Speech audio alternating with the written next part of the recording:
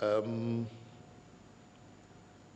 last point has to do with the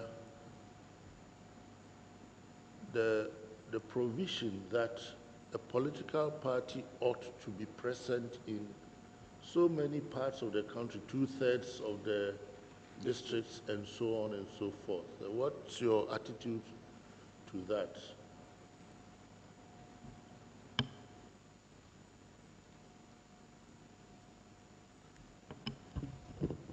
Thank you. So I have on your two main recommendations. Let's take Article 55(3).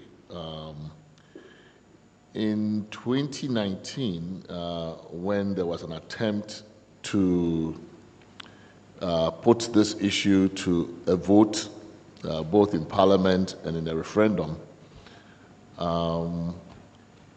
wearing my CDD hat at the time, I participated in a focus group discussion in Koforidua.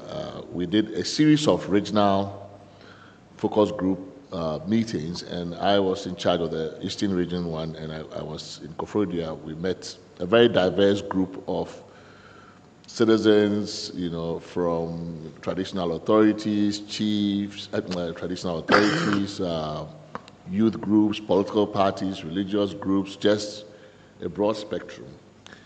And we were, of course, going there with the survey data from Afrobarometer and also from the NCCE, which had shown over a series of surveys that while Ghanaians supported the idea of electing MMDCEs, they also, by significant majorities, were opposed to parties participating in elections at that level. So we wanted to find out exactly why. And we then posed this. We said, look, we all know, we know, that parties are involved in these elections. So why the pretense? And the sentiment, the response was, yeah, we know that they are involved, but because they are not involved in an overt way, the dynamics during elections for assembly and all of this is different. It's not as acrimonious, there's no violence, it's much different. And we know that the choices that we're making are local choices. These are people that we know, and that, this is not some national party has not descended on Koforidua or New Jabin to determine who we should choose. There's no endorsement from the president, there's nobody. We are just here and we are choosing our own people. And that they like it that way. So then we posed another scenario. We said, okay, so if we were able to construct a local government election which was regulated in such a way that it dealt with all of these concerns of yours, party financing, national party control, government, people coming in, all of those things. We said parties can sponsor candidates, but we'll keep out government. They can't come here and campaign. We'll keep out national party, your local party, sure. We'll keep out a number of things. Would you be happy with that? He said, well, if it's possible, if it was possible to have a local government election in which was so regulated that it looked like, with parties, but it was so regulated that we kept out what we thought was unnecessary influence from all of these places. And this is to really respond to this question, because I think people are very uncomfortable for some reason, and we wanted to get to the reason, with parties overtly participating in local government elections. And those were some of the reasons they gave us. So in response to your proposal, how would you, and I think it goes also to my colleague, Dr. Esi Ansah's question about financing, party financing. How could we regulate local government elections to make people comfortable with the participation of parties in those elections? Because it appears that they don't like it in this unregulated form. This free-for-all, it appears to be driving people away from parties at the local level. Then on the Article 43(1), I think I also probably go to Justice Adinura's question. I mean, nominally having Parliament approve a nomination, I mean, this is how ministers are chosen. Hasn't really changed a whole lot, right? What you're proposing, if it's by simple majority, doesn't appear to be a huge improvement upon the status quo. Especially if the governing party, president's party, has a majority in Parliament, it's fairly easy. It's just like appointing a minister. Vetting will not change anything. Would you be in favor of a supermajority if you want proper bipartisan or inclusive approval by Parliament? And then on the nomination, isn't the issue really how we come by the list of people who are being proposed for appointment?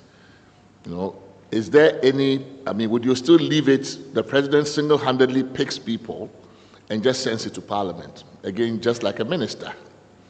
How would that change public perception of the independence of the Electoral Commission, if that is how we are just choosing them? Other proposals have also come. Godwin mentioned the public funding. I think it was Dr. Yeah, the public funding, and I think IDEC was here. They made that proposal. They distinguished between public funding and state funding. So they're saying this is public funding. It doesn't have to be state funding. The states probably can contribute some money, but we will get money from other places. We have a democracy fund to fund multi-party democracy. So parties can get money from that fund. The sources can vary. Corporate sector can introduce some, maybe fines and fees that we charge parties for violating laws can all be paid into that. And then the parties can share the money. There's also been a proposal for an independent party regulator. This recommendation says, well, the EC is either not able to or inclined to regulate the parties, and therefore we should have a single-purpose independent party regulator. Again, what's your sense of it? And I think the last is on the EC's decision-making. We know it's a multi-member body, but the public perception is that it's like a one-person post. And that perception, in reaction to that perception, there's been a proposal for more clarity in the text, that this body makes decisions as a collective body, and it is not, it's like a board or a council, the council, governing council, whatever, that makes a decision collectively, and that it's not supposed to be seen as a one-person body. What's your reaction to that?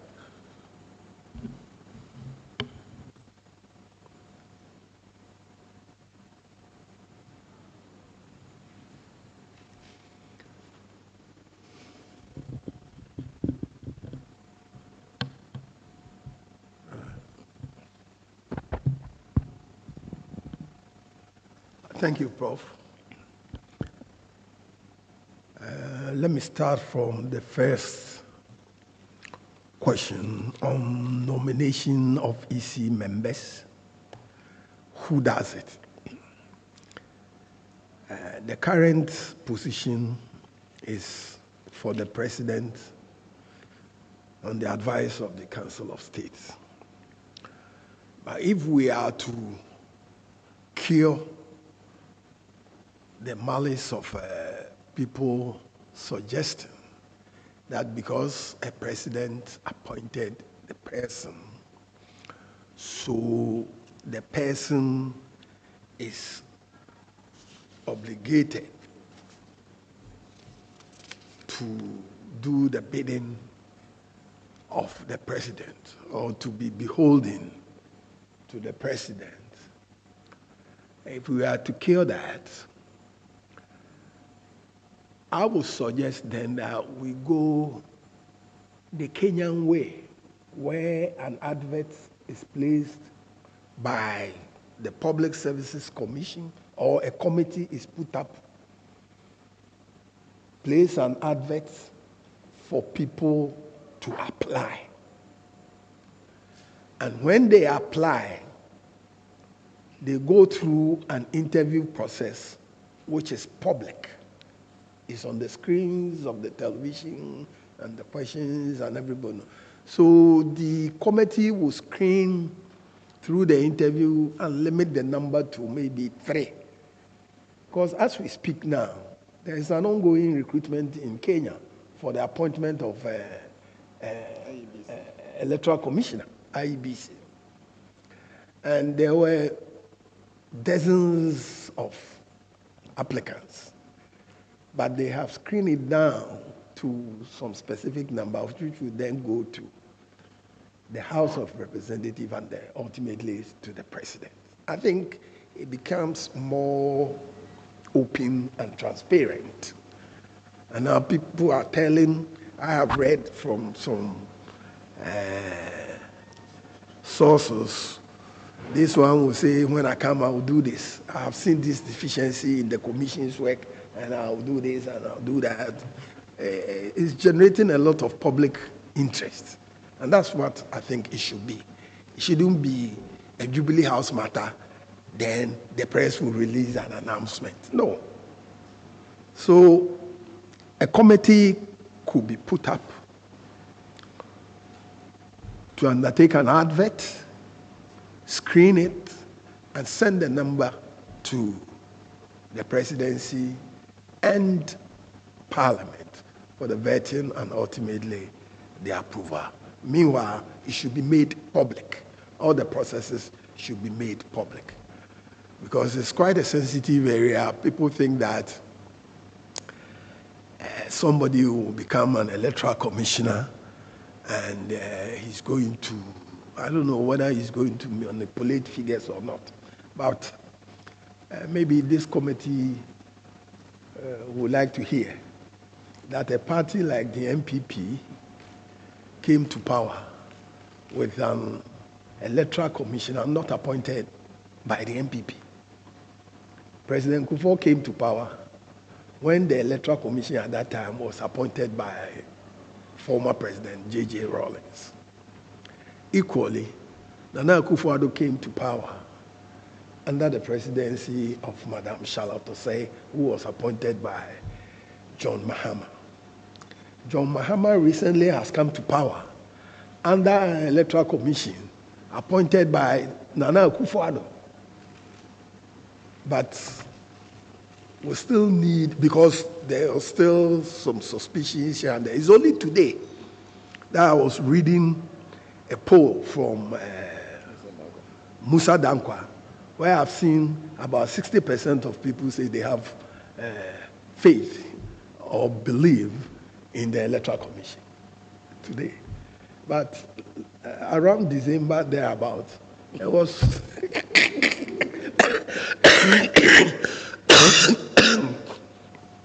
so we have to cure all these mischief by being transparent and open and get all sides of the political divide to come along with whoever is chosen as members of the commission.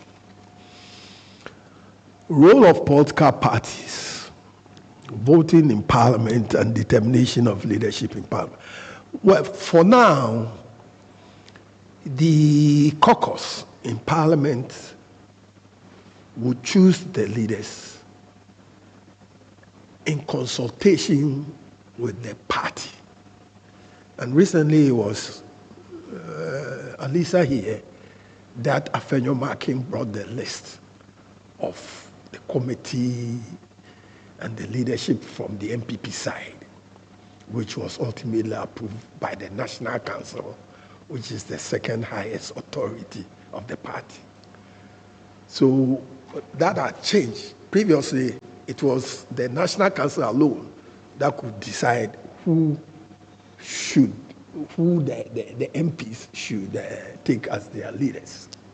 But for now, they themselves start the process and bring it to National Council for approval. So it has now gotten the members of the caucus involved, actively involved. Hitherto it was done only at the party level, at the National Council level. So I think we have enlarged the base, and now the MPs themselves are involved, actively involved in the selection. Political party financing. This is an area. Chairman, just before you proceed, I was just checking with you, but do you think the current arrangement is better? Where it starts from the MPs and it comes to the National Council? Or would you prefer what existed before, where it's actually a decision of the National Council? I think they have made some new standing orders in Parliament to that effect. Okay. So we are subjected to the standing order. Okay. We cannot change their standing orders. What if we took out in consultation with the party? What if we took out in consultation with the party? Why shouldn't the party trust its caucus in Parliament to choose its own leadership? If you are an MP, you are still a member of the party. Yes, I understand. I understand. But MPs represent more than just the party. MPs represent constituencies. They were voted for by their constituencies. They also stand. They won an election in their own right. They didn't win the election on their own right. No, they did, because they won a primary against another party person. So it's not like they are just carrying the party's label. They as an individual, they won an election. They won party primaries. Somebody said, we prefer you to that other party person. Yeah. So there was a choice, and they prevailed in their capacity as a better preference of the party primary, and then the constituents, not all of whom are party people, voted for them. So the party has a say, the party has an influence, but the party cannot have like a veto and decide that when you are in Parliament, you are our delegate. I mean, is that how it should work? Well, I think that the party must stand supreme. Well, that is and the use this of is the 1961 party state idea. The supremacy of the party. How much the party stands supreme? This is a legislature that swears, where MPs swear an oath to the Republic. They are going to do government business, national business. They are going to make laws, not for the party, for the country. They are going to do all these things. So where is this idea of the party standing supreme in Parliament? When we've sent people there, varied backgrounds, they campaigned, say, look, when I come, I'm this, I'm a better economist, I'm this, I'm that, I'm that. And you go and now you are sitting there, not only is the party telling you who your leader should be, sometimes they actually issue statements about how you should vote on issues. Yeah. Right? Why? Prof, the use of the whip system for the parties cannot be underestimated in multi-party democracy. I think it is important to note that the party has its beliefs, its ideology, and once you join the party, it means you are in sync with these things, these items of ideology and beliefs. And that is translated into policy. It's unfortunate that in Africa, as in Ghana, parties win power and forget their ideologies and their beliefs. Because what is happening, for example, right now in South Africa, where the coalition is nearing tearing apart because the what's the name of that party? The Cape Town party. The DA people are saying we won't allow you to increase the VAT in your budget, in our budget, because it's a coalition. Otherwise, we won't agree. And the ANC are saying we need money for supporting social activities. That's where they believe in. They are believing in social causes. But the DA believes in entrepreneurs and how businessmen can be funded. So they say an increase in VAT is going to affect people's business. So ideologically, we won't accept that. That's the kind of thing we need. We must know how to translate our ideologies into policies and how that can affect the citizenry. It's a matter of choices. So I think that the party, our ideologies, our beliefs can only be pursued under the banner of whip and what we have said we want you to do on behalf of the party. Because when your face appeared on the ballot paper, it did not appear alone. It appeared with the party's logo. We know that, right? So the party logo appeared, but you are making a broad appeal to a multi-party electorate, and you are trying to get votes from everybody, which indeed is what you eventually get. I understand the whip and all of that. I mean, it's in every legislature. And I'm not saying that you should do away with the whip system, but there's a reason why the whip system evolved in the Westminster system, because there, if you lose your party majority on an important vote, you basically have new elections. It's a vote of no confidence, so the party government falls. That risk is not there when you have a presidential system, and our experience, I think, appears to suggest that when you have that kind of party control over MPs, that's stringent, but I'm not saying you shouldn't have any. You can have your informal meetings. There's a vote coming up. You have a party meeting or a caucus, and you say, look, this is what our belief is. This is on this VAT election. This is how we should go. But your party also has factions. There are factions in parties. They are different on the ideological spectrum. Some people are, on the left, whether you're a Democrat, some are on the right.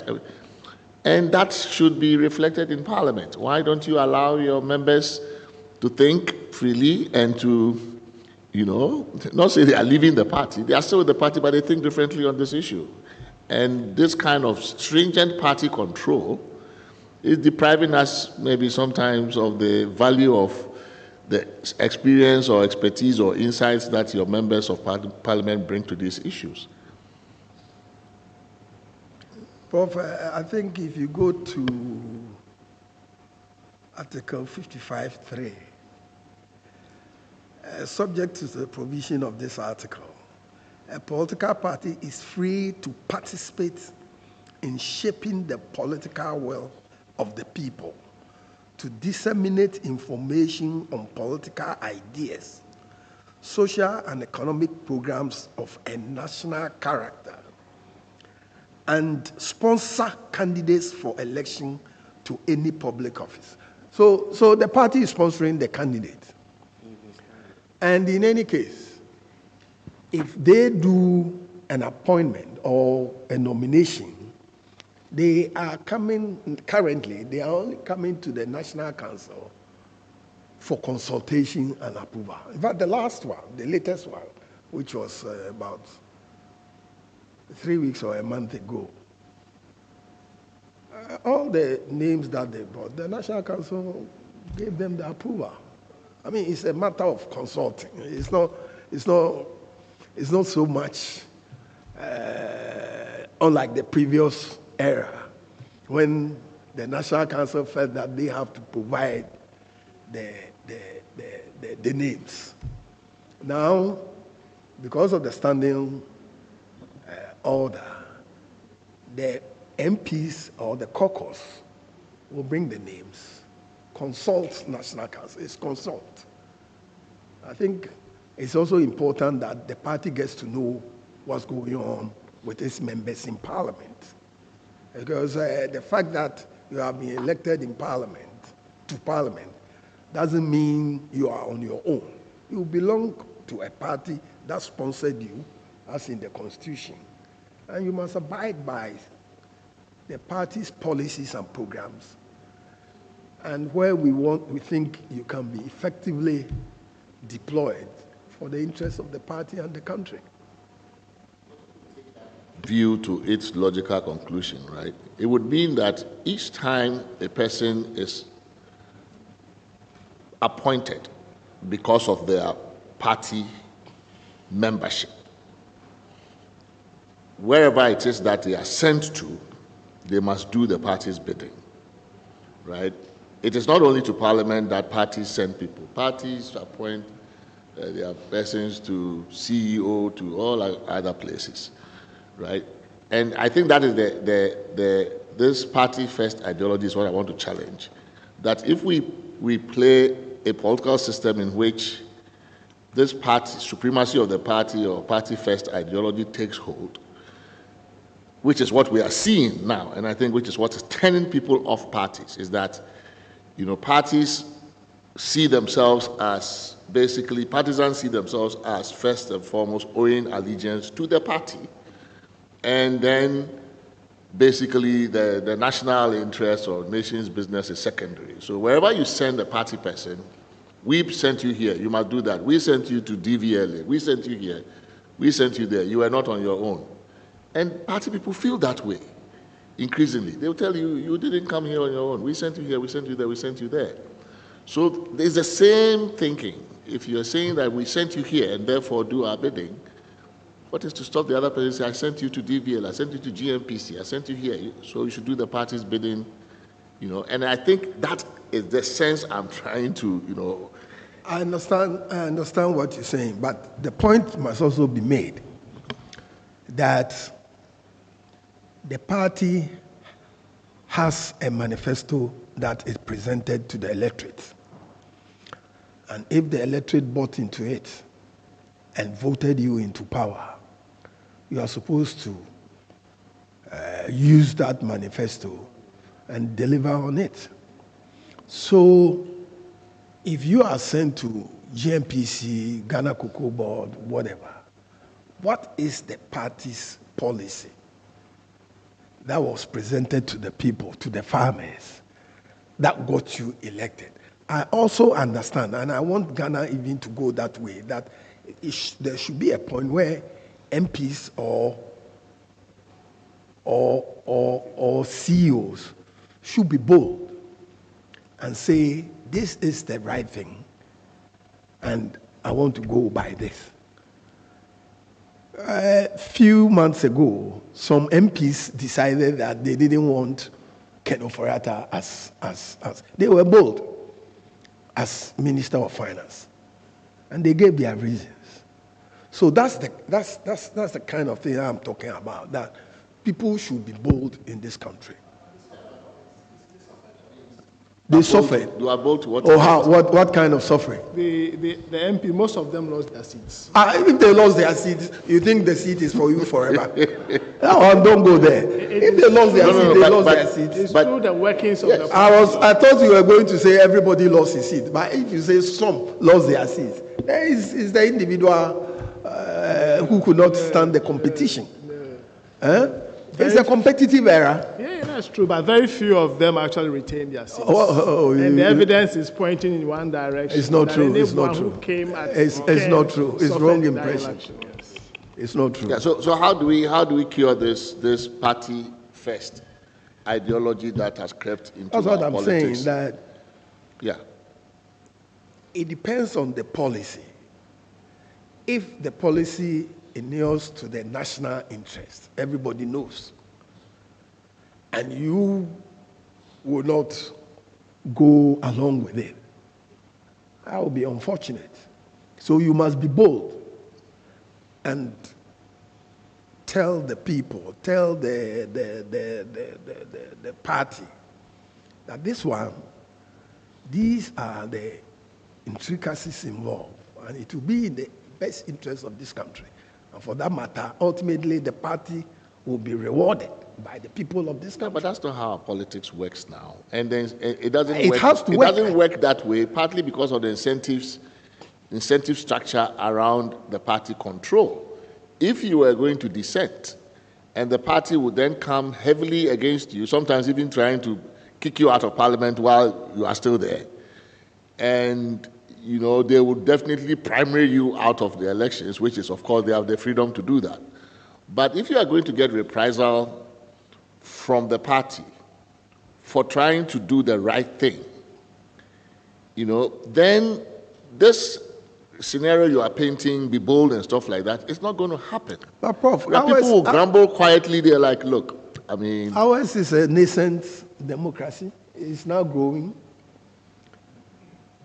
Oh, of course. Some people ask me, so after 30 years, you think 30 years in the life of a country is something? Yeah, but at least we should be making steps, not... It's not. You make 2 steps, then 10 steps. Some people have worked 270 years, and you, 30 years, you want to be with them at the same level. No, learn from their experience and not do the same thing. No. You don't want to go through the same steps. No, but even at our level, if you compare us to other countries, we are number 1, we are number 2. Really? It's not, compare it with Mali, compare us with Guinea, compare us with... Yeah, we do better elections. We do better elections and hand over power better. We are not better developed in many areas, better than those countries. We are doing well, but for me, human rights, respect is number 1 for me. I think the human being is... but even on that one, you protest in Ghana now, you could be beaten very badly. Human rights. Young people protest here, they get beaten badly. Oh, I don't think so. Even on human rights, really, by the police. I mean, So we move on. Political, I think we've spoken about voting in parliament and determination of the leadership. Political party financing. Currently, there is no public financing of political parties. But when we started the Fourth Republic, I am aware, and I've seen it, and my party has benefited from it. We were given some vehicles by the government through the Electoral Commission. We were supported also on free broadcasting, Professor Kekere, at the GBC for free. So that's also some incentives that we got. But lately, those things have not been coming anymore. I don't know whether they think the parties now have money or...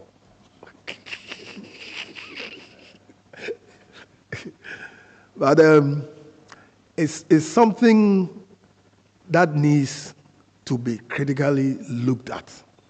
But tied to that is the long span of campaigning in this country, because that makes the expenditure quite high. In Nigeria, in Kenya, in UK, the length of campaigning is quite short compared to Ghana. So we must take a look at the campaigning period and limit it to what obtains in Nigeria, which is, I think Nigeria has 6 weeks.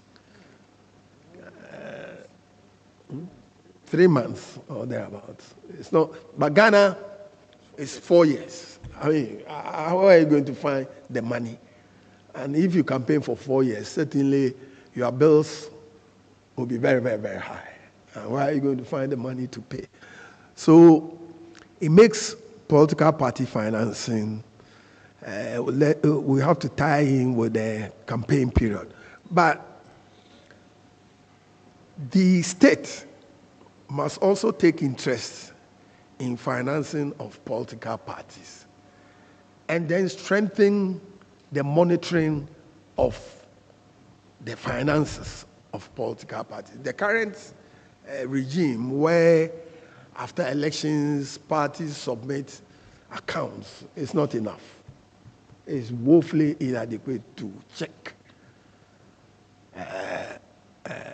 parties on how they are being financed.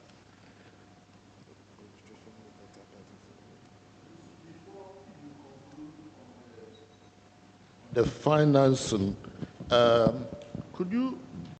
So we need another organ to critically be in charge of political party administration and other things, where they call Registrar of Political Parties in Kenya, Sierra Leone, and others. No, the EC is overburdened.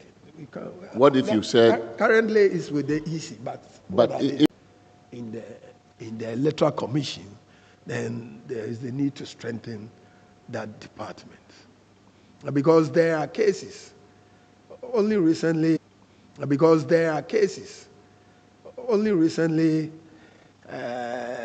somebody would endorse Professor Prempeh as a presidential candidate. The same person will endorse Professor Kakari as a presidential candidate. So one person, where there is a registrar of political parties and where all political parties members, they have their database, they are able to detect these things within a flash. That department. Thank you. So political party financing is something we've been talking about. There have been proposals that I remember we had a program, Ghana Political Parties Program, GPP, under IEA, where all the political parties, MPP, NDC, PNC, we came together and made some proposals under it to the Electoral Commission for onwards to forward it to Parliament. The funny aspect of it is that at that time, when the party comes to power, then they forget about it. When they go back to opposition, then they struggle to call that, oh, parties need financing. Party needs financing. So it's something that parties have called for, depending on where they stand, whether they are in opposition or they are in government. When they are in government, they don't want to know. When they are in opposition, they call for it. But we should call a spade, and then look at it and find a solution, because the parties need funding. Then we can critically monitor what they use the funds for and punish them if they go astray. But sir, are you worried about the mushrooming of small political parties just for purposes of accessing funds? Oh, there was a cutoff point of it's a post-election funding. We don't give it to you before the election. No. So if you are a new party, you don't benefit at all? No. After the election, then based on the votes or the percentage of votes that you obtain, then that will tell us the quantum of money. But that's not very kind to the smaller parties. But it's not our business to encourage people to, as it were, go and form political parties in their briefcases. My friends from the One Ghana movement are here. They will tell you that in their nascent stage, they need all the help. If you need the help, yes, you must get the help from your shareholders or your founders. You have founders. A party must have founders from all the regions. What are they coming to found for? How are they coming to fight for? Because the argument is rather the case that if you have been in power before, you've been around for many years, you should have the resources. Why did you start? To them when they are now coming. But we also came from somewhere in 1990. Yeah, but you have the help which they do not have. We had what? You have all the assistance, the resources, the personnel. From where? Well, through from incumbency. Governments. From incumbency. But we didn't start as an incumbent political party. We went through the mill before the voters bought into us. but you have to admit that the structure of our electoral system creates a barrier for small parties, right? So if you have the first past the post system, then it inclines us towards the duopoly that we have. So maybe the idea of post-election funding support works better with proportional representation, right? Because then small parties will get a certain percentage of the seats in parliament reflecting the percentage they got in the general election, right? So it works better if we have that kind of a system. Then, depending on the percentage you got in the national election, you get a pro rata share of the funds. But if you have a first past the post system, which gives you really mostly two parties, then the third parties, regardless of how you might have performed, to the extent that you don't get into parliament, you get nothing, right? So maybe maybe in your response to, I don't know if you've answered the proportional representation question. I thought it was asked by somebody. Yeah, Professor Kakari asked that. Yeah. So maybe it works best. It works best with that kind of a model. Well, it's true. It's tied down to proportional representation. In fact, I made that point here. Even yesterday, my assistant told me to include proportional representation in our presentation today. So I asked him, what percentage do the other parties manage to get at elections over the years? MPP and NDC have always had 97, 98%. And if there is a cutoff point for people to get seats in parliament at 5%, then it means they can't come in. They cannot come in. And in many countries, it's 5%. If you fall below 5%, you don't get any seat. So I asked him, it's not something we can include for now, because from 1992 to date, parties barely have gone beyond 5-3% of votes. And I want proportional representation if the other parties can build their basis and support. And that's why I'm even more interested in also getting the MMDCs elected on partisan basis, because I know that there are some parties, though they may not have representation in parliament, they can win MMDCs in certain areas. I think we will all acknowledge that it is possible. So we should rather open up for them to participate in the election of the MMDC. As for proportional representation, if we put the target to get into parliament at 5% target, it will still be difficult. It will still be difficult. Because we currently operate the first past the post. So the system you operate generates its own incentives, right? So once you have proportional representation, and people understand that they are not wasting their votes, right? So currently, people don't want to vote for third parties because I don't want to waste my votes, right? But when you have proportional representation, there's an understanding that no vote is really wasted. That third party you are voting for is likely to get voice or representation proportionate to the votes that it got. So over time, that itself creates a dynamic where those parties actually do get more votes than they would normally get in first past the post. So it's not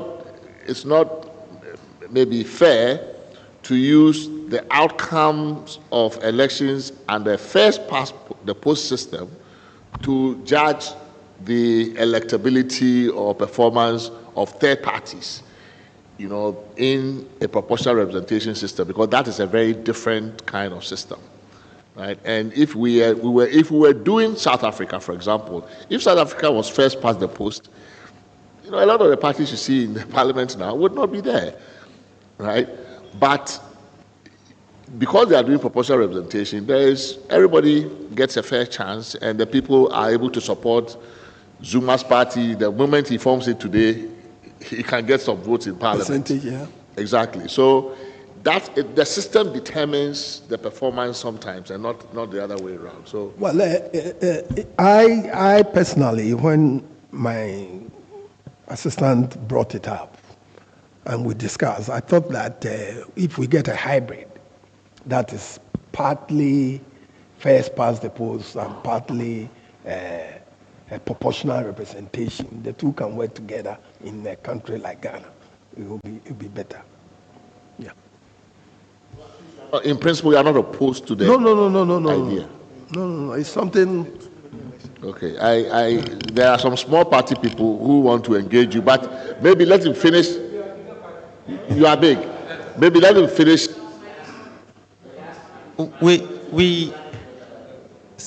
Prof.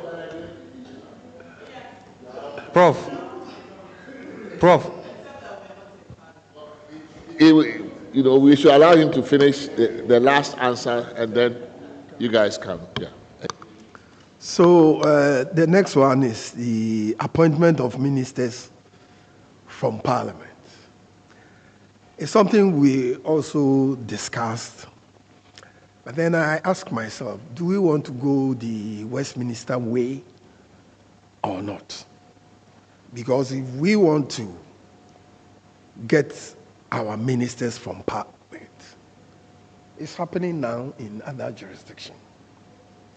And if we don't want them, and we want to strictly go by the US system, that's fine, to strengthen Parliament. But do we think that will strengthen Parliament? I think the combination, the hybrid, is still something I'll go in for. It's still something I'll go in for. Because otherwise, then we should go completely parliamentary, like the Westminster system. Back to the Westminster system, where MPs and ministers are all in Parliament. But I think the sentiment now, again, as with parties, I think when you look at the public sentiment, commentary, and all of that, the hybrid, I doubt that Ghanaians will want to go to the 69 model, because even the small hybrid that is, even the hybrid that we have is drawing quite a flack from the population, and so going full hog and saying that then all the ministers must come from Parliament, I don't think there is support for that proposition, right? So maybe somewhere between some of the proposals we have seen, is either go full, classical American style, take all ministers out of, do not take any minister out of Parliament at all, or take a minimum number, or a minimum percentage, So there are those proposals, but I haven't seen one that says, then we go back to Westminster. I don't think people are comfortable with the idea of having as many ministers as possible coming from within Parliament. So I doubt they will support all ministers coming from within Parliament. I don't think there is support for that proposal. Prof, I enjoy seeing Hammer debating, what's her name, the Conservative Party leader, face to face. It's in a brilliant manner. It's not going to happen here, though. They can still debate in Parliament, but do you think that even if we had a parliamentary system, it would happen here? But it was happening when we were those days. It was happening. Please, I have a very nice brochure, the Second Republic of Parliament. The Second Republic. Yes, very nice. when you look at the people who are in parliament in the 69, please. I mean, you want to compare 69 to 2025. we have more degrees since 69, but I think you and I will agree that something has changed. Yeah, so something must change. Something must change between 69 and 2025. Something must change. But when the Prime Minister Stammer is standing, and what was the name of Mrs. Bande Dodge? Yes. She stands on her feet and she's giving it to him. It's quite brilliant, and it's something we want to see here. Here, when they are elected and they go and sit in Jubilee House, that's for it. No. People must see them in action in Parliament House. So for me, then I'll go in for the parliamentary system. If the hybrid is not working for us, then we must go back to the parliamentary system. Yeah. Where ministers are grilled on daily basis.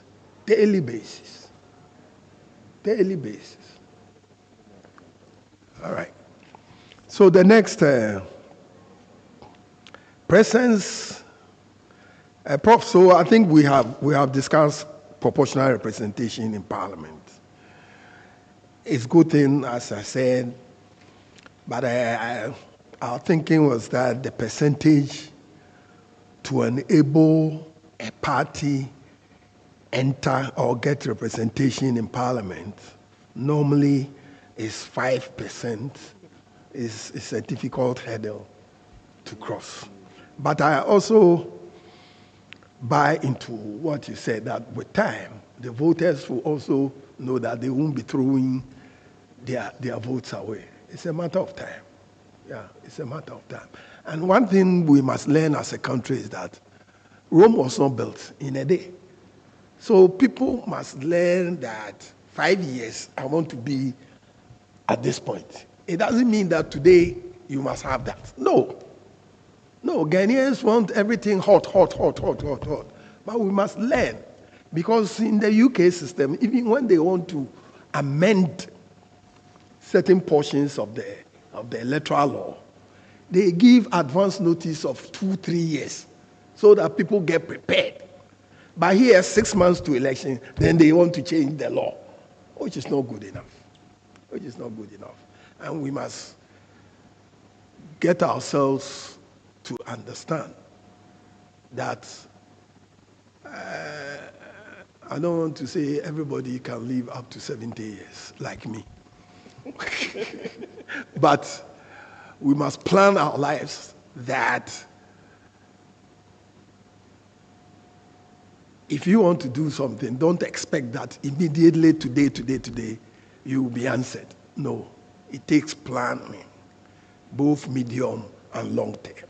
And that's what we must feature in our political programs as well. Party list. For the proportional representation, if we go by the hybrid system, there will be the party list, which is also good because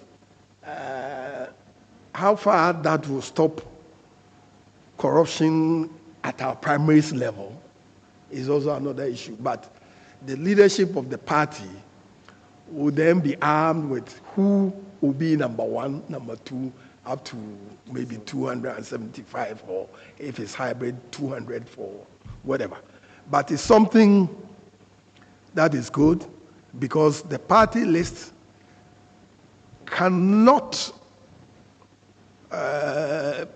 be corrupted the same way as internal party primaries get corrupted. So I think it's another way of fighting corruption. The proportional representation will be another way of fighting internal party corruption. So I'm just wondering whether it will actually fight corruption or to just move the center of corruption from the delegates to those who take the decision. And that's what I was saying about the levels will not be the same. But in terms of quantum, may be different actually. No. The levels will not be the same. No. Because here you need to look for the delegates, maybe many, but here it's just one person or two, a bunch of people taking the decision, and maybe even more. And they are used to big money and they can demand. Well, there will always be that, but it's the monitoring and the punishment that will go with it. I think people do a lot of things and go scot-free in our country.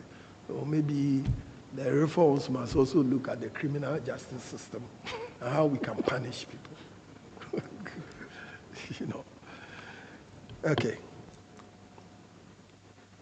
Presence, proportion, okay. Presence of political parties in the districts, if we are going by the MMDC's elections, the fear that some people put across to you.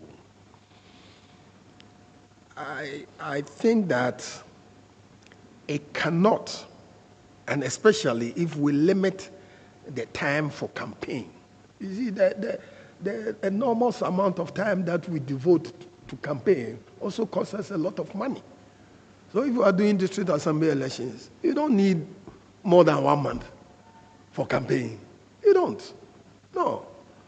So that should limit the resources that you spend, the amount of money that you spend. And because every district will be busy, national parties, the fear that they say the national parties, their campaign and violence will go down. They won't have that space, luxury of time, to go down to every district, because simultaneously, every district will be having elections. Keep them out at all. I mean, it's not a matter of whether you they can't will have keep time. them out. It's going Should to we be the keep same them out? way that now we say it's not political, but on the ground it's political. No, but if your general secretary came to campaign for a candidate in New Jersey South, we would know, right? In other words, they want parties. They don't mind parties, but they are saying we don't want this national party machinery to descend on our local area and do this election for us. Leave us to choose our own MPP man that we know, NDC man that we know, PPP man that we know, and don't bring the president, don't bring 23 SUVs into our neighborhood.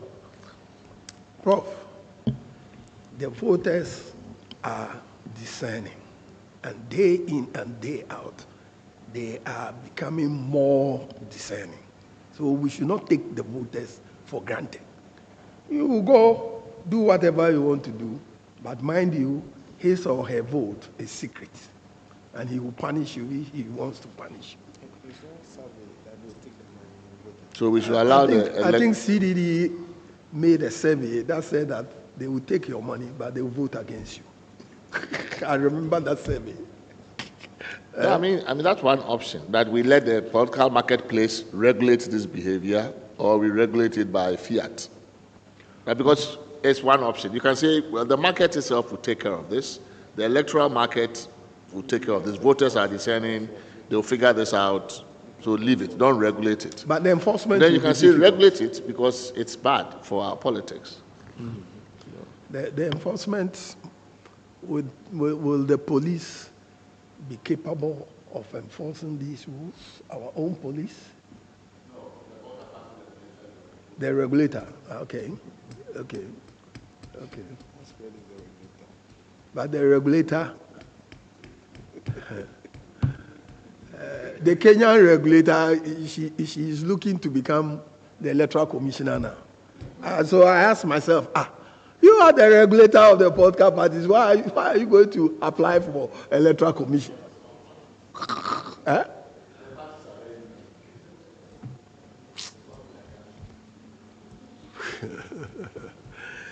Anyway, so I think that regulating, because certainly,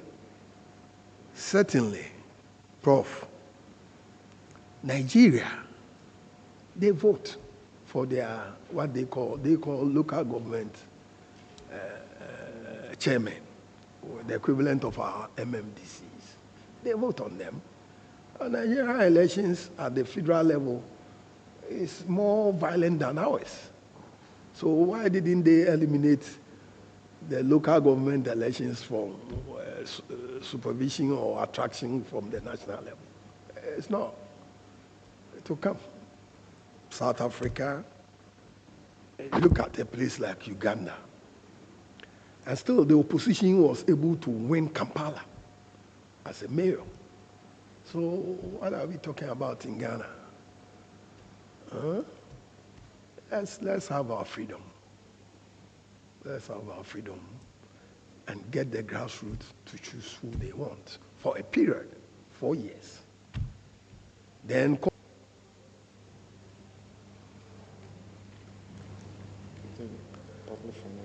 public funding, state funding. I think I have addressed that already. Public financing and party financing and national government involvement. Certainly, if we agree, but that I know Ghanaians are not going to agree for now. Because when we made the attempt, what they were telling us is that if you want to go and form your own party, you want us to fund you, it wasn't easy. Well, maybe with time, they will have a change of heart. And then a little percentage of GDP can be devoted to political party, whether to be post-election and a certain percentage of votes or not.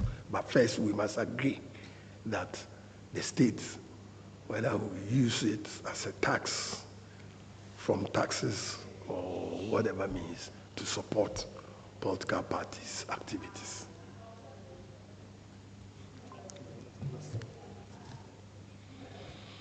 We have spoken about the nomination. Okay, the two-thirds majority. I wrote two-thirds. I think the two-thirds majority is better than the simple majority for the Electoral Commission members' approval in Parliament.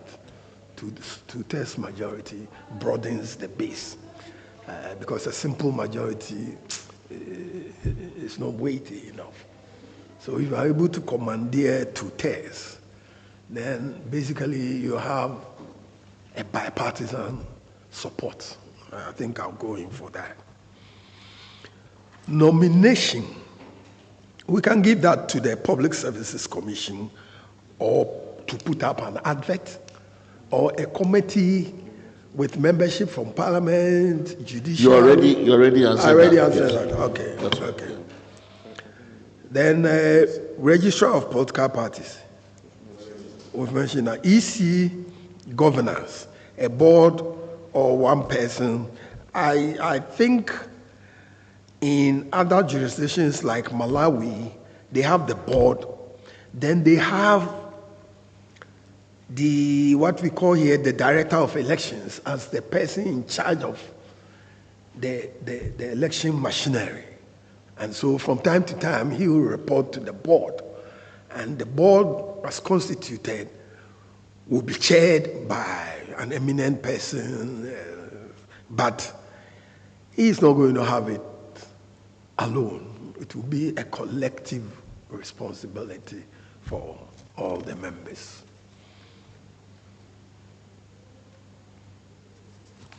I think that answers all the questions.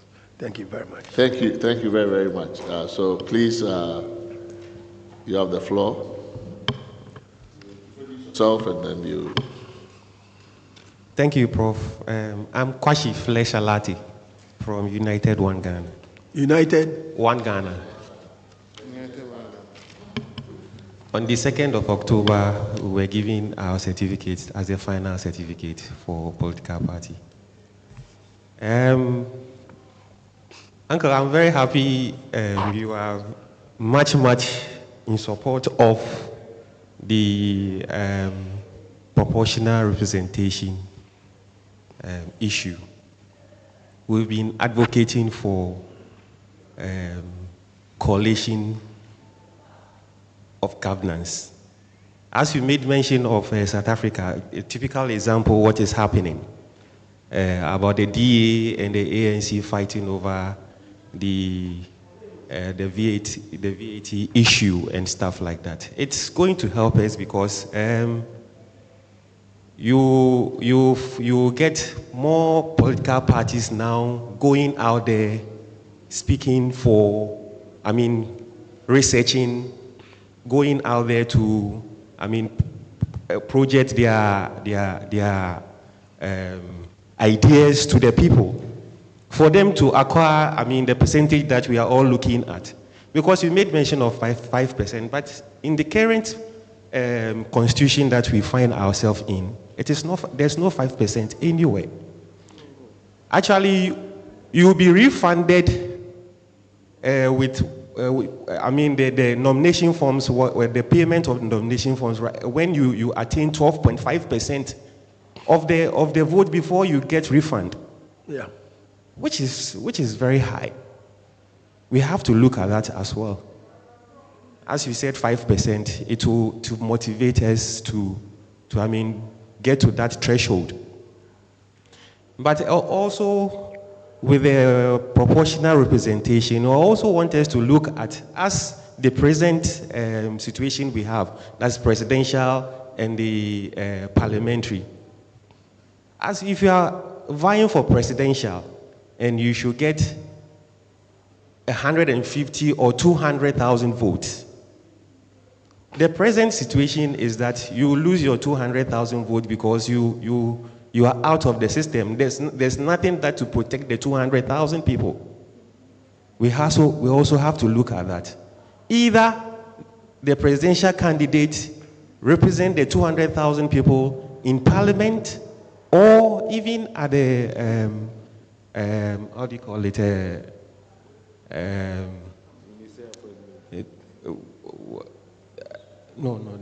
ministers. Cabinet. We have to choose one. Either the 200,000 represent the cabinet, because that is the national election, presidential. So I want us to look at that. The threshold.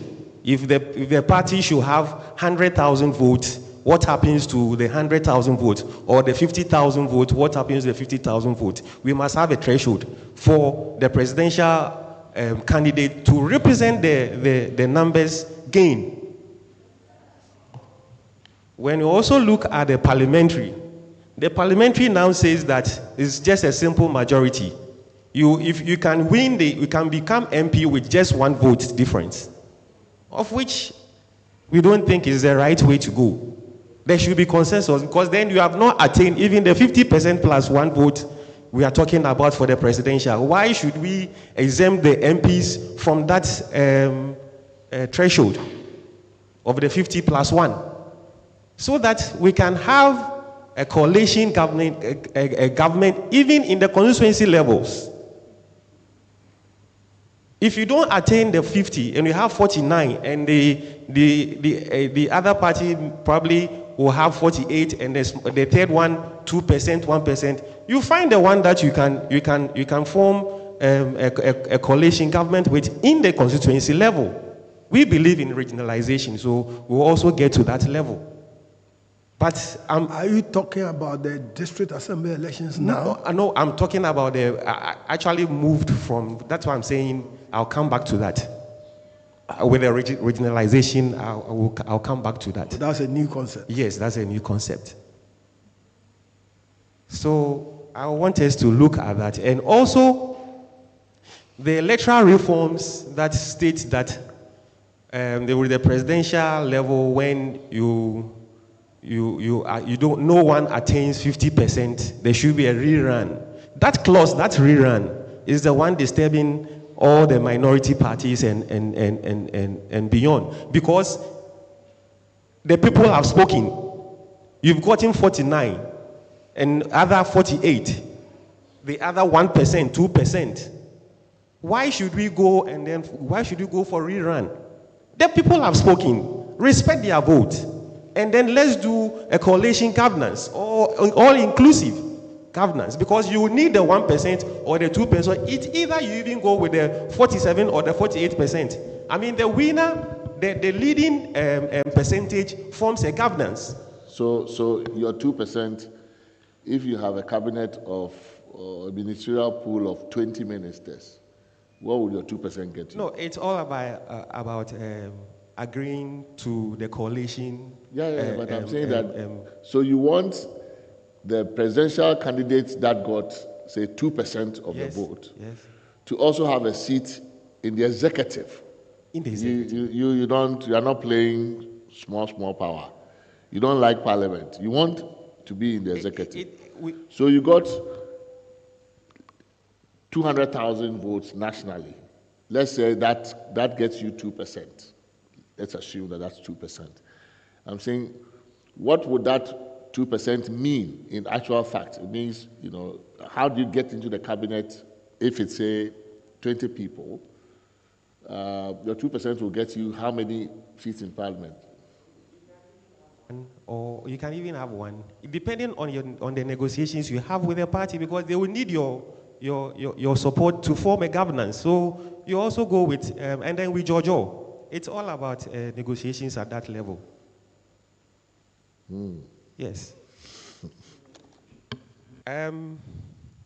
So the keynote is the runoff clause. We have to look at that and then revisit to make sure there's full participation. I mean, the people's consent are polled.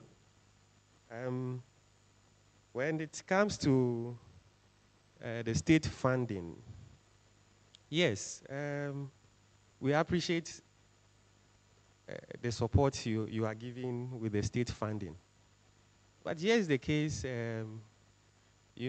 as you said, we used to have the Electoral Commission coming in. I remember the year 2004. 2004. Electoral Commission gave out some cars. I mean, liver and the stuff like that. Yes, liver. And it was well. I mean, by then it wasn't like this way where, I mean, the situation has stopped, and then now the two big parties are now sponsoring the smaller parties. And you see, it gets to a level where the smaller parties cannot even speak their mind because of the help they are getting from the two main parties. So I think the funding system would definitely help and then actually erase the perception of this party is aligned with this big party. No. This is the main reason why you find smaller parties align with the two main parties, because they've been given some funds, some vehicles, and stuff like that. We actually have to look at the state funding issue properly. I think I'll take it from now.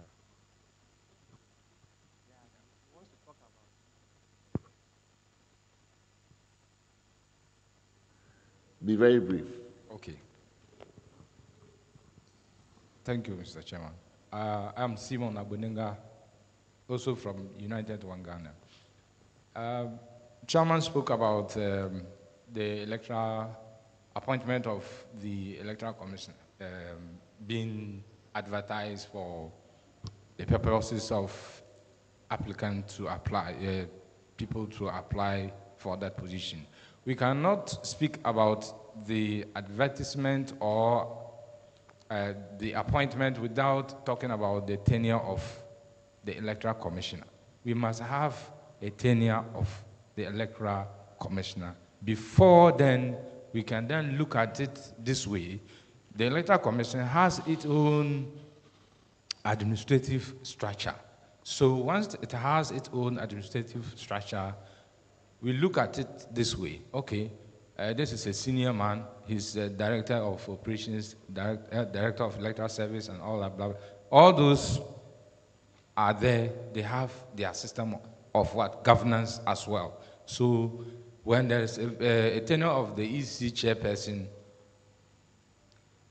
you then place the advert by the Public Service Commission, and all those who are in the Electoral Commission. If the chairperson's tenure expires, doesn't mean that those who are in the system, those who are working in the Electoral Commission, are not capable of replacing the one whose tenure has elapsed. So I would want us to look at in that regard as well, because it's actually going to strengthen the electoral system independence, their independence. It will, if you look at it that way, it will be better. But then, So, if you have to advertise it, political parties may infiltrate into the system, just like we are having a lot of issues with the appointment of the ECs and all that. So what you are saying is that, so we have an electoral commission. Of course, there's a bureaucracy in the electoral commission, yes, right? These are civil servants who are there. Yes. Regardless of who is the EC chair or deputy chair, you have those people there. Yes. And you are saying that when there is a vacancy on the commission, let's say at the hierarchy, yes, we should promote. How exactly are you? We shouldn't advertise it. We should advertise it, but then it should be it should be from the administrative functions of, like, within the electoral commission. Oh, I see. We should limit to the electoral commission. The position to the electoral. The competition should be limited to the commission. I see. Yes. I mean, those who work in there. So promotion they have the experience. I see. So we can. I mean, of course, you have to define. Even when you do advertisements, you of course have to define the qualifications of those who are eligible to apply. So your qualification will read like, you must have worked with the Electoral Commission for, or in this role for X number of years before you can even apply. So you just limit it to a small. That's interesting. Yeah.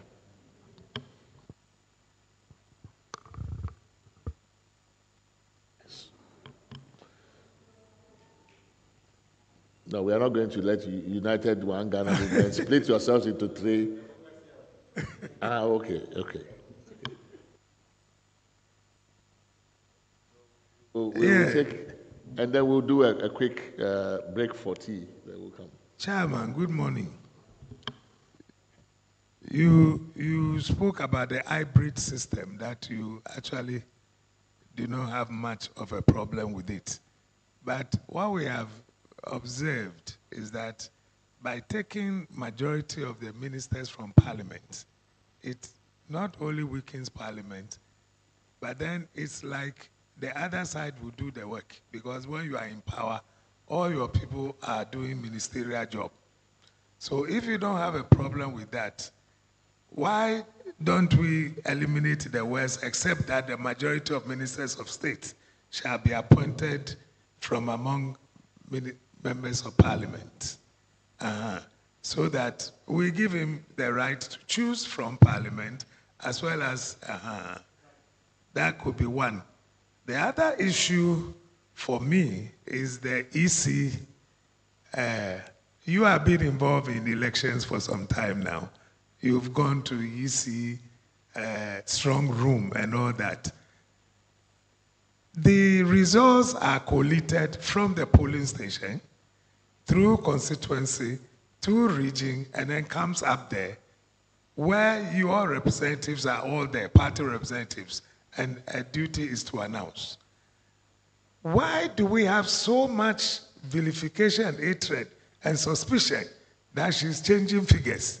Is it the fact that we are unable to educate our members as party people, or the NCCE is not doing a good work?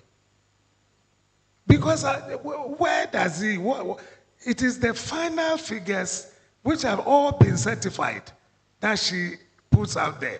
And yet, every time she is being vilified, people are saying that, no, she's changing figures, she's doing. Are we not able to, educate our own people, as to their role? That's the second one. The third one, I hope it has been solved from what you are saying, is this issue of party controlling the caucuses and the rest. By looking at Article 103(4), it provides that every member of parliament shall be a member of at least one of the standing committees.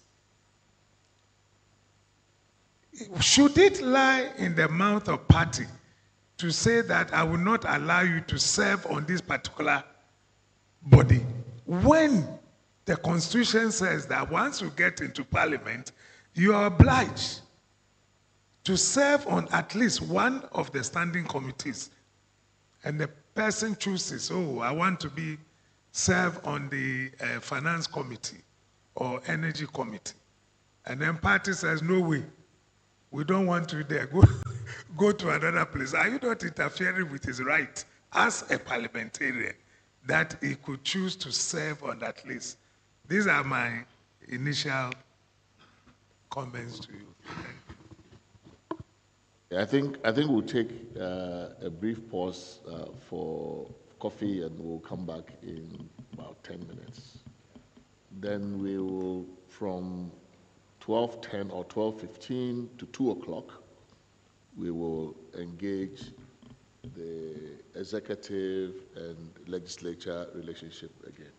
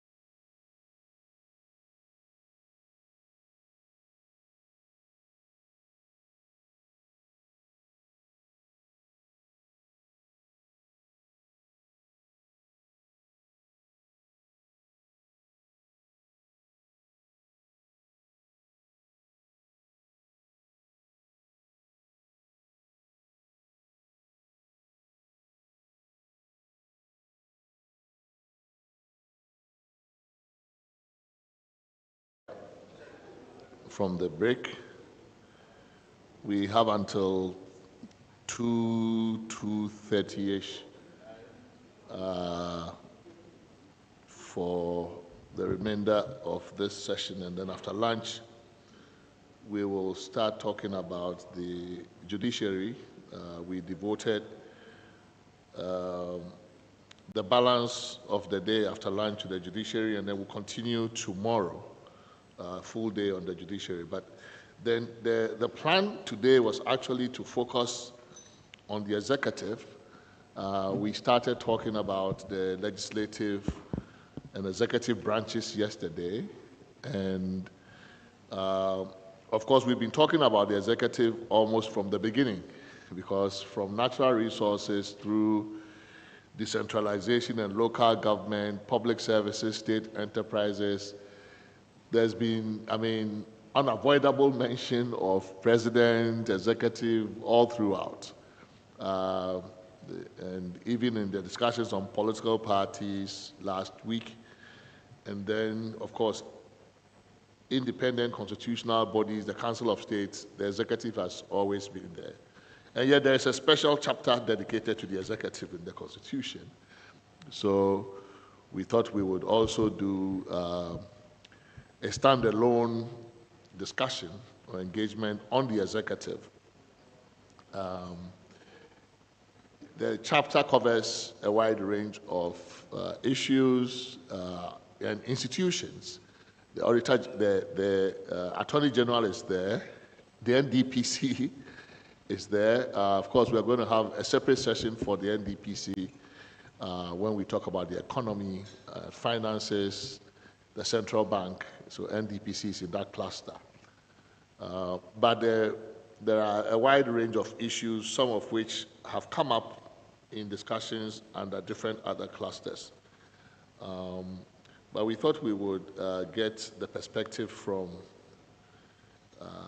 somebody who has been in the inside and knows the executive from that perspective, as well as its relationship to the other branches, especially the parliament. So we have Nana Atudazi here to join us for this session. Of course, we have returning participants. Alaji Inusa Fuseni is here also. And our de facto 9th member of the committee, the Honorable Ayikweotu, is here as well. And then we have Bridget, who wanted to capture the executive power because she sought the presidency on the ticket of the PPP. So she's very interested in the executive because that's where she wanted to go. So she's also here. And of course, our friends from the United One Ghana, who want proportional representation, even in the executive, even in cabinet. That's right. Even in the presidency, everybody is interested in the executive. So, and when you hear the commentary around the Constitution and you read through the submissions, I think a great deal of the complaints about the Constitution revolve around the power of the presidency and how it is choking every other part of the constitutional or political system, and how we should restore some balance. So we are grateful to have all of you here to help us talk about the executive. A number of issues have been discussed already. The term of the executive, the term of the president, do more than 4. I don't think there is much of any controversy around how many times. I think it's we only had that conversation with respect to the elected MMDCs. If we were to elect them, do we keep them for two terms as well, or should we lift that limitation at the local level? we've talked about picking members of parliament into the government, into the executive. There is some consensus around not appointing MPs onto boards, which is also part of the executive. We've had conversations around how we bring the state enterprises into the constitution so that we can, develop some regulation around them in terms of exercise of, economic control, control over an important sector of the economy. So there's all these other issues. And of course, the Attorney General's powers will be picked. We have a separate cluster on anti-corruption, because the Attorney General doesn't do only corruption, but I think we could take that up when we get to the anti-corruption cluster. So the NDPC also has its own cluster. So you can limit yourself to the political aspects of the executive's power and how you think we should rethink it within our system. So, Nana, the floor is yours.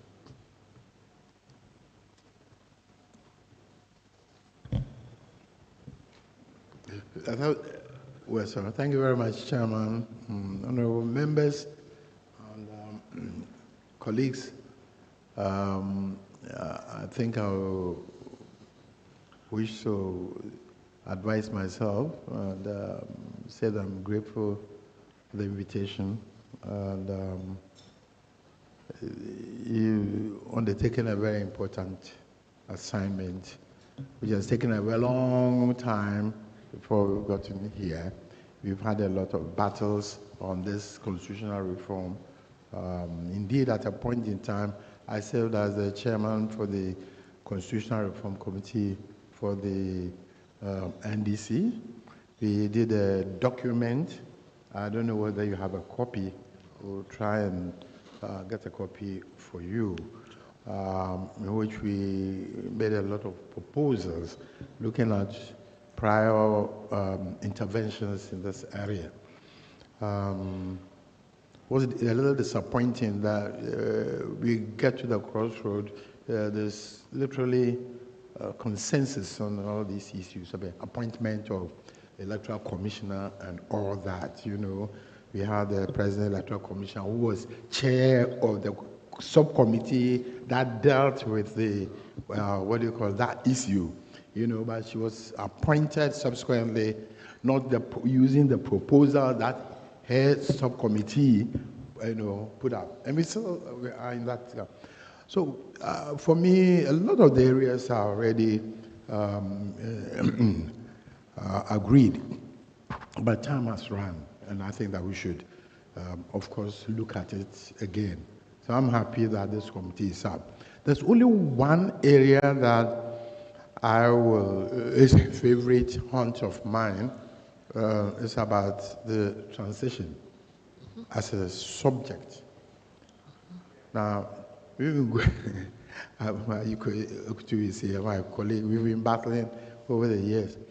I don't know where it should be located, just in statute or in the Constitution. But for me, some of the studies and times we spent in other countries, Sierra Leone, Liberia, and others, you find out that it's not just statute, it's in the Constitution. And I think that we may have to probably ask for a paper on that will inform, our order.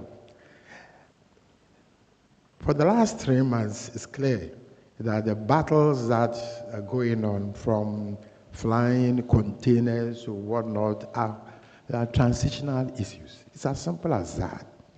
You get me? Because, it's a question of handing over how many containers, where are they, auditing, all that. These are purely constitutional issues. But if you don't handle them well, they come at a cost. Now, if you say that, just example, missing containers are about 500 million. That is what they say. Is it, I don't know, cities or dollars? It means that is a loss as a result of poor transition. We should be looking at such matters seriously. It's not for fun. Can we do with $500 million? When we go to IMF, how much do we have to shed of our blood before they give us 50 million or 100 million? And we have it here. You see, I'm not putting any value on it, but I'm saying that it tells us that we should take that area of our life, political life, extremely seriously. Just also because of the consequences of poor and weak transition. You know, some of us have gone hoarse over it, but it's frightening. It's brought many countries down. Somalia and others have disappeared from the geography that we learned, you know. And this is real business around us, from Togo, Nigeria, Benin, you know, Guinea, Mali, Ivory Coast. They've all had this, their own because of transitional challenges. And I think we should take that as a subject. If it was not raised specifically, you know, even in the past review of our constitution, find out, does it have a place, or should it have a place in our constitutional regime, you know, under which all parties will be bound by certain ethics, you know, in terms of leadership. I've heard some ministers say, oh, transition, we shouldn't go beyond 4 days. I mean, it's a waste of time and all that. I heard it currently, you know. And I said back, I said, but look at the cost of weak and poor transition. And I've given you an example. You know, in some country, 3 months, you know, 1 million people were killed. 90 days, it's Rwanda. You know, and I think, Mr. Chairman, at least this one I have it on my mind, that if ever I come in contact with this commission, I would want to leave this. Is it relevant for us to have some aspect of it, you know, in our constitution? You know, because if you look at our constitution, the transitional provisions there relate to the point of transfer, you know, of power, of authority at the time the constitution itself was made, you know, in terms of, you know, taking over and all that, you know, streamlining the system. But we are talking about the political transfer of power from one constitutionally elected government to another constitutionally elected government. How do we tie it up so that it's smooth transfer? Of course, we boast ourselves that we've had how many? 30 years of smooth transfer. I hear people say it on television and whatnot. Oh, now it's Ghana. What is it that has held us down, kept us from, you know, misconducting ourselves, if you permit me to, as other countries? Why is it that presidents today find themselves bound to say that I have 2 terms and no more? I mean, who says, you know, president wants to be there beyond 2 terms? Look at Obasanjo and all that. They all, I mean, it's open. You know, they use all kinds of schemes and means to try and it's possible. It can happen. So for those portions, I think that the will of the people must be expressed clearly in the Constitution. That you can't do this, you can't do that. We have clear terms, you know. U.S. will be 250 years in July 4th, is it? 250 years. We are 32 or 56 or something. But we still have a hurdle. We can learn from them. I believe that, Mr. Chairman, I'll stop here and say I want to learn from what is happening here. And, but the issue of transition, I want to leave that one. We can, this man is a good writer. The boss here, maybe we can commission us to do a small paper on the issue, you know, highlighting. Thank you very much. Thank you very, very much. I think you raised a very important issue. It doesn't, I mean, it's come up in passing in our engagements so far, but nobody has quite called our attention to it in this very focused and very specific way. But indeed, you raise a very important issue. Our transitions from one government to the next, especially where there's a party turnover in the elections, are becoming increasingly turbulent, chaotic, to put it mildly. And I think you hit the nail right on the head to suggest that we must find some place beyond statute to at least, put some boundaries and clear guidelines around how it is that we transition power from one government to the next. I think the only thing we've done so far is, if there's a dispute, this is how you handle it in court. We just have created resolve disputes in court, but in the period between one party losing an election and the other party coming into power, I think we've left it to the Transition Act, which has created its own problems in practice as we have practiced it. You did, even though you didn't elaborate on, you didn't give us a remedy, I think you did mention that it is poor and brief. So the sense I get is that you think the transition period is too short. Sure, compared to the US has elections, presidential system, early November, and then the next president takes office January 20th. That's 77 days. 77 days. Sure. So there is quite a bit of time. So what explains the impatience that is implicit in our 1 month transition period? Might that be a certain fear of leaving a vacuum? Yeah. Given our experience as a country, might it have something to do with the fear that when you leave the vacuum, any number of things can happen? We are a bit, the nature of our party polarization and inter-party rivalry, there are suspicions around, well, is the next government going to, is the outgoing government going to hide things? Suspicion. We are very suspicious people. Exactly. Are they going to start doing some last-minute things that will make life difficult, needlessly difficult for the incoming government? Are they going to put some people in place that will obstruct the work of the new government? All kinds of issues around it. So you hear, for example, proposals, not that I have read so far in submissions, but I think people have said, okay, so we can put a freeze on hiring. We can put a freeze on hiring once you lose power, or even some months before the election. We can start putting things in place to make sure that we begin the transition even before the election. We start putting things in place to make sure that the incumbent who is exiting, if there's the end of their 2-term or whatever, does not either rearrange their chessboard in a way that makes life difficult.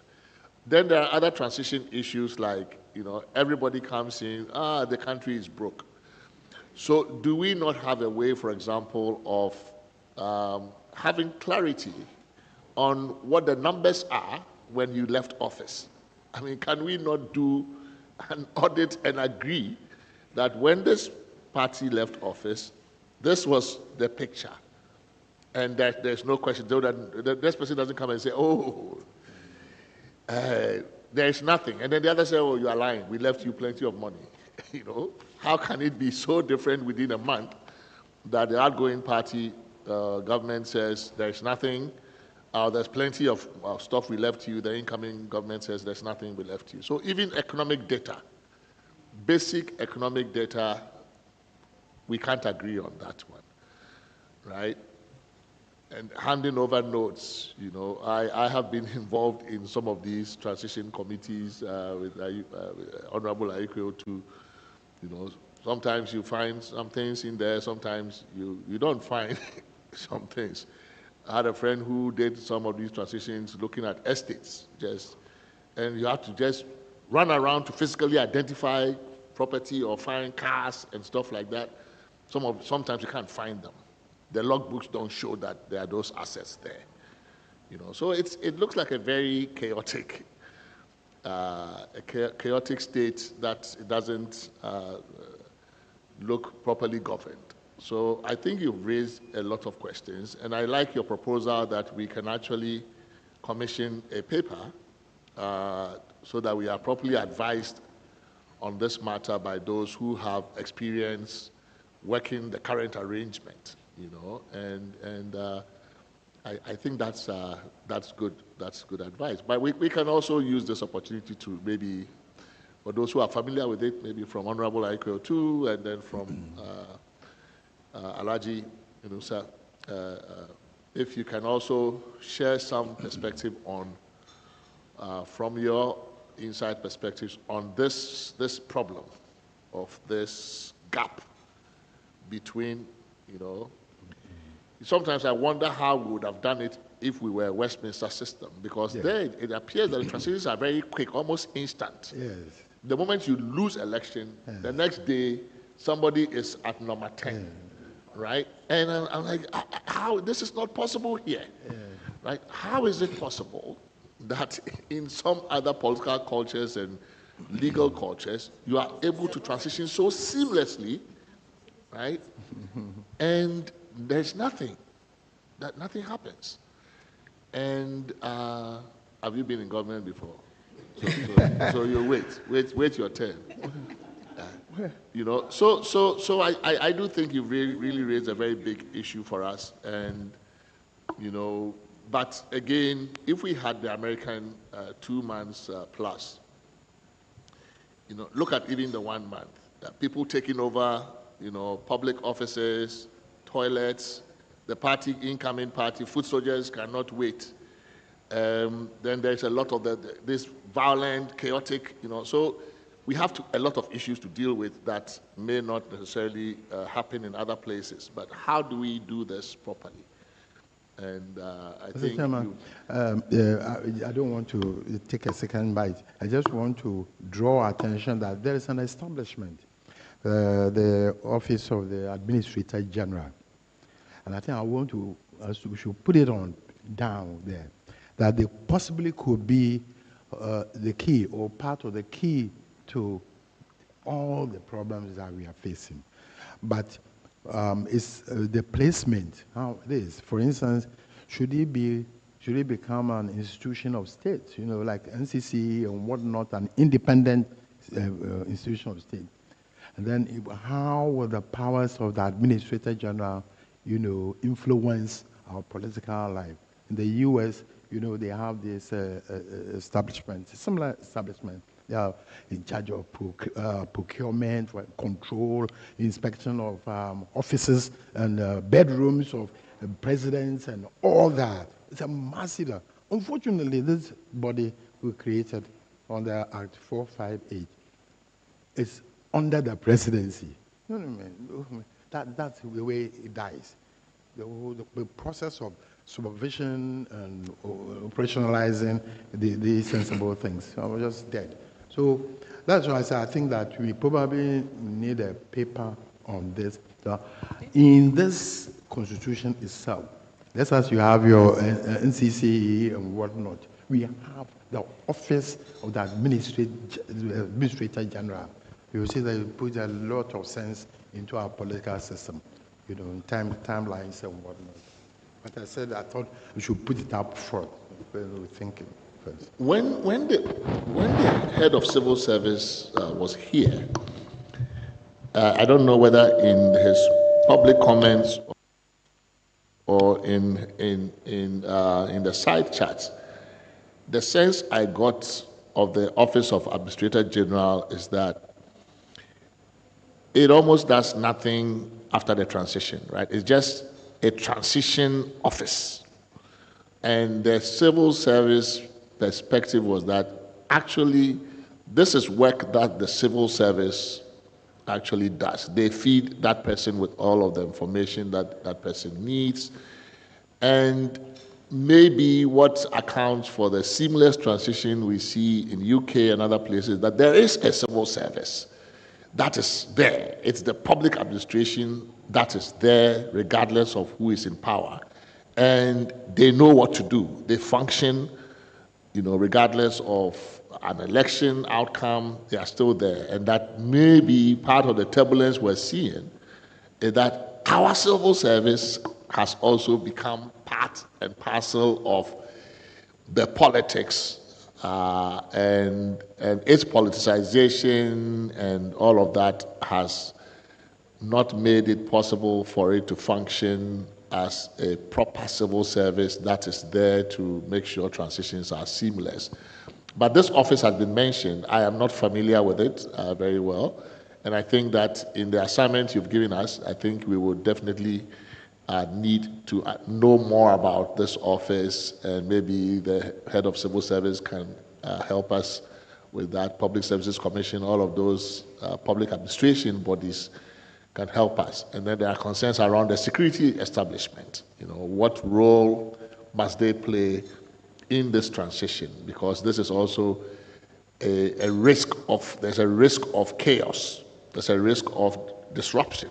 There's a risk of lawlessness during that period. And how do we handle problems like that? So I think you've raised really issues that we would have skipped, probably. Within our clusters, there is nothing that would have really caused us to focus on this issue had you not raised it in this frontal way. So we're most grateful for the opportunity, but maybe we can listen to Honorable Aiko too first, and then Alaji Inusa. Mr. Chairman, just before the politician. Honorable Aiko too first, and then you will come. No, I was just trying to talk about the Westminster. We will come back to you, don't worry about it.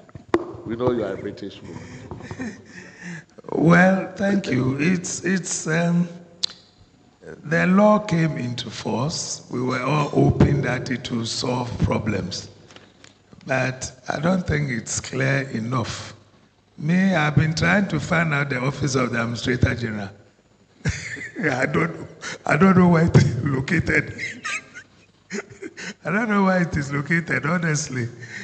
Then the constitutional issue that I see comes up is if the president is elected for 4 years, and then you tell him that within a transitional period, there are things he cannot do. What happens to his mandate? He can only hand over midnight of 6th January. And you are telling him that there are things he can't do, although he's sitting there physically, lame dog. So you say he cannot do it. And these are not contained in the Constitution. They are in an act. So are you going to use the act to change the transitional term for the president? Which is why I support what he's saying. That if the thing comes into the Constitution, then it will have a proper, in terms of weight. But I remember raising it when we had a discussion on GBC, that what they are doing amounts to using a statute to change the Constitution. So if the president has full power until midnight 6th January, you cannot tell him he cannot act in a certain manner. So let's see if we can capture it into, and that will go a long way. Again, our own people and our way of looking at, being smart. You have lost power, and you should not saddle the incoming government with, some burdens of economic issues. But you go ahead within the period, and you are burdening the incoming government. I remember when increase the wages of this out and leaves you to come and face the problem.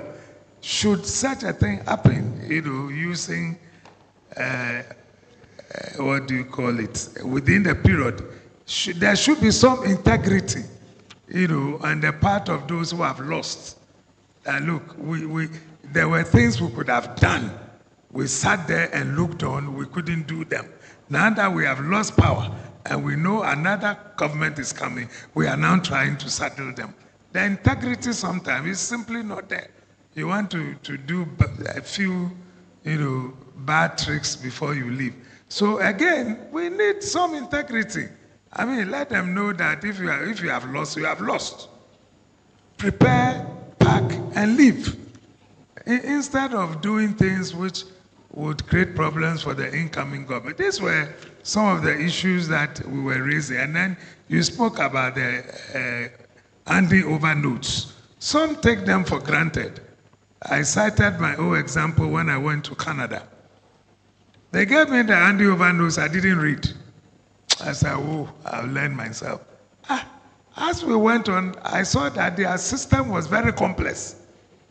It's not a presidential system. It is not, it's not a presidential. They have the queen as their head. They have some provinces here and there. I mean, all kinds of things. So it took me time to now study the whole thing. So I left very good handing over notes. But what was given to me, I didn't read. And I realized that the next person will run into difficulties if he doesn't understand the system. For example, there are policy towards countries south of the Sahara. The economic policy towards countries south of the Sahara. It's completely different. Here, they only come to do mining. They only come to do mining.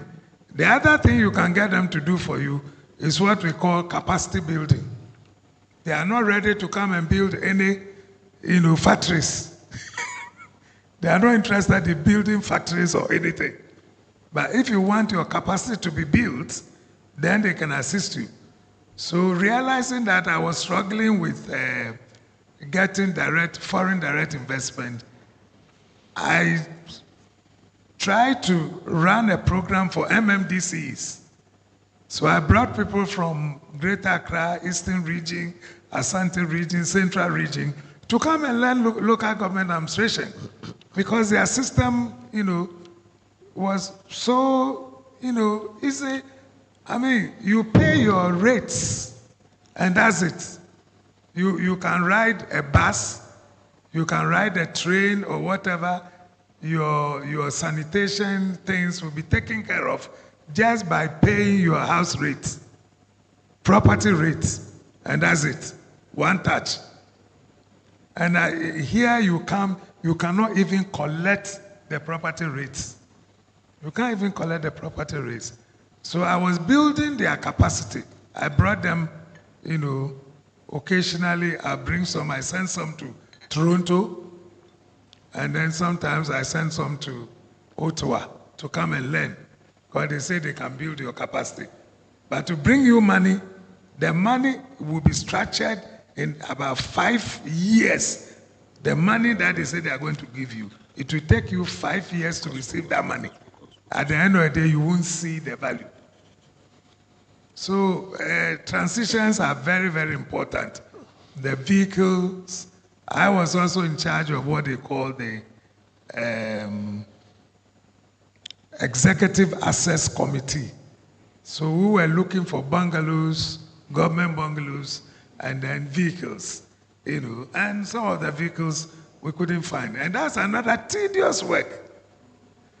You have to get their logbooks, you have to get the chassis numbers to check against the car that is sitting there, the engine that they have given to you, whether those things actually, sync, or they've just changed some things and brought you some documents, So that's another difficult work to do, to make sure whether the vehicles you are seeing are indeed the vehicles as were imported into the country. If you don't have people to assist you to check the chassis numbers and the things, that also became another huge matter. So this will be my initial comments.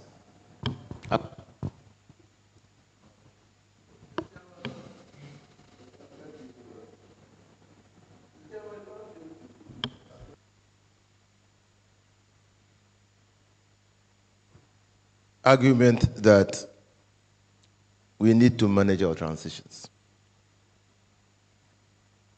In fact, our experience as a democratic country under the Fourth Republic and the way we manage transitions hit us in the year 2000,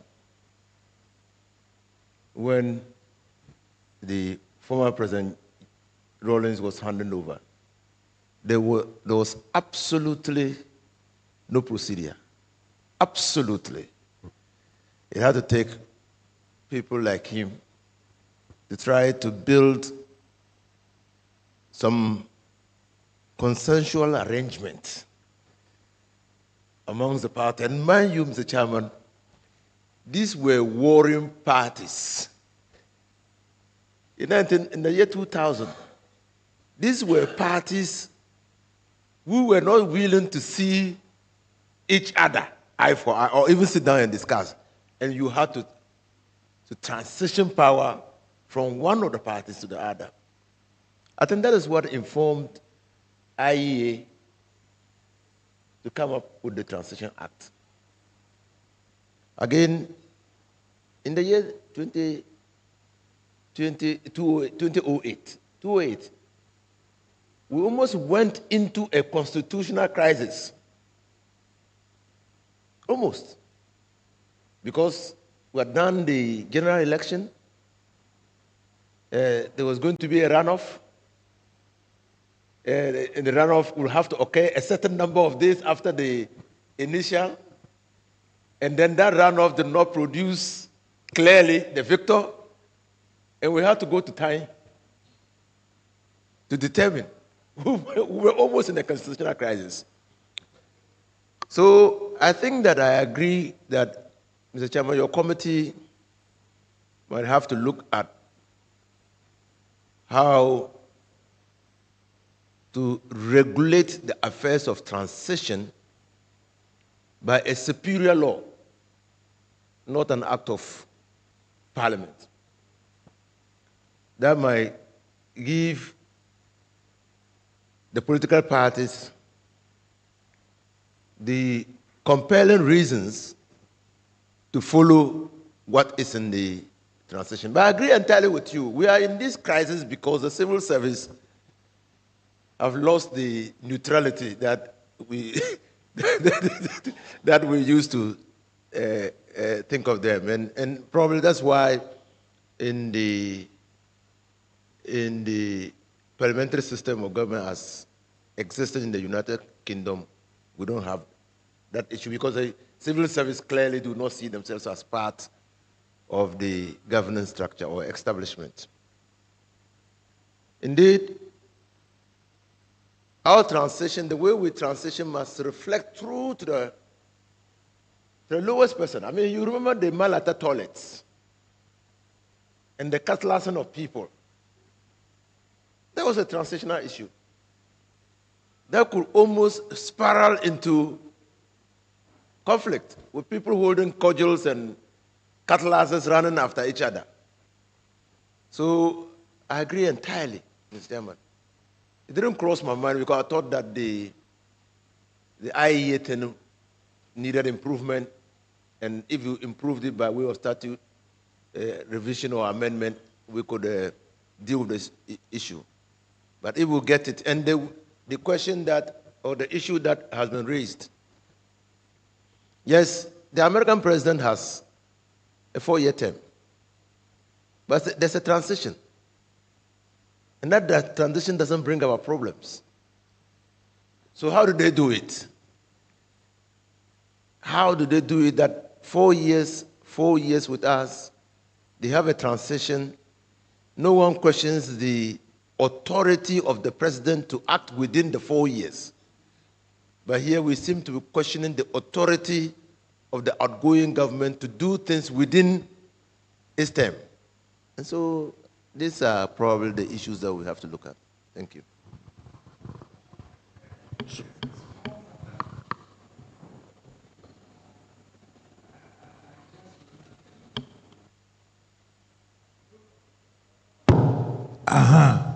The MPP guys who had also won elections, were like attacking the NDC officials to the extent that I remember the one in charge of vehicles at the Jubilee House had to run away.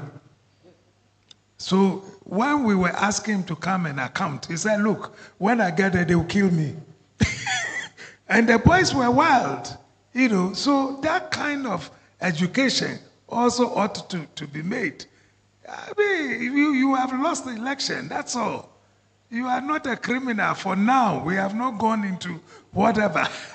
But he said, look, they have been giving me threats. And if I show my face here, that will be my end. So please, go on and do whatever you think you can do yourselves. But me, I will not be a party to it. I can't come. Oh, this is a provision from the Kenyan Constitution, right? This is Article 134(1).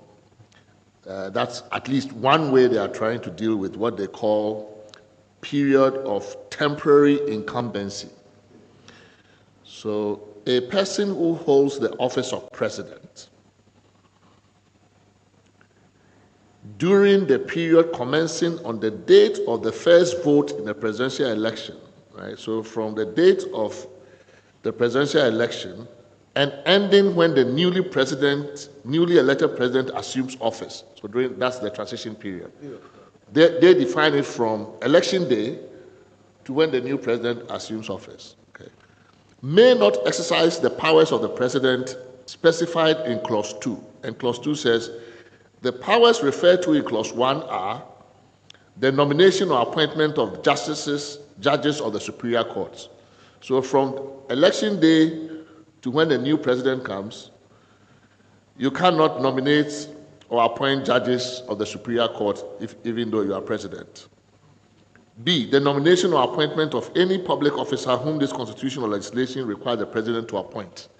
So basically your appointment powers are essentially gone. The nomination or appointment of dismissal of cabinet secretaries and other state or public officers, nomination or appointment of high commissioner, ambassador, diplomatic, the power of mercy. You can't, amnesty prisoners and other people. And last, the authority to confer honors in the name of the people and of the republic. So when you are leaving, you cannot give order of the star of a voter or any of those things. Now, of course, it's a good start. It's a good start. It's in the Constitution, clearly. It's a good start, but it's limited mostly to these powers, right? But I think what we are talking about goes beyond this issue. So this is a good start. It's in the Constitution. We could look at this and take inspiration from it and say, okay, we freeze some appointments during this transition period, but the other issues are also fairly weighty, and I don't know how we deal with them. If we had like a body, and maybe that is also where the civil service, the problem with the way we have done the civil service and our politics. But if you had a body comprising, say, the Auditor General, government statistician, the Governor of the Bank of Ghana, heads of security agencies, heads of civil service, maybe Chief Justice, Public Service Commission, if you had somebody like that, and there were no problems about their tenure and which president brought them and all of that, they could actually manage a transition for us during this period. So again, it may also have something to do with the appointments, powers of the president, the tenure of these key office holders, whether it's co-terminus with the president's term or it overlaps. You know, if we sorted some of those things out, they might help. You know, but no, I think it's a very important point.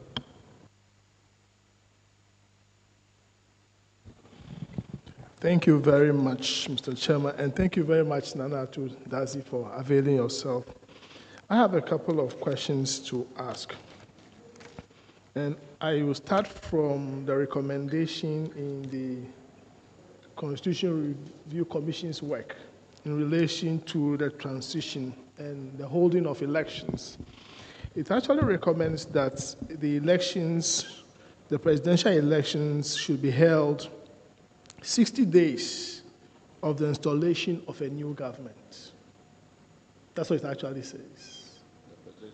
Elections should be 60 days to the new inauguration of a new. Do you think that is enough time? Which means we take us about 60 days before January 7th. Yes. So that should be around November. November. It would move it to November. Instead of having the elections on December 7th, we should go rather to 7th of November. Would you say that's a fair recommendation? Yeah. I guess, yeah. You remember this? There's a draft that went to Parliament, actually, requesting that elections be held on November 7th. It failed. I don't know, the ministers and all MPs can explain why. Some of us were just living, because really, any single day added to the transition is healthier for them. The US used to have 5 months transition period. Of course, it's ugly. You know, you can't win and be sitting on the fences waiting 5 months. She came back to 3 months, eventually 77 days, which is, we are suspicious of it. If you've lost, my friend, step aside, you don't interfere. But because we don't have other interventions, but I think that at least the 60 days should be enough. Because as the President said, I mean, we've had some really rough periods. 4 days for transition. It takes 5 months to build a, a government. You don't take 4 days to December, break it down.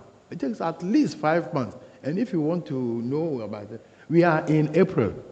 We still haven't constituted the ministers. They haven't completed. You understand? The other things have all, they're all hanging. The president comes in, it takes more than 2 months before the Council of State, takes office. Meanwhile, what's the president doing? The Constitution says whatever you do must be in consultation with the Council of State. In the US, they have an answer to that. They've given the president a 120-day presidential decree. That's why Trump is sitting down, you can shoot for. He doesn't have to go to any establishment, because it's ingrained in the these are powers in the presidency, defined constitutionally. So there are options, but we must first of all be prepared to look at the challenges of this period. It's dreadfully important. The national security heads and whatnot, the police heads. Must we always change police or military heads once the president comes in? Out there, they have a system under which the tenure of these critical persons, who are supposed to be, having allegiance to the state, not the government, and that's it, the state, not the government. Their tenure transcends, the presidential level. So they have a fixed term, head of BNI or national security's 10-year tenure. So it doesn't matter when he starts and you come 8 years, you go, he's still there. The new one cannot sack him. See, we must practicalize the Constitution. We have the Constitution; it's all beautifully done, but we must learn from other experiences, And I think that that's why I said that maybe we should have a commission and paper so that we develop it, in between the 7th January and until Council of State comes in and all that. What happens? We are talking about constitutional period of 4 years. Yeah, but the first 6 months is gone. The president cannot do much, So the president is able to say, I've cancelled E-levy and whatnot. And of course, he's happy that he's been able to achieve something like that. But it should be possible for him to do it within the first 1 month and move on.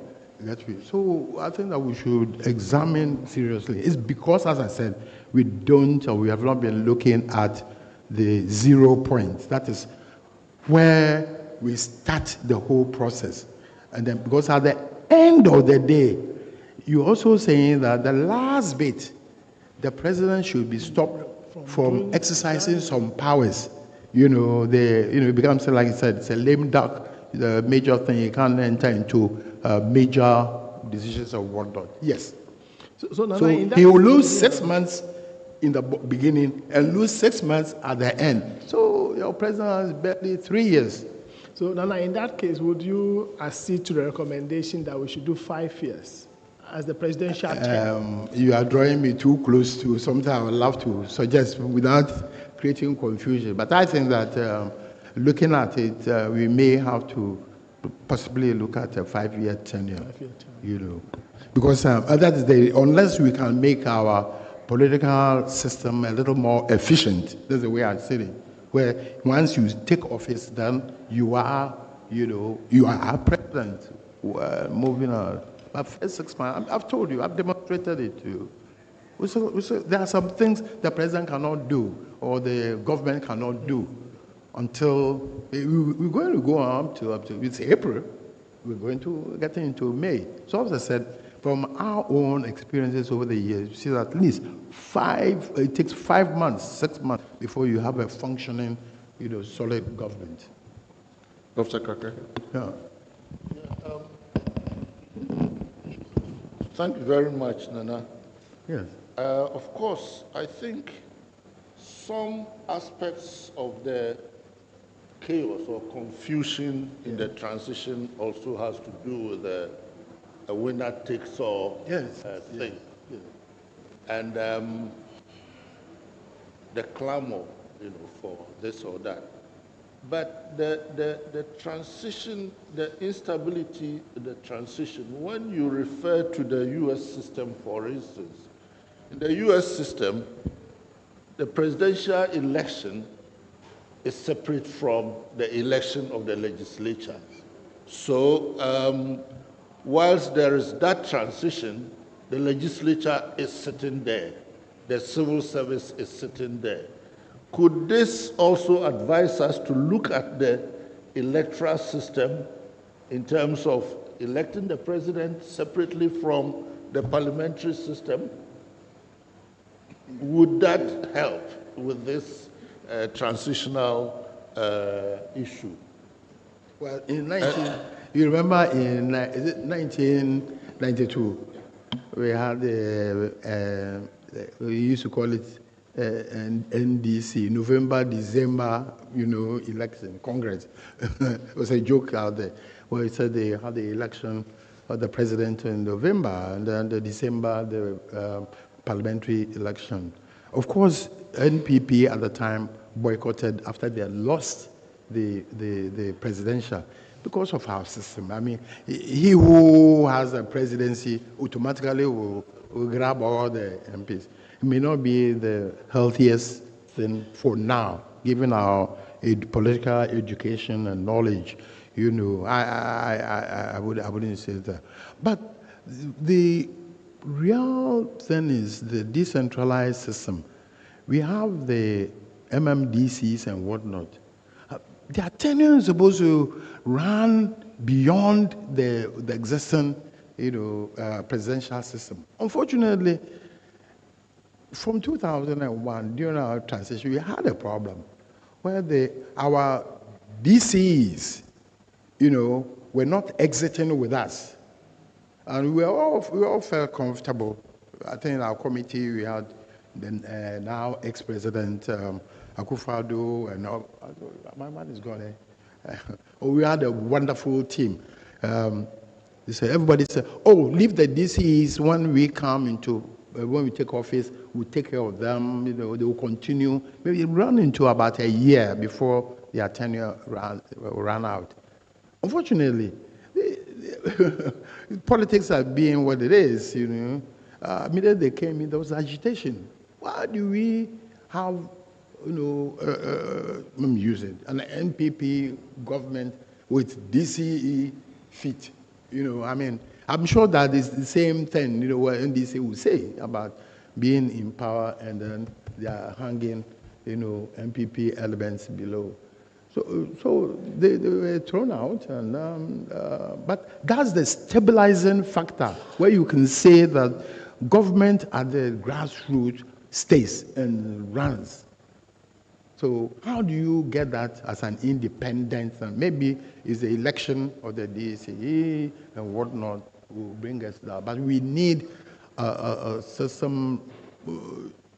So if I may just go into a certain path where people could just go and storm the GBC and then announce a coup, and then the whole country is paralyzed.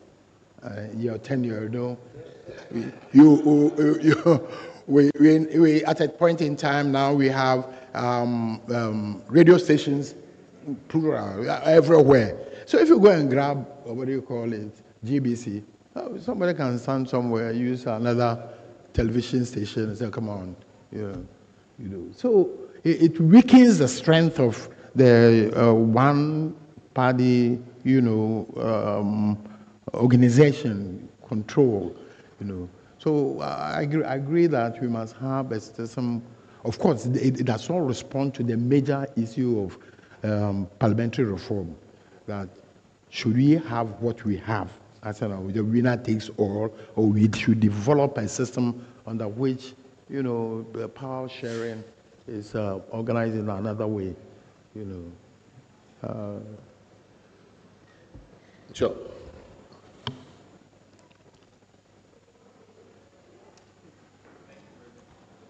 Yeah, thank you very much, Prof. I think this is, my name is Ketchovs Atengle. I'm with Democracy Hub. And yes, we've not been in power before, but we've been thinking through this whole issue of statecrafts and how we could get better at what we are doing. In relation to this issue of transition, I would want us to look at the features of the parliamentary and the presidential systems around the world, and we get to see that countries that have had this problem with transition has been more of the presidential system because of the power vacuum that seemed to be created within that period. And we'd want to look at what is the parliamentary system doing differently, which is why they don't experience much of these. We get to see one single thing, the separation of state institutions from governmental operations. If we can have a system where we will have a president which will have very limited powers of government, right? And I've been thinking about this, and in my conceptualization, we can have the presidency have more enduring tenure, but limited executive functions. They can't act, right? But we vest the state institutions in this entity of the presidency, but that entity cannot instruct them, for instance, cannot say we go to war. We separate the governmental functions or operations from that state entity, like we have in the UK, with the Queen being the Canada experience that Honorable Aikweotu shared mimics this example, where the Queen, even though is the head of state, right? That is the state. It helps with stability in these moments of difficulty. So if we are even doing 4 years for the governmental turnarounds, we have a president that doesn't act, but has more enduring tenure, let's say 10 years, but supervises the stability of the state so that all other functions can continue, irrespective of who is in power. If we are taking this route, then we may want to look at the two not clashing. So we might put in a clause that in case there's a clash, maybe the presidential would delay 1 more year or something like that, because it's possible to clash if you want to run them differently. So, but I think when we look at the different systems, we get to see that feature, and we Ghana having taken a hybrid approach, we would want to look at what works best in the different systems, and then if we can take that pathway. My little contribution. Thank you.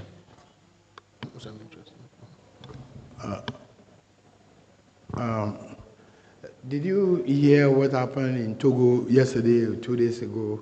They've nominated somebody as president yesterday. Fuare now is going to become prime minister. But this gentleman, from the analysis, was a political advisor also to Fuare's father, who ruled 35 years. You understand? It was a close man. Then he becomes a president. You see, does that solve the problem of Togo, which is running on a daily basis? You understand the crisis?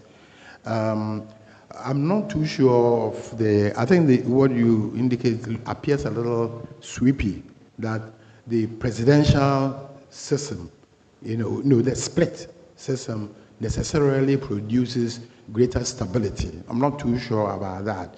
You got me? It depends upon the strength that the prime minister exercises. You understand? They can ignore the president, or it could be, some bot person. Now, I think that we've been there before anyway. Second Republic, President Akufo-Addo was president, titular, and then Prime Minister Buzuya was there, here holding real power. Now, that experience, we went beyond it into the Third Republic. You say we were not too satisfied. Now, I think that the problem is, for me, I think that we have a problem individually, or we must create something, Prof may do it, between the state and government.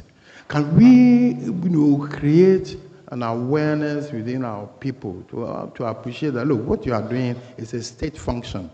Now, this one is a governmental function. You see, it's because of our constitution, 56, 57 says that the president has executive powers. He's a head of state, head of government, also the commander-in-chief. So it carries. So at what point is he exercising the state powers? At what point is he exercising the governmental powers? You get me? At what time can he jump into the platform? And then, or if he's appointing people to certain state organizations, what are the rules, what are the regulations, that we should take to ensure that he doesn't go and pack that establishment with his party people? There are things that we need to take a bit of time for us to go along with. But definitely, from the little experience I have working with the head of state and whatnot, I'll tell you one example. We had a very sticky situation where Dr. Afarijan, was appointed, had been nominated to be electoral commissioner. And we didn't have a very good image at the time. It was believed that he had held, the NDC or President Rawlings in the election earlier. So there was a lot of objection from within that why do you appoint nominate a pro-NDC man to, come take that position. I was there, and I know what we had to do in terms of the president at the time. President Rawlings said, why don't we put all this to rest? You get me? If I swear this man in, I will be seen as, swearing my own man in. Meaning, can we arrange for the Chief Justice to swear him in? So, if you go back to the records, you will find out that peculiarly in that set of presidential functions at that time, it was the Chief Justice who swore a little complaint. You see, just a strategy, how you get things done, is a perception. Yes. But some would say that, look, remember that I have appointed you Chief Justice. You understand? Immediately that one comes, and then you go back to, I was hoping to be repeating this when some of our judges were here, They tell you, they swear you in, and then say, well, I must commission you. So you know that you have an obligation to us. And I know judges who say that, yes, you people didn't appoint us. I've been told, judges told, I want to tell them when they hear, you people, you played around, you didn't appoint us. Somebody appoints us and you want us to be against them. So, sorry, sir, I don't want to appear to, but I'm just trying to say that we've been there before. It doesn't sound a lot that sweet, that the split thing might necessarily change. But there's a question of the level of our understanding, our appreciation, the democratic ethos generally. You know, when you become a president, you must know that you have two functions, clear, defined, three, but two clear, defined. One, you have an obligation to the state. The other one, you have an obligation to your party. There are some things you can't say when you are with your party people or do when you are performing the functions of the head of state. It's maturity. It will take time. That's the only way I see it. Now, let me take advantage and follow up with an issue that has come up here concerning the appointment of ministers from Parliament. In these discussions, it was observed that under President Rawlings in 1993, thereabouts, the more senior ministers who formed his cabinet were mostly appointed from outside of Parliament. Mm-hmm. And of course, those from Parliament were there, but the more senior members were from outside of Parliament. Now, the anecdote you just gave concerning the swearing in and so on, what kind of thinking went into that, if there was any consciousness at all about that, and not going strictly to the Constitution and appointing the majority or all of the ministers from the Parliament at that time? You were there. That's why I'm asking. What happened? Yeah, I think that it's a straightforward response to it, and that is we were very much aware of the constraints, the constitutional constraints. I mean, the Constitution demands that you should pick your members from within, but you must also look at where he came from. He come from a non-partisan, background. The PNDC, everybody was on. President Kufuor was a member of the PNDC. I mean, we were working with him at the time. So we sought to pursue, if you permit me to say, a national democratic revolution. It's only the only person who doesn't participate is the person who opts out. He said, I don't want to. And there were many people who said, I don't want to serve you. They told me, so I don't want to join you people. So it's a choice. But we needed to have the best for our government because we needed to prove ourselves. In fact, that was the challenge of the PNDC. There's so much agitation. I'm not you. You got me. This is my colleague, you see. So we needed to put up the best. So Jerry Rawlings was prepared to talk to anybody, as you know, or appoint anybody who was prepared to work. So the guy doesn't like us, but he's the one who can deliver. So when we came into the constitutional role and we had the same challenge where you must necessarily pick some people, then you have to, what you do is choose the best out of, the option of the little number of outsiders. And then you complement with the younger ones, vibrant ones who go through the political process, of campaigning. So everybody, look, in our system, if you talk about election, then you are excluding a very large number of people who simply don't want to be involved in this partisan thing. In fact, in the PNDC days, we used to have a constitutional arrangement in which people were appointed. We had a, what do you call it, regional consultative assemblies. Yeah, those non-elected persons. We had a lot of them. NA and all that. These are very rich people with vast experience. If you open up and say they should go and stand the election today, they will refuse. So why do we exclude the best of our best? So it's a deliberate. Now we say it's a choice. If what do you want? You want your party to win. Yes, you want your party, but what is the purpose of winning? To serve the people. How best do you want to get it done? One other thing about the transition period is, say when you have a disputed election, yes. Right? So a disputed presidential election complicates. It's another, variable that complicates the transition. So in Kenya, that also explains why the Kenyans have such a short window for the Supreme Court to resolve presidential elections. So in Kenya, the president-elect is not sworn in until after the election petition has been decided. Yeah. So they give the Supreme Court 14 days to decide the election petition.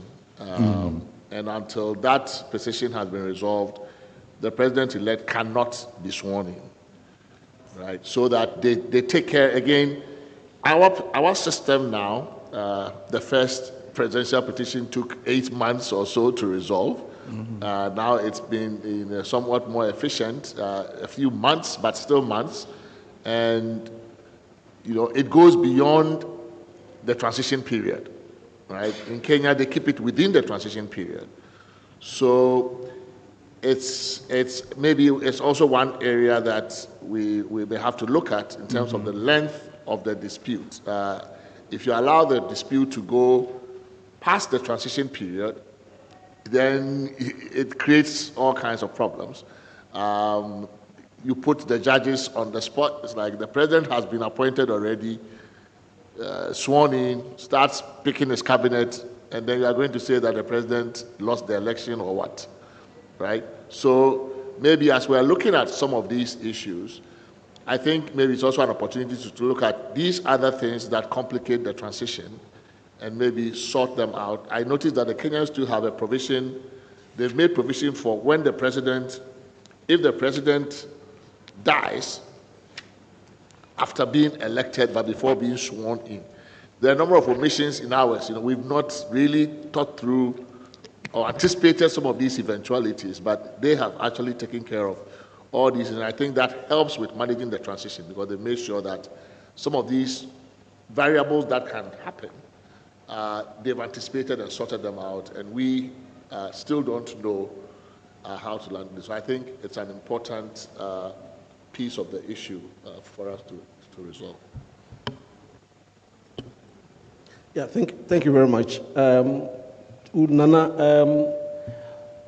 do you see a role for the Public Services Commission in the management of the transition? If so, if yes, are there... The management of? The transition yes. process, yes.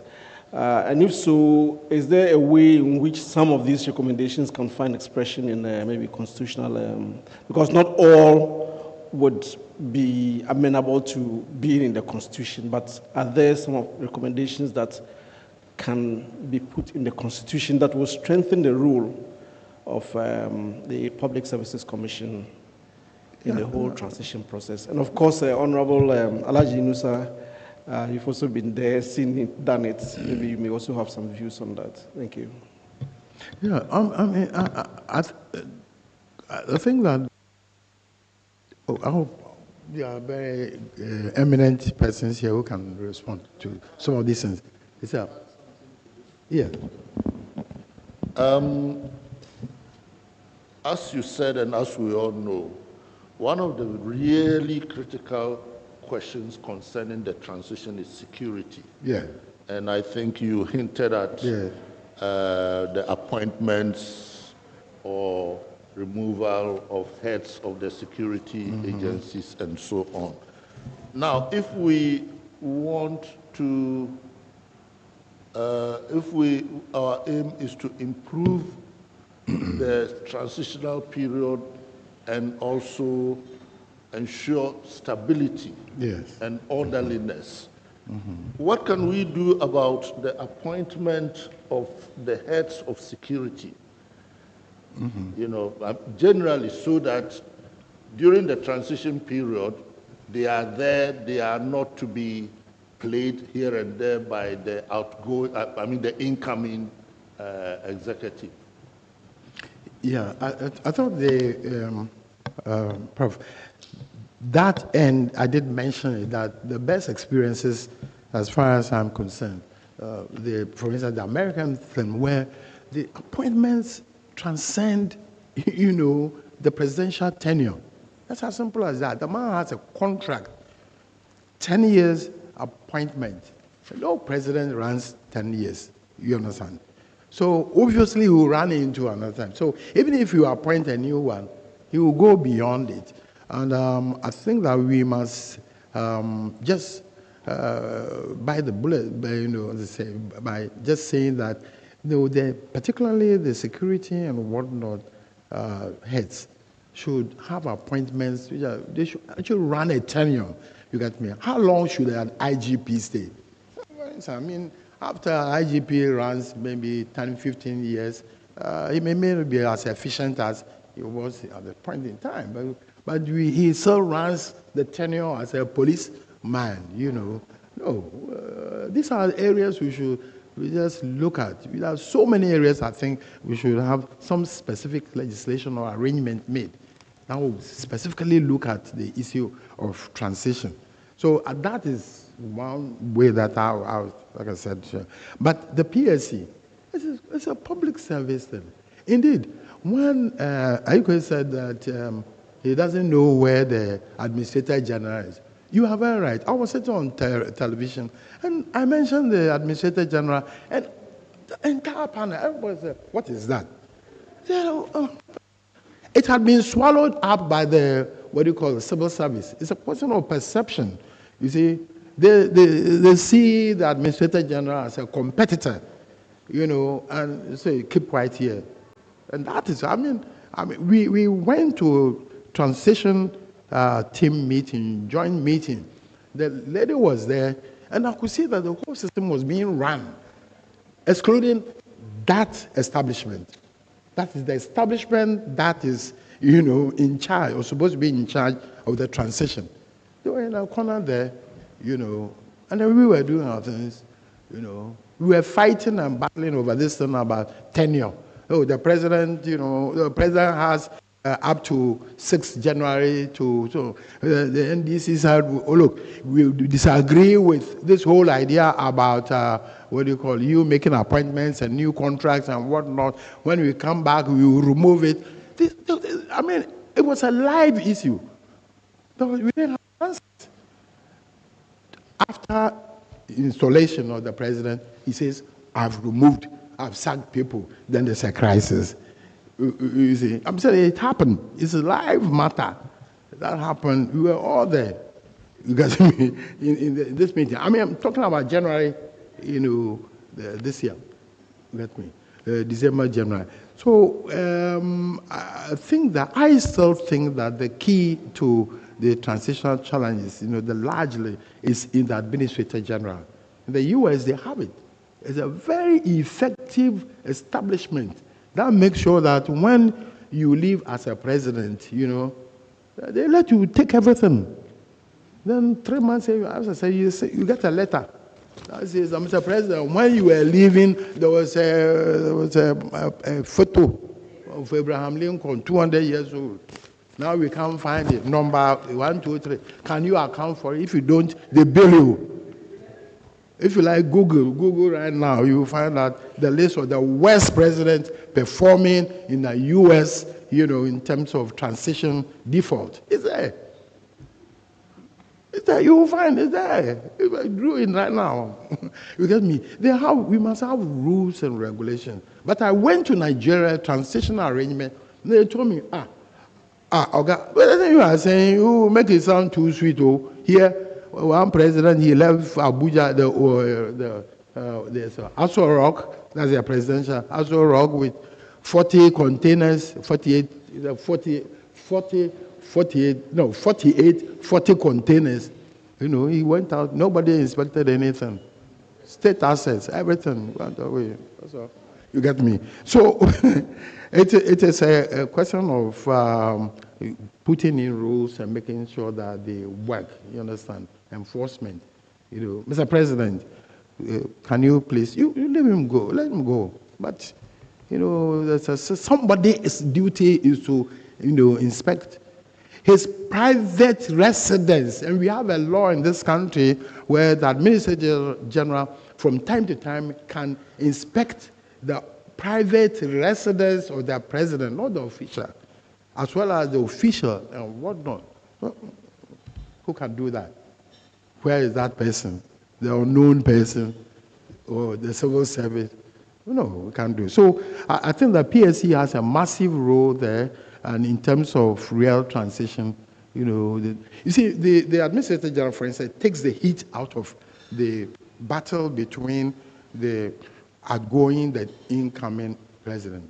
They hold the assets, they hold the handing over notes, and then, so you've won, they hand it over to you. But in, like Fuseni said, in 2001, it was a battle. And DC was sitting here, MPP was sitting, and we never thought, we never dreamt that we would lose and have to hand over power. That's as simple as that. Where are the cars? Where are... Yeah, you get me. I know.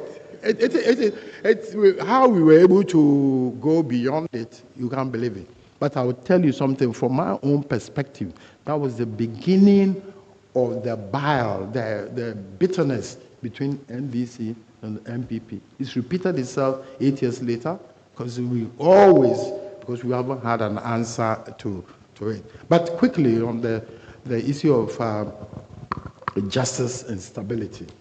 The chairman was talking about the Kenyan experience where you have 14 days within which to handle with a presidential dispute.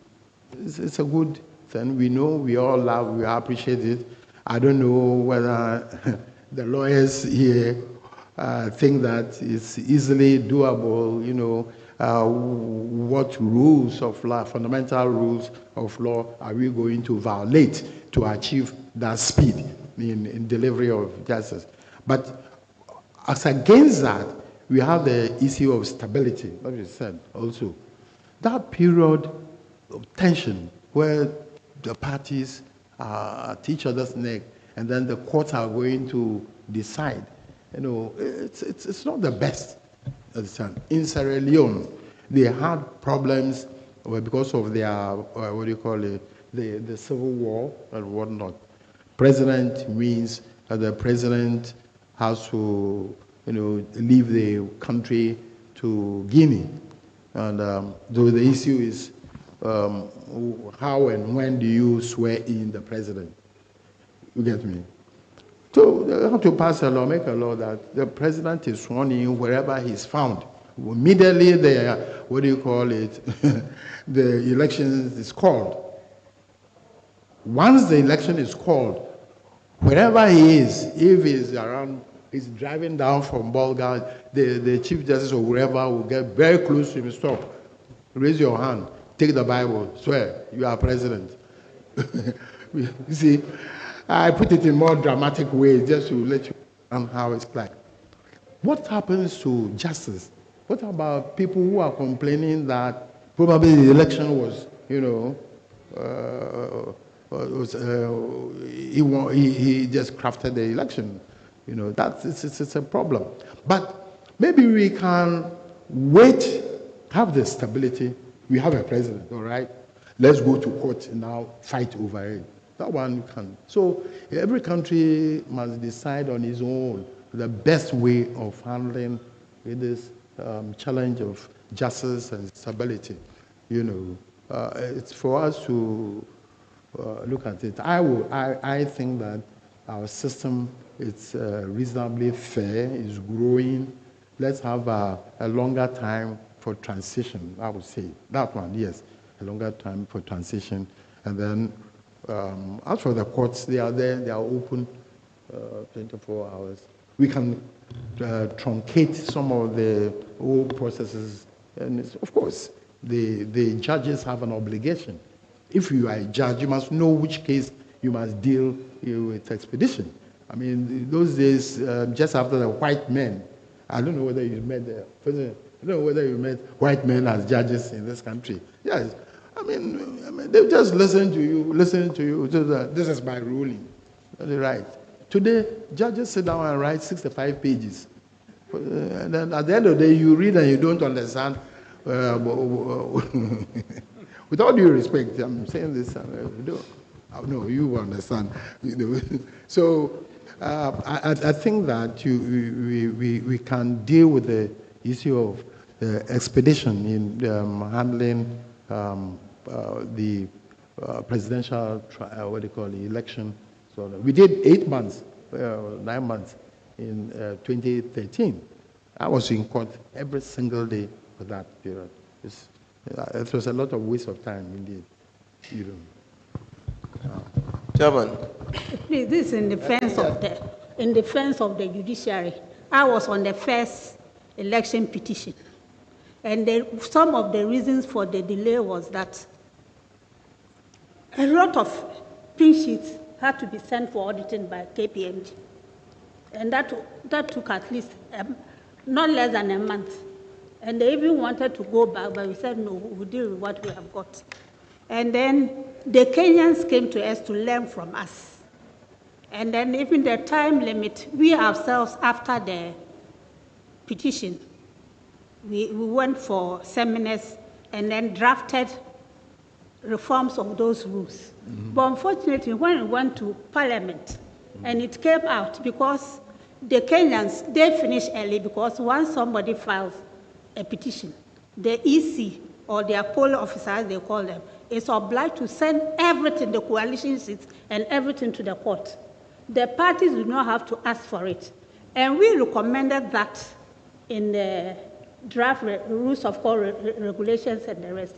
So when the second petition was filed and they were asking for the coalition seats, I said, was that not in the new legislation passed by Parliament, not knowing it was removed? Yeah, the 42 days or something. Yes, they removed it. And then we also gave a time limit so that by 3 months, at least 3 months, because we know 2 is there, you cannot do it. And also Kenya's, theirs is e-voting and e-counting. And in that election where the petition, where they overturned the results, and they always boast that they are the only country in Africa who was bold enough to overturn the elections. Yeah. But the point is that at the time even they were reading the judgment, their machine was rolling out results.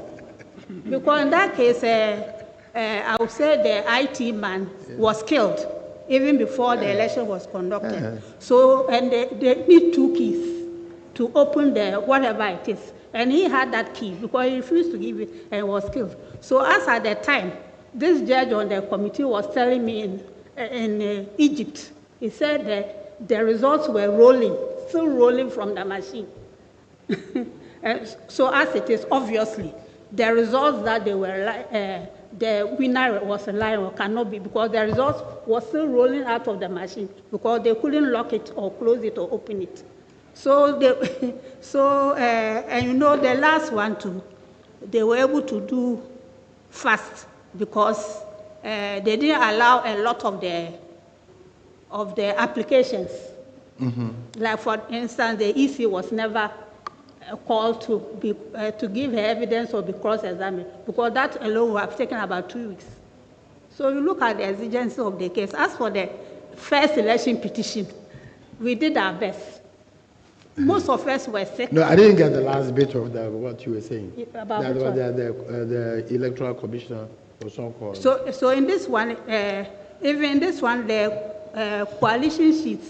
That was the worst for me. It was the one worst they were calling for. If the law has been passed, as we the judges proposed, yes. It means as soon as they file the petition, the EC should have sent the coalition results straight to the court. That's what happens in Kenya. So I think it still has to be revised so that the petition will be very easy for the judges. As soon as you get the petition, you get the file, you have everything on the file. And then the judges can manage the time. So this is in defense of the judiciary. It is not that the judges want to delay, because it was causing, we were not sitting on any other case during that period. So this is in defense of the Kenyans came to us for advice. And then immediately they had the election petition and they're now boasting. Well, they are not boasting. The Kenyan courts are more efficient. There is no question about it. Yes. I have worked with the Kenyan judiciary. Okay. They are much more efficient. Yes. Yeah, because they learn from other jurisdictions, so it's left. Yeah, but we don't learn from anybody. That's part of our problem. Yes. We are too insular. We don't learn from anybody. And I mean, the fact is that if you are given 21 days, you will take 21 days. Yes. If you are given an unlimited number of days, you will take 8 days. And this is scientifically, you know, this is, how do you call it, Peter principle or something? If you give a body 14 days to make a decision, they will take 14 days. If you give them 70 days, they will take 70 days. So the Kenyans know that they only have X number of days, and it's a national duty, and they will do it. If you give ourselves 3 months, we will take 3 months to do it. So I think basically we should just see this as a national emergency. There is no, you know, room for mistakes. Just do it in X number of days, and we are all done. There's anxiety is dead. We are all finished. We are gone. You know, but I think sometimes we allow ourselves a lot of leeway in these things, and it can create problems for our democracy if we are not careful about how we handle these things during the transition. So, you know, it's not that if you give the Kenyans, if you give them 10, they would take the same length of time. If you give them 3 months, they will take 3 months. Because they are better equipped. Yeah, I think precisely. If the microphones will not work. Absolutely. So the case management in Kenya is more efficient. There's no question. So we have to do something about that. Were their judges robed? Their judges? Yes. They robed? I didn't see that. Yes. They actually robed, but it's flexible. You know, the first Chief Justice tried to do away with it, William Mutunga, but they rope sometimes. It's not. So but it's not as heavy. For criminal cases, you know, it's important that we'll be talking about judiciary. However, I can do. Oh, this is it. Okay. Apparently, I know. Apparently, okay. Then we can unfold our guns. Mr. Chairman, I think that your committee must look at the design and architecture of the Constitution. Most of the problems that we are facing are problems out of the design of the Constitution. Why do you make the tenure of the Council of State, which is a state institution, not a governmental institution, coterminous with the president? When indeed we all agree that that Council of State must reflect its name. It's a Council of State and not a Council of Government. So you see, the design itself poses a problem, and you then compel the president to nominate officials or appoint officials in consultation with the Council of State, which will be non-existent at the time that the president is going to make his appointment. And that non-existence is not by reason of the default of the president in constituting that. It's just the procedure required to constitute it. So that is why we have a problem. Now look at the Electoral Commission. Today, because of the design, apart from the first president, the only president again in our history who had the opportunity to appoint almost all the commissioners was Nana Akufo-Addo. Against a design issue. It's a design issue. So, Alaji Tanko, and you, Chairman, you mentioned it briefly. If the tenure of state institutions are not designed in such a way as to make them coterminous with the executive, the perception of those institutions being government institutions will be eroded. And that's why I think that the committee must take interest in the architecture, in proposing this constitutional amendment. We'll look at the architecture of the constitution that we want to create. Thank you. Yeah, but with the Council of States, are they not to counsel the president? If they are to counsel the president, but this time round, we are having this difficulty because all appointments they claim are acting positions because the Council of State is not in place for the appointment to be made in consultation. Then what we are suggesting could be maybe a little overlap just to allow the president to consult them to make his appointments. And thereafter, you have a new group which will come and advise him. Do you get the point? No, he's getting a little closer to a second chamber. I'm getting a little, and that is when you look at the without saying. When you look at the 1969 Constitution, which was repeated in 1992 Constitution, the rationale for the establishment of that chamber was to, or that second layer, was to create an institution of a national character. That was the design. Now, if that institution has a national character, one, you can check even excesses of the executive. That is why in the Constitution, where the president refuses to sign, he has to refer the petition to the Council of State. So, because of the nature or the rationale for the establishment of that institution, it need not have a term of office that will be coterminous to that of the president.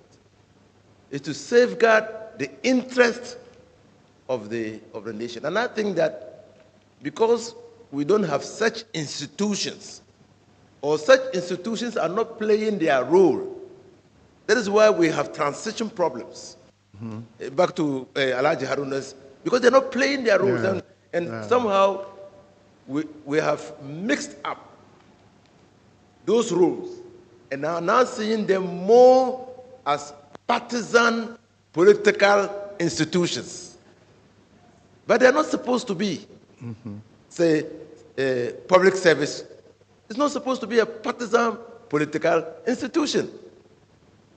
So until we design our constitution and erect an architecture that clearly distinguishes state institutions from partisan institutions. And you talked about the military. That's what I'm saying. Why is it that a president comes into office and the head of the military is sacked? Why? Or the head of the police is sacked? Why? Did he need to show his political party ID card before he was appointed? And did we just have to go and appoint any person?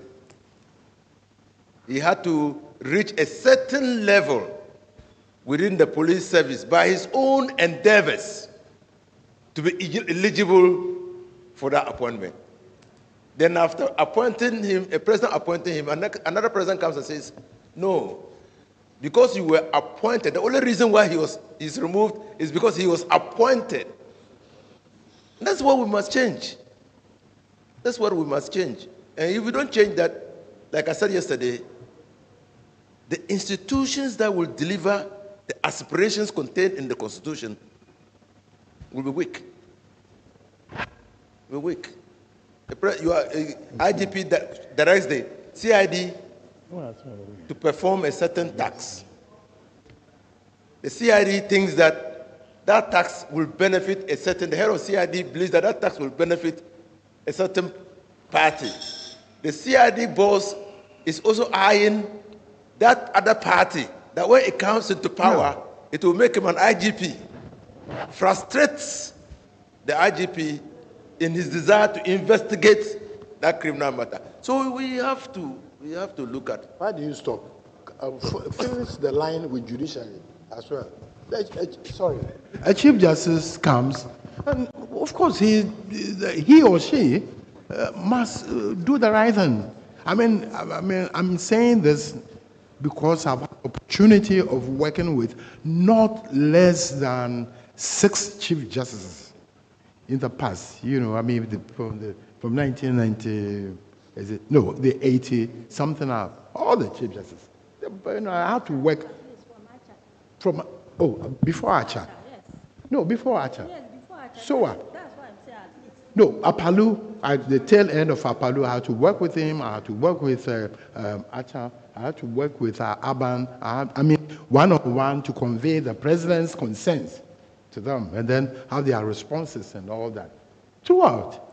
I know how. So, there were some who said, tell him that, don't worry. We shouldn't worry. These are small matters. We should allow us to do our own thing. Get me? But the way others were worried about their decisions had real effect on the economy. Judges sitting and then making some outrageous, awards and whatnot. So, look, but you see, the policeman behind you, at the end of the month, he has to be paid. You are giving judgments without, reflecting on it. So the next Monday, your policeman does not report. Where is the police orderly? It's in the one-page man. There's no money to pay him. You get me? These were opening up at our age. We can open up to some of the challenges of the times. You get me? So it is real that judges and chief judges and whatnot always look at, being on the right side. Judges don't have cars. The whole of the system, they walk to work. The chief justice comes and says, please tell the president, we must have cars. You know that. We organize and we had 600 or 400 or so cars. This will give it to them. The chief justice said, put them in my house. Now judges will have to behave before they get. I don't know. I'm not mentioning it. I'm just saying. I know. I said, if they behave, if they listen to me, I'll give them a car each. This is a reality. If you want, why I don't talk in public. So, but I raised the issue about that tenure matter, that the issue of the roles, the distinction between the state and the government. And that's what my brother beautifully articulated, that maybe we should redesign, in such a way that they don't have to rely on the executive, in the man with the executive powers, to survive their, existence. No, it's clear. If you become a president, people perceive that your chief justice must go. Your what do you call it? Your electoral commissioner. What do you call it? I'm not saying that's true or false, but I'm just saying that it's a perception that we all deal with. And so I don't know whether our mandate as a commission now covers reformulating, or restructuring or redesigning some of but it is critical that the real way forward, we've done well 32 years or so, but the real way forward to be able to crystallize the distinction between the state powers and the, what do you call it, the governmental powers, or which is largely partisan, because the government is nothing but the party in power, in government. You see, so people say, President has so much powers. He doesn't have. Those other so many powers we're talking about are powers of state. It's all vested in him. It's all vested in his party. So how do we draw the line and get the president? If he crosses that line, you have to be punished. He faces a punishment. And for everybody to understand, no, what he's doing, he can't do it there. He can't take state money to fund his political party. He can't take state cars to fund his political party or to run political. He can't have public service personnel compulsory entitled to be sitting in his political rallies. People dismiss their public service officers on account that when we go to rally, they don't come. My chief director doesn't come. He doesn't like it, I'm saying we should have rules and regulations and whatnot. Clearly in the code of conduct that the president, and for that matter, the appointees will know that there are some things you can do as a head of state. There are others you simply cannot do as a head of state. Would you be, Professor Kweku Asare has tried to make this distinction when it comes to presidential appointments, right? And he's looked at Article 70 and says, those appointments that the president is supposed to do on the advice of, in his view, are head of state appointments. Yes.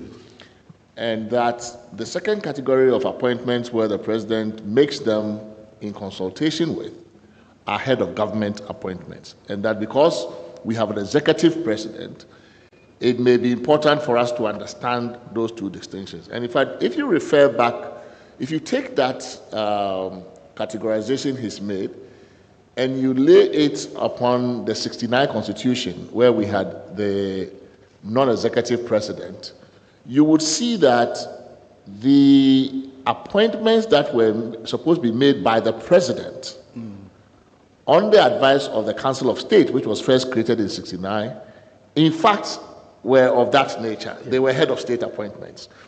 But when we fused the head of state and head of government together and created an executive president, without distinguishing which appointments he's making as head of state and which he's making as head of government, we lost all of that. And then the president treats appointment to EC as, I'm just the president, I'm making them.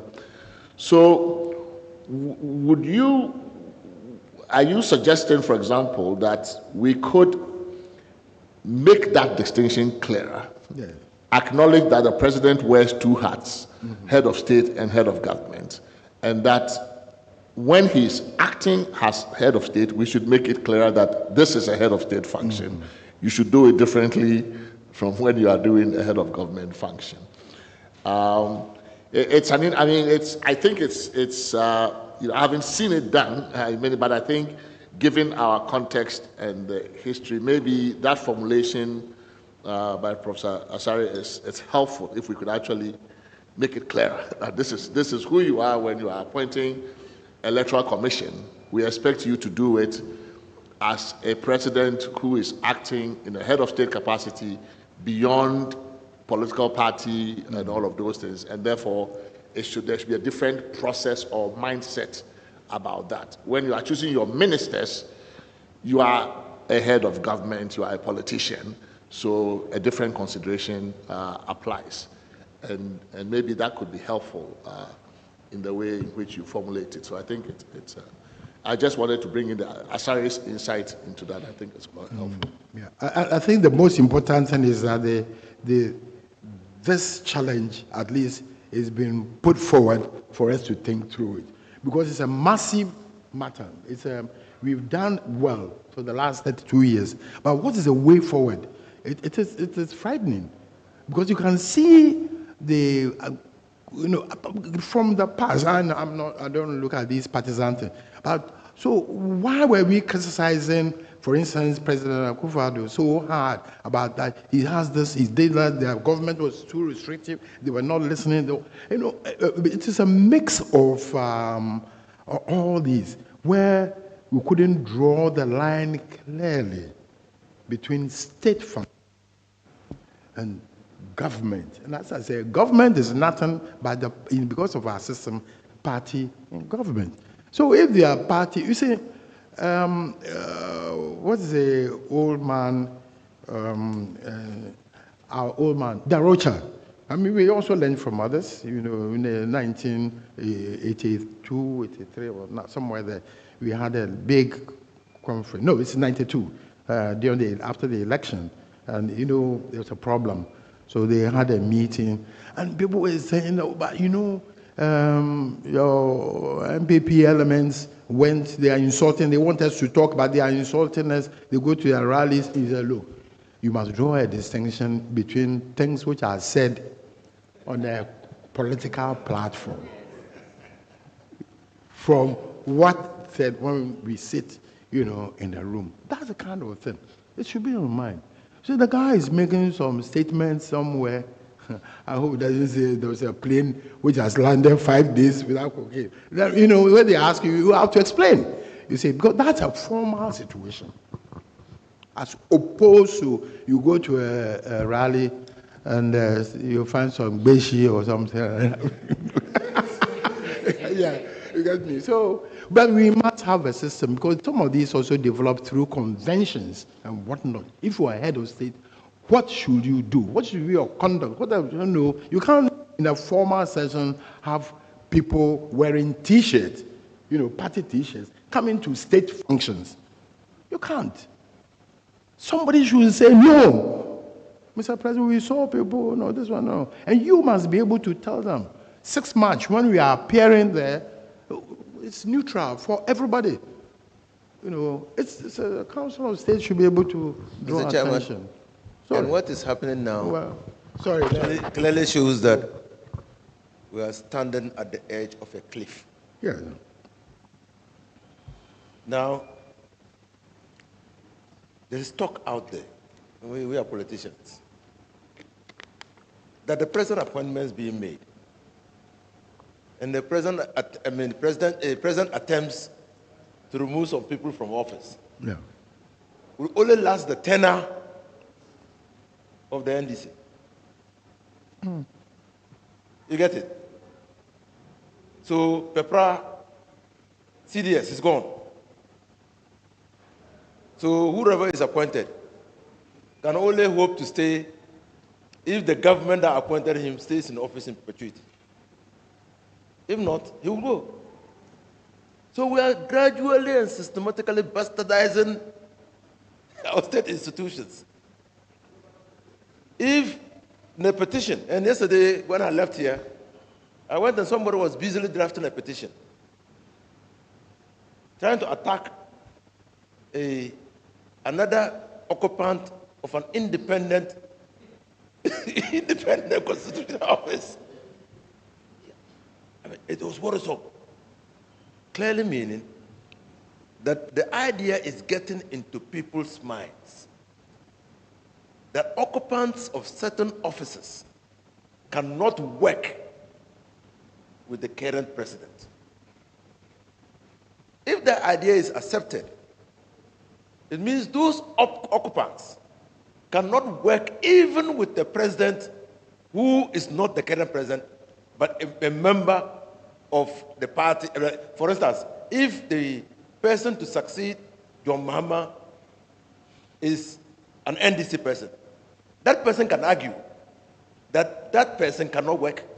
And so I think we're standing at the edge of a cliff. That's why I'm inviting you to look at how we can insulate, because it's really dangerous. And the danger is that those people will now act with impunity. Yeah. I mean, he who is dead fears no knife. I know that I have 4 years or I have 8 years. I'll do my worst. Do my worst. So that is the invitation. Let's see, and it's an invidious responsibility.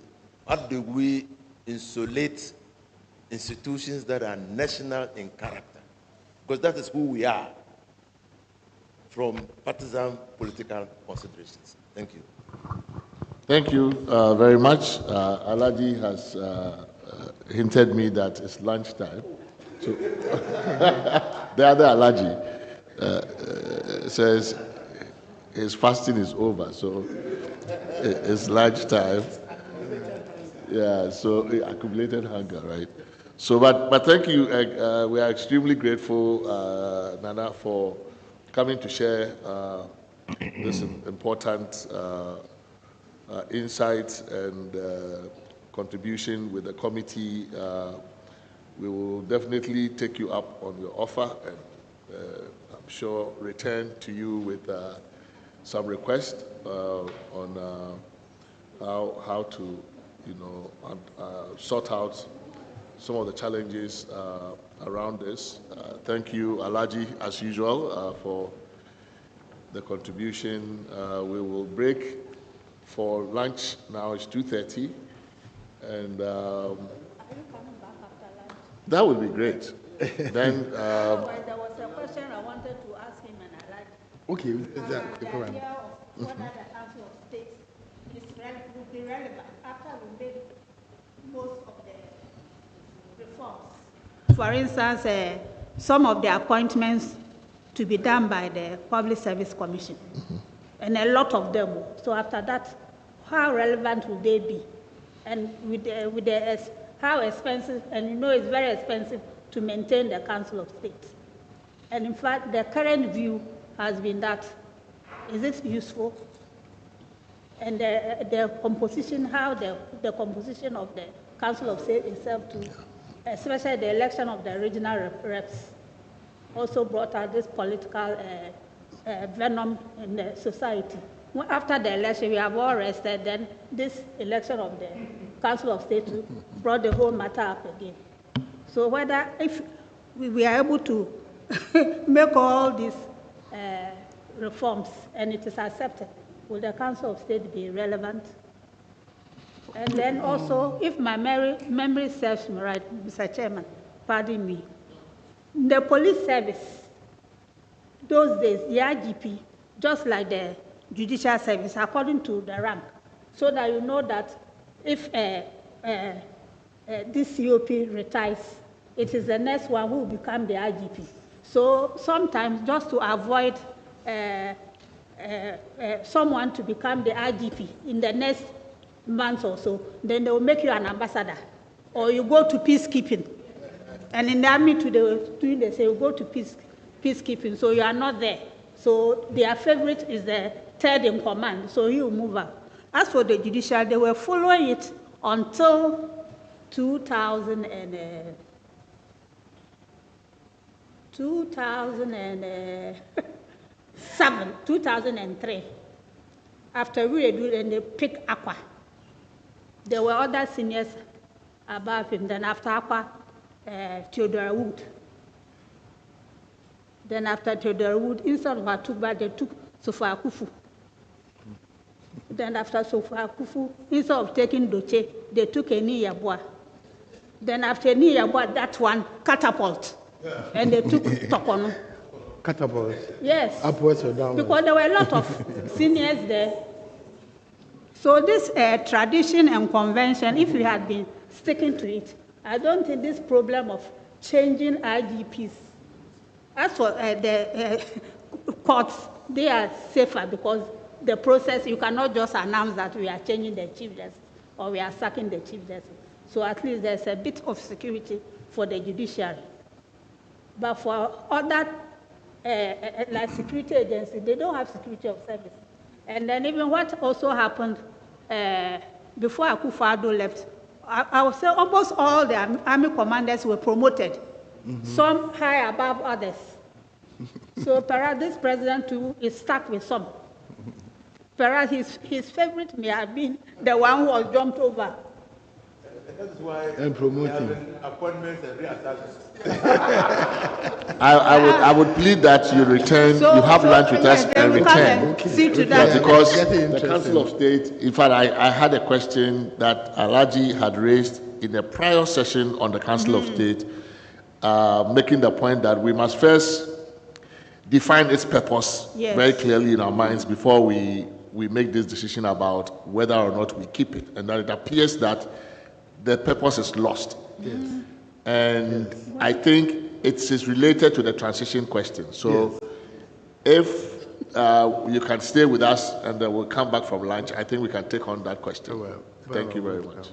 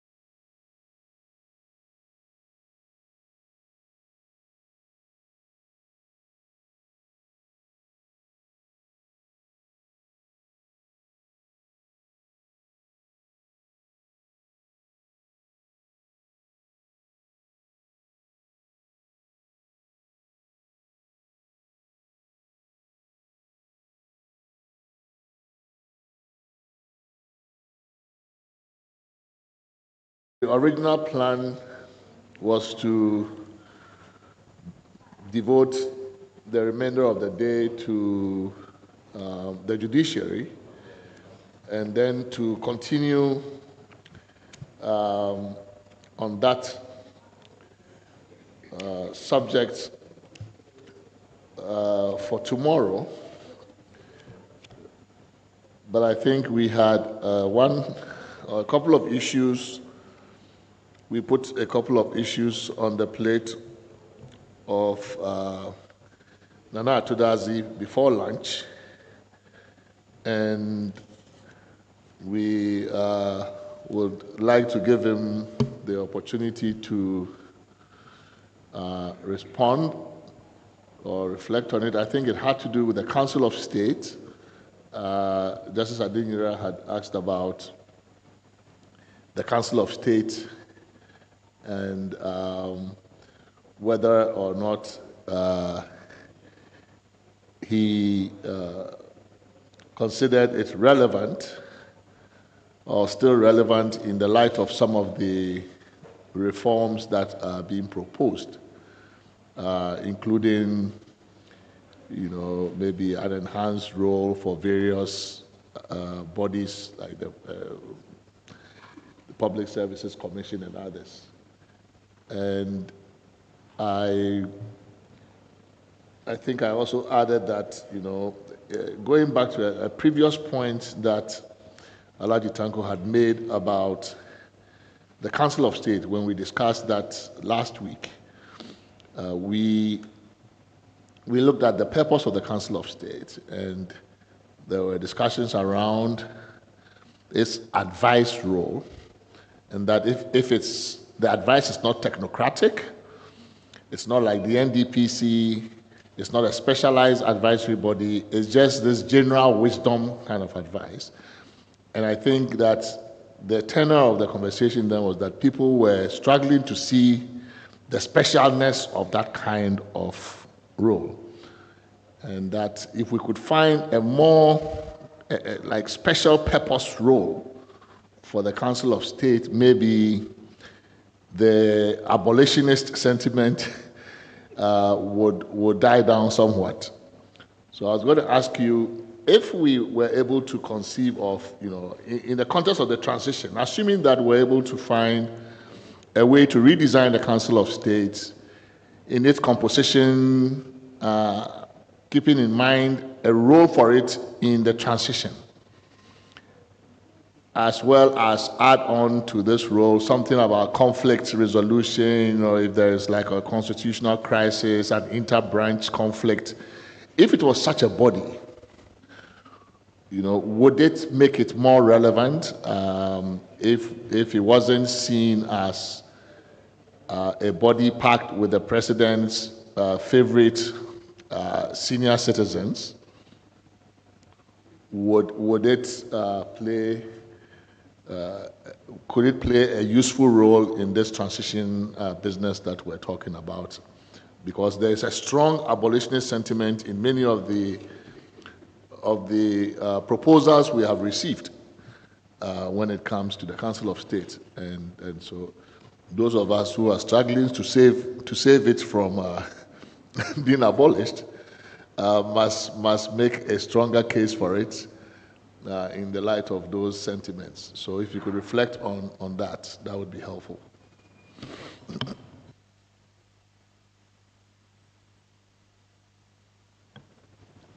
Yeah, thank you very much. Mr. Chairman, the Council of State, I think, must stay. If for nothing at all, you need a third party that can be a focal point for resolution of disputes and whatnot. Our people say, "Any penina die." There's a fancy expression like that. That woe unto you if you don't have an elder. We must learn from the wisdom of our people. The challenge with the Council of State, as far as my experience goes, is with the partisan character. Gradually, as we go on, we see even more of it. Like this year's Ashanti, what do you call it? Election, Bruhaha, it was the worst part of it.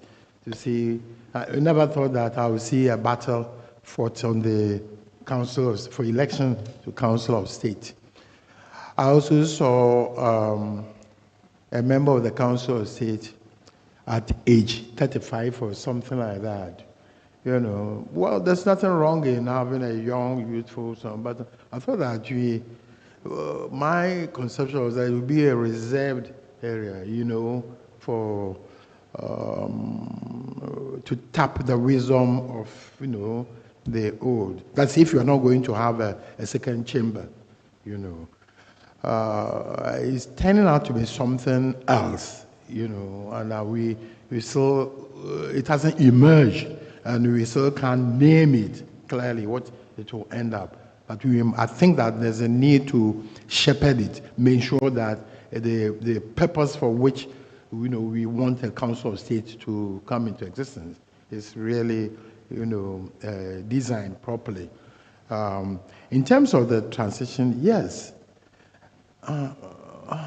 it comes back to the last point that we were all agitated with, the one that we've not looked at. I think Fuzeno talked about it, the separation between state and government, or party and government. It is very critical, because the Council of State has also, as it were, been absorbed or caught up in it. Now it's like it is a place where, an extra arm of the president or the presidency. And that, we should stop it. I don't think that this, our will here should be to enhance or deepen it. We should put the brakes on, find some way of insulating it and making it a little more independent, so that even in the advisory position to the president, he knows that, look, these are people who can look into your face and say, Mr. President, this will lead the state, not your party, into danger. It's possible. There are people in this country who can, and I'm certain that within the present rank of the Council of State, there are people who can tell the president what it is. But we should make sure that their voices are also not drowned by sheer numbers, or we say, let's put it to a vote. That is one. I saw a very strong Council of State. They would just sit down, listen to Mr. President with all his might and majesty, as President Rawlings. They will listen to him, and then they finish any comment, and you'll be shocked at what will come from the members. So also degree of how you are prepared to let them, advise you, But there are other functions which the Council of State clearly also can be put to. They don't advise only the president. All the agencies, all the establishments, they can come up, go to them for advice and all that. And as I said, essentially, we must have an advisory body. I don't think that we are yet there for a second chamber, but we can be designed in such a way that they are, effective. They don't just become a sounding board, a second sounding board for the president. And in terms of holding the fort as well for the critical vacuum of 3 months to 5 months, where we're having elections and post-election, yes, we should be able to put them to good use. But again, it's like, if they are seen as part of the old stuff, or the old team, who will want them there? I mean, you can't go and advise the person who comes out to your quote enemy, Look at me. They want new members of Council of State. New Chief Justice, new what do you call it, EC officer and all that. So we should be able to say that we are going to have a Council of State that will transcend, go beyond the tenure of the president. So in that, if you change just a bit into, say, a 5-year tenure instead of a 4-year tenure for the president, you know, then you'll be caught on the... So they'll go beyond the president. And the new president will have to contend with them. You know, so after a time, they don't, you know, that independence then will come up. As I said, unless we can deal with the tenure for the national security apparatus, the leadership, the judges and all that, all those holding the state appointments must go beyond that tenure of the president. Unless we do that, or find some other way of dealing with it, then a president will come and go with, you know, all these state officials. And that's not right. It's not right. So they have a role, yes, they can play, but it should be a conscious one that, like I said earlier on, I think that you need a paper, you know, presented to you or to this honorable commission, you know, on that. How do we deal with the issue of transition, you know, on our statute here, with constitutional backing, not just the ordinary statute. Yeah.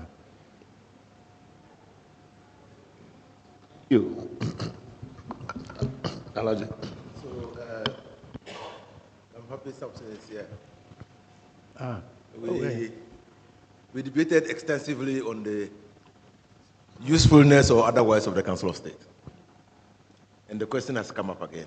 And I'm happy Chairman rightly referred to the fact that as a country, the idea of establishing the Council of State was mooted in the 1969 Constitution. And the justification for that has been provided therein. Expertise, holding the fort between Parliament and the executive when there's friction, reconciling issues of disagreement in Parliament, and we saw that when there was a stand-off, Council of State on their own prodding went to Parliament to see whether they could resolve the deadlock. Where Parliament, in the excess of their legislative power, acts in such a way as not to pursue national interests, but pursuing an interest that is clearly inimical to the interest of the state, Council of State can enter and say, look, the law that you are. And I expected them to have intervened in the family values and what? Law. So if you read the reasons why we have the Council of State, I mean, you will have no doubt that the framers of the Constitution thought that if you left everything to the political structures, you might not be able to shape the direction of state. So you needed a group that was above partisan considerations to help government to realize the aspirations of the people in such a way as to move everybody on board, not to leave anybody behind on the basis of partisan political considerations. But clearly, there are issues. Apart from the ex-official members, we gave the president opportunity to appoint 10 or 11. 11. 11. Who are these people? On what basis is the president appointing them? On what basis? It's not defined in the Constitution. Do we have to circumscribe how the power of the president should be exercised? And in the 7th Parliament, we tried doing that in appointing somebody to the CEO of, when we started establishing state institutions, we started saying that in appointing somebody to that office, the president must have recourse to so and so and so. And that was a way of trying to guide the president in what to do. But we don't have it. Then we have also the second layer of people who are elected. And as a lordship rightly stated, politics has entered there, and we saw it in Kumasi clearly. And now, even political parties are going out of their way through the executive to sponsor candidates to contest the Council of State elections. So again, that creeping threat to that institution is there. If we want to maintain, the Council, I still hold that the Council of State is important. It's useful. Help lower temperature of the state in case there are frictions. But the appointment authority, the persons who should be on the Council of State, must clearly be defined. Now, if you watch closely again, chiefs have found the Council of State as a very useful and potent platform to engage in politics. Now, almost all chiefs, and as the development continues, there will come the time that almost all or a majority of the Council of State members will be chiefs. Is that what we anticipated? Is that what we want? And so for me, defining the criteria for the selection of members onto the Council of State in line with the criteria for selected ex-official members, that is a former Chief Justice, a former IGP, and all, should give us the character that we want for them to continue to play the role that has been envisaged for them over the years and in the various constitutions. And that is the view I hold. I still think that they are important. And if we maintain it and maintain it well, put in the safety mechanisms, and again, each tenure of office must title the tenure of office of elected executive officers.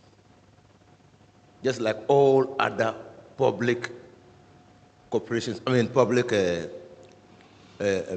the offices of the independent constitutional bodies, so that we can create a clear distinction between persons who occupy those offices by virtue of their professional competence or merit, as against those who occupy other offices by reasons of political appointments.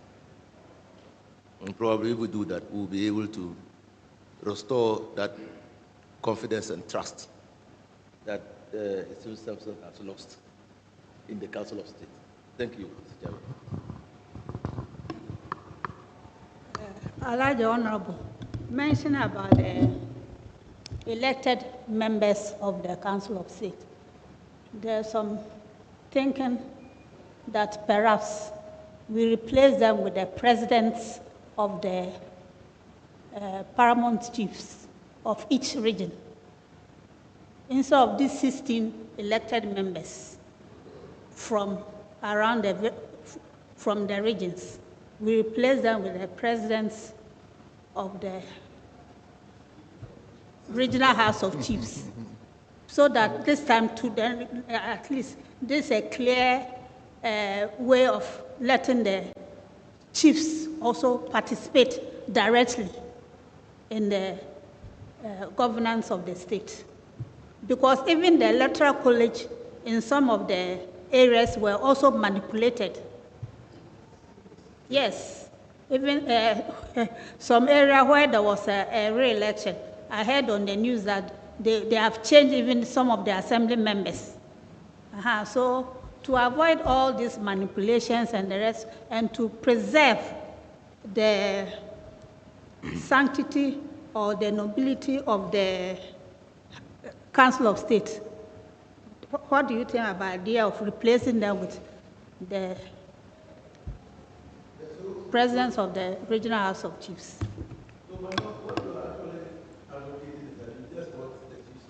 Have a role, like yes, like the thinking is not actually new, is it, Mr. Chairman? I think in the 1979 Constitution, in the discussions, they were thinking that that role should really be occupied by chiefs. I think that I read it somewhere that was the thinking. But do we want to legitimize that? Are they saying that they are the only repositories of wisdom? Will they be able to pursue a national agenda along the lines that we are thinking? Will they not be corrupted by the office? Because some chiefs, and you know, my lord, some chiefs lack independence of thought. They are like robots. They are manipulated every now and then. Is it the case that chiefs really are those who will be able to discharge that responsibility? Is that what we are saying?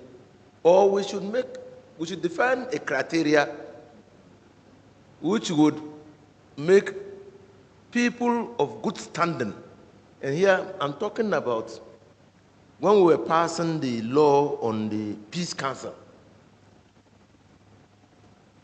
the criteria that we put there for selection of persons onto the Peace Council: integrity, reputation, moral turpitude, like the case of court. We put in a criteria that sent a signal to the appointive authority that these were the caliber of people that we were looking for to establish a peace council. So I think that, yes, your suggestion falls in line with previous attempts to constitute a second chamber in the nature of the Council of State. But whether chiefs are the proper people to constitute the second chamber is another issue. But isn't that dependent on the function that we give the Council of State? So if the Council of State is supposed to help with conflict resolution, for example, in crisis situations, or if it's supposed to help with transition management and unifying the country and all of those kinds of things, then, putting on the council chiefs or nominees of chiefs from the various regional houses of chiefs or queen mothers would seem to me to be one way you could do that, right? Then the country's traditional cultural diversity is fully represented on the council. But of course, it's not just chiefs. You do have other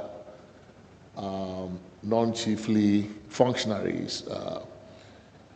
But certainly, would you not say that having chiefs or their nominees coming from the 16 regions is a far better idea than the current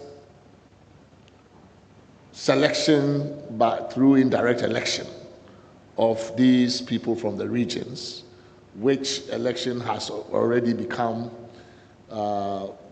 has taken on a partisan turn, a violent turn, and is damaging the image and, for that matter, the legitimacy of the institution.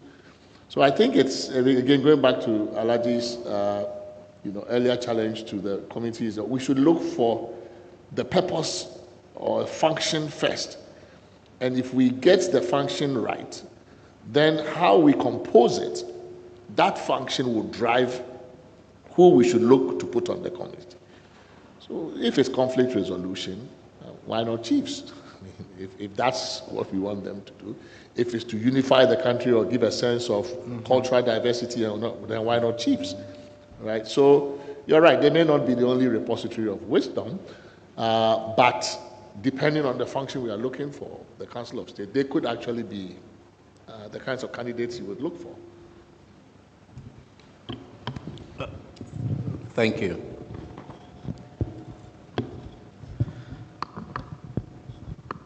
So the conversation around the Council of State, in my view, has centered on certain principles that as elected advisors and that whose functions are supported by public funds, the public are entitled and they have placed certain principles on their activities, including accountability, transparency, value for money, and whether or not their decisions are compellability of their advice. We have already noted the decision of the Supreme Court in respect of the outcome of the advice, whether advice means the president is compelled to act on it or not. And the Supreme Court says no. So how do we, assuming that we come to a consensus or we come to a conclusion that the Council of State should be maintained, and as I've sat here from the start of this conversation, I've seen that there's almost consensus on the written submissions and the in-person presentations here that it's an institution that we can do without. That's my view. That is what it appears to me. So if we must maintain them, for instance, how do we ensure that the opaqueness with which they operate now, do we even know whether they give advice to the president, except the advertisement or the publication that the president has sought the advice of the Council of State? What's the nature of that advice? Have they given it? Did the president comply or not comply with the their decision compellable? And how do we ensure that their work is transparent and that we have value for their money? Now, let me just make this comment on, or the suggestion that chiefs could be substituted at the regional level as members of Council of State. Are we proposing that the Councils of State should be a neutral body? We need to answer that question. Should it be a neutral body? And if we say that it's a neutral body, what does that mean? Okay? Because chiefs are political actors, as we have seen. We have seen chiefs that are very, very political in their conduct and the way they have participated in the affairs of this nation, very, very openly. And that the chief or the chieftaincy institution itself is not devoid of partisan considerations. And so if we were to settle on the chiefs, for instance, how do we ensure? And if we were to assume that the Council of State should be a neutral body, how do we wean them of the political lens so that we create a truly neutral body as advisors? Yes. Okay, let me just tie in with something I've been reading from the IEA report. You know, they did some work on the Constitution review, which they presented to us last week. And in there, we find a statement attributed to Prof. Michael Quay, where he says that at custom, no chief appoints his own advisors. He comes to meet them and will leave them behind. So we should do without the situation where we have the president appointing 11 people, and rather we should leave it to institutional representation. And that takes out the element of politics. Because if you add the president's appointees, it's as though you know what they are going to say already. And so there's nothing new going to come out of that council. Leave it to independent bodies or institutional heads who will take the decision in that respect. So we may have to look, because the discussion before today, at least although Chairman has been trying very hard to save the Council of State, has been that it's an enterprise in futility, because we've already said here that what do they say that a technical body cannot provide advice on? And we also made the point that when we are in crisis during the election period, nobody goes to the Council of State. We go to the Peace Council. Why don't we go to the Council of State if they are serving any purpose? We think that we are just throwing money at them. And one of the cardinal principles undergirding this review is to make sure that anything that does not serve us well in terms of value for money, why do we keep it? Chairman has tried, but to the extent that I am concerned, I know he's still trying hard, but I'm not sure his attempt will yield the requirements, because as we sit now, what advice do they provide that no other institution cannot provide? If it's about appointment to the judiciary, do you have the Judicial Council? Or are we saying that their opinions are superior in quality than that of the Judicial Council? I do not think so. What would they say that no other technical ad hoc committee cannot say? What are the buffers? What do they do? We were all in this country when there was dispute between Parliament and the judiciary. Okay, what did they do? At the end of the day, the Supreme Court gave a judgment that could not be enforced by anyone. Nature took its normal course. They couldn't save it. So personally, and from the submissions made and the opinions shared here before this point, I see the good attempt by Nana Atudazi and the Chairman to do something about this matter, but I'm not sure it's going very far. Mr. Chairman, can I come in before you? Okay. Thank you. Interestingly, I think a month ago, my organization were having a discussion with others about the whole concept of value for money. And I think one of the suggestions was for us to begin to talk about the social value of some interventions and some initiatives rather than the money. So maybe as we talk about, what we're getting out of the Council of State, we may also broaden to look beyond money. I mean, I've seen a lot of the submissions to say. And the second point for me is that I think there's been, in a way, an inordinate focus on the Council of State's relationship with the president. Council of State must do this for the president. President must consult council. And so the huge focus on Council of State presidents, for me, maybe one of the reasons why there's this gradual politicization of the Council of State. So we are losing sight, perhaps, of other functions, other roles, other than advising the president. So if these are brought into focus, and it's for good reason that it's called the Council of State and not the Council of Presidential Advisors, then we would begin to maybe contextualize a lot of the discussions about the composition, the selection, the etc. But almost every discussion is about its relationship with the president, what it's supposed to do for the president, and that then begins to pull them into that arena of agencies that must be controlled in order that they don't get out of hand and do all kinds of things. So what other roles can they play other than the advice to presidents, and how do we capture those ones? Thank you.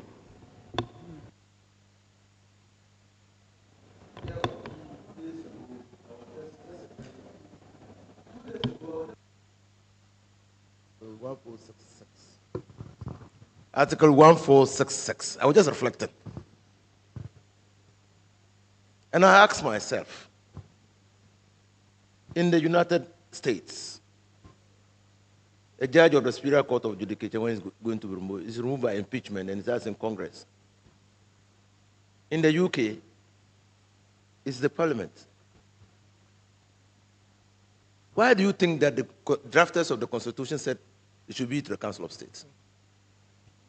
To the Council of State. The petition for the removal must go to the Council of State. Is to insulate the removal process from partisan political consideration. They didn't create the right body for that.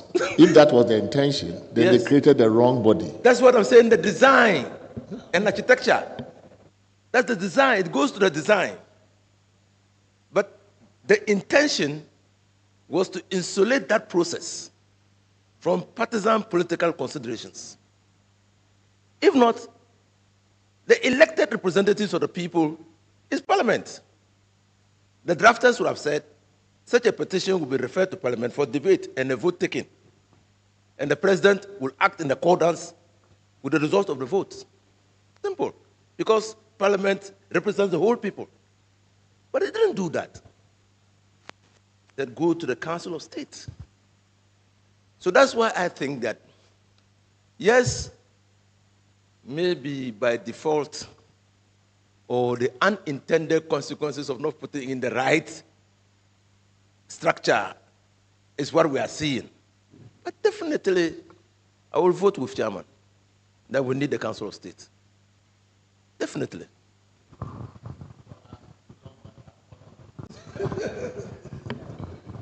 The young people, they don't understand. Important to raise this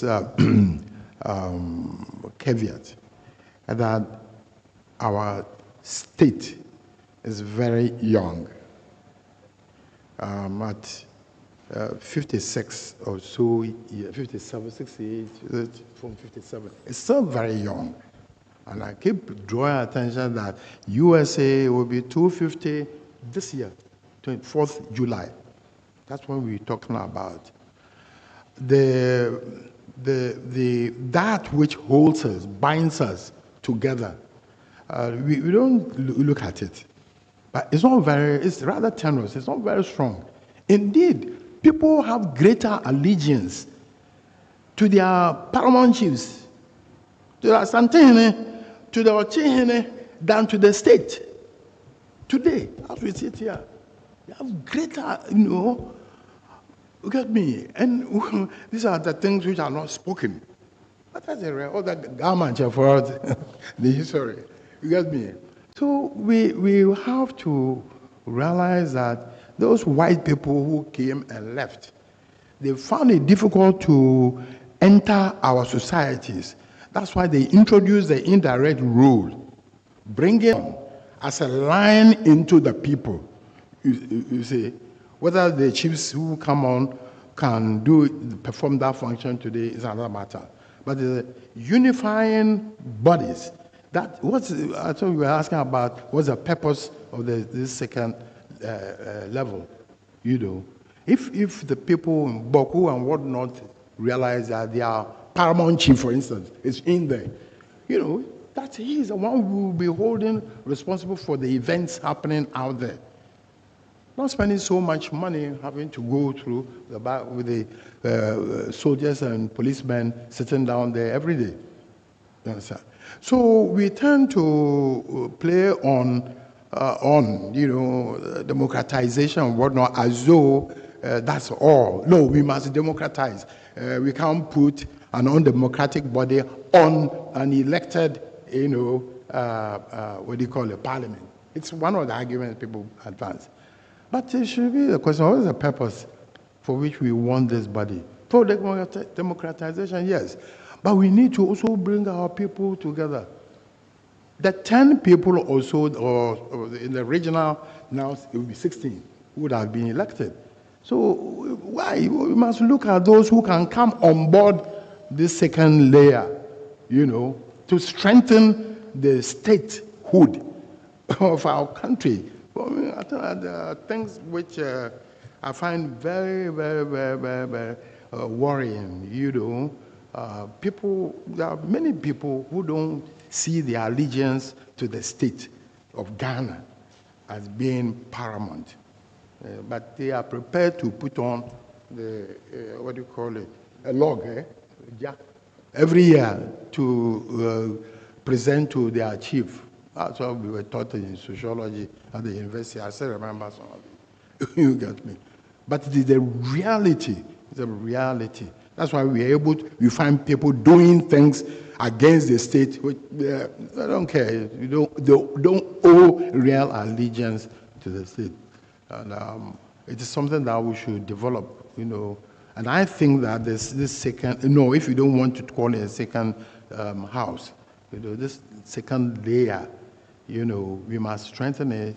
We must make sure that it's a rallying point for, you know, national development. It's also the unifying point. It also gives advice, you know, to the president. I have worked as a link, again, between a president, you know, over a period, and the Council of State. I mean, with all due respect, from my own perspective, you know, you only have to go and catch the chairman of the Council of State, you know, wherever you can get him. So can you get that? They should approve this.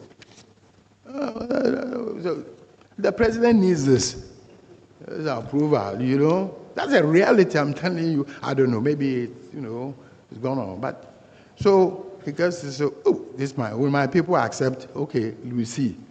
Get me? Then you gather a few of the members who are around to approve.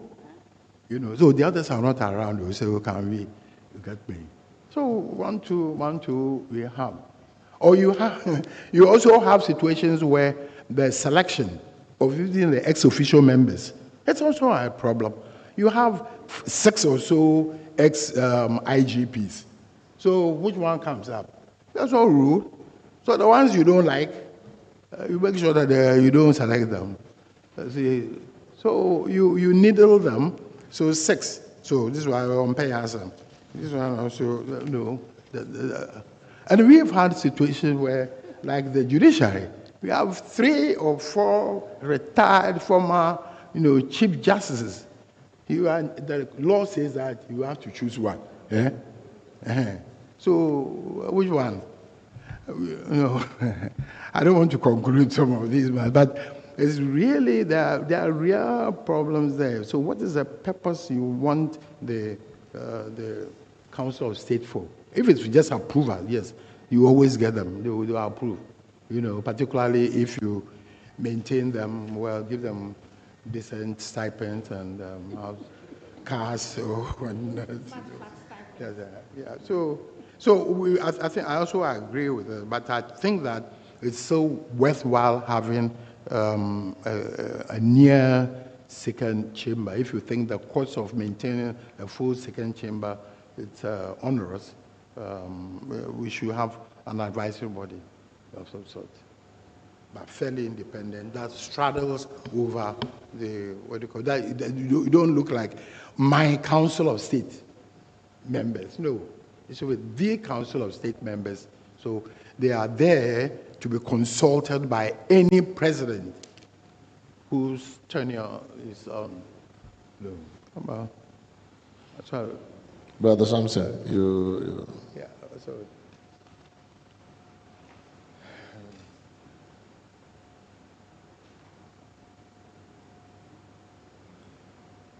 Thank you, Mr. Chairman. I would like to say that Dr. Jokoto has actually, what I'm saying will be footnotes to what he had to say, because I'm a firm believer in the needlessness of the Council of State. The Council of State is literally triggered by the President. And even where they could make contributions. But I mean, in order to make your contribution probably more useful, we are reviewing the Constitution. We are reviewing institutions, including as they are currently designed. So is there a reformulation or redesign of the Council of State that you think would make it useful? Right? So if you take it as it is, I think the consensus is that retaining it in its present form, absolutely, you will get almost 0 votes for it. Right? So most of the abolitionist positions come from seeing the Council of State in its present composition, function, and everything. But the real challenge is, if you were to retain it, how would you modify it in its purpose and function, in its composition, and all of that, right? So maybe let me put it that way so that you can. Right. And so before I make any comment that will, suggest or support how to reform it, first I said that the Council of State is literally triggered by the President. I think there's no doubt about that. Even the nature of the framing of the provisions for the Council of State, including where they may make input into bills being considered by Parliament. It is the President that triggers them. It said if the President sort of invites them into it. The entire chapter is non-entrenched, so you can rewrite everything. So if I give you the chance to rewrite the Council of State chapter, how would you rewrite it? So part of my point also is that the framers, perhaps recognizing that it was not as important as we think it is, they left it as a non-entrenched provision. So it could be dealt away anytime. To that extent, and having known how the Council of State has, as it were, presented itself over the period, I belong to the abolitionist school that says we don't need it. But if we do, and again, it's supposed to meet 4 times in a year. That sounds to me like this is an ad hoc arrangement. But we appear to... It's like a board. To entrench it. It's like a board that meets quarterly. Right. Okay. I think you should meet monthly. You say you should meet monthly. Or it should meet when there's a crisis. You say you should meet when there's a crisis. If its usefulness is in advice, intervention to reconcile, then I think the Peace Council may do a better job. The Peace Council may do a better job. Do we really go to the Peace Council when the elections are in crisis? We constitute another body. Eminent persons. IDEC has been doing this business. Even the Peace Council, some people will tell you, depending on which party, tell the Peace Council it's not useful, right? So, and I'm not saying that, but I'm saying that there are institutions that exist, state institutions, notwithstanding their existence, we cobble together these ad hoc eminent persons and other things when elections are hitting crisis points. Right? Peace Council is there, but people still go and find different chiefs and clergy and others and put them together. So it's probably a certain discomfort with these various state institutions, the way we have constituted them. People are not comfortable. One side or the other doesn't want it. So Nana to this idea of a third party, some neutral arbiter, some arbitrator, neutral arbiter idea, especially in our duopoly, I think comes probably closest to the kind of idea that people are looking for. And because I see that even the Peace Council is there, but people you see on social media, Peace Council, they're doing nothing. They can't do anything, And so no matter what you create, if it is created the same way we create these bodies, the president creates them, appoints them, then nobody will take them seriously. So I think it's a design, I agree with Alaji, that it's a design problem, as opposed to just that it is inherently useless, no matter how you design it, no matter how you purpose it, that there cannot be a purpose, you can't find a purpose for a body you are designing from scratch. I'm sure if you tried hard enough, you could.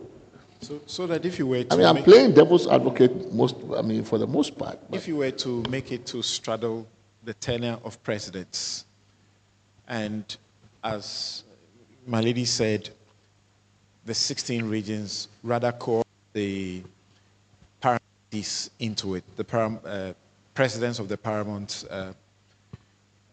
the House of Chiefs into it. I think that we're likely to create yet another problem because of what is clearly the polarized divisions that you find within these paramountcies. So why create another problem for ourselves? So what if we said the regional House of Chiefs of every region shall choose one citizen of the region to represent the region on the Council of State? I mean, you can design it any way you want, right? So you can design it, if you try hard enough, you can find different formulations and say, not chiefs, if you don't want the chief's business, say each regional House of Chiefs shall choose one, you can say, prominent citizen of the region to represent them on the Council of State, so that you get away from the fight, right? So I'm saying that it is, if you free yourself from the current structure and the current purpose, and you were to write it on a tabula rasa, or, I mean, just create one in your own image, couldn't you create one that you could live with? It's difficult for me to come to that place, Mr. Chairman. I'm sorry. I find it difficult to see how something will go to the zero level with zero tolerance on this. I from all that I've read in my life, I can't see. I don't know. Maybe you'll be advising me on that. Is there any country in the world where the president is free and just goes without any typical advisory bodies or whatnot, even when the president does not have or has, he creates within himself a kitchen cabinet, some advisory body within, which is not defined. You get me? Because you will need it. You need that. So I'm just throwing out that maybe we all learn from. But the point of an advisory team and whatnot is customary. It's traditional. I know how the chiefs do it. Every single chief has a team, an advisory team in this country. Every single chief. And if you don't have it, then you have a problem. That's what our people say. So if we don't believe in the modern trend, we should be able to say that we go and examine how is it that the Asante Empire, the king, it's around 400 years plus or all that. How have they sustained their, their governance for that? Last week, I was seeing at the KTC, Kumasi Traditional Council, hold a special session and have a full trial of, I think, one of the chiefs. He said he's lost a god or something, and I mean, I was really impressed, and I thought, how come that we are not importing some of these things into our governance? The Santi himself was sitting late, but you need that advisory body. It is the advisory that we want of effective advisory council. That's why in the modern setting, our presidents go haywire. You appoint a president and he is free. He can do anything. He allocates blocks of, oil. He controls every lever of, the power and whatnot. The economy. We don't really have a control over our people. In my parting days, as I depart, I'm very well convinced that it is because we have not learned from our past, our culture. You will find that a minister for finance in a traditional council, in a traditional setting, holds the funds of the state from the chief. The chief is not the one who exercises, the chief, the cloth, the everything it was, is held by another chief who gives it to him. He cannot pass it on to his children or his family and whatnot. But we come into a new setting, we transit into a new setting where we appoint a chief or a president. And that president has unbridled power. That is the reality of it. You get me? So I think that we should have a team that the president under this constitution has unchecked power, and if he does, I suppose this process is going to ensure he's restrained. No, but okay. But we understand, as Tanko said, you have situations where you have to count on value for money. If we have an institution that is wasteful, we just cut it out. And I hold a sincere view that we don't lose anything, practically nothing, if we do away with the Council of State. And again, it's not entrenched. You can just delete it by the stroke of the pen. It's gone. Why do you say it's wasteful? And the president, if he needs advisors in the nature of persons of the caliber of the Council of State, he can call on them at any time within the realm. Just to find out from you, do you place some value on the cabinet? Because I think that in terms of advice, the cabinet should be able to do that. No, cabinet is the president who has appointed them. You were talking about, you were defending strongly about who advises, appoints his own advisors. The cabinet, how many people, 88 MPs, moved up and faced the president of the Republic of Ghana. He said, I wouldn't do it. We were in this country. You see, but it should be possible for 10 MPs to come up and say, we'll pass a resolution. You understand? I'm talking about the reality and then the theory, apart from what is in our heads. That it happened. I'm just mentioning it, not for any partisan purposes. You understand? But it tells you the strength and the power of that office. I'm realizing I've been with a president for 19 years. I'm telling you what it is. Sorry. Thank you. Are you then suggesting a situation where if 80 MPs or 80% of MPs of a particular political party calls on the president to sack the minister and he doesn't do so, the Council of State should be able to compel the president to do so? Okay. Because the Council of State was here. It did nothing about that. Oh, but but we are all talking. That's why we are doing this review. Is it, Samson? That's why we are doing this review. I said that because that Council of State was only the apron string of the president, but because of the strength of the president, of the presidency, should we have a president who gets to that level? All the presidents have that, huge power. So can we, in the new design that we are doing, the new constitution, trim our systems, so that we can have a better and good governance, because you've been talking every Saturday that presidents have too much power. What do we do?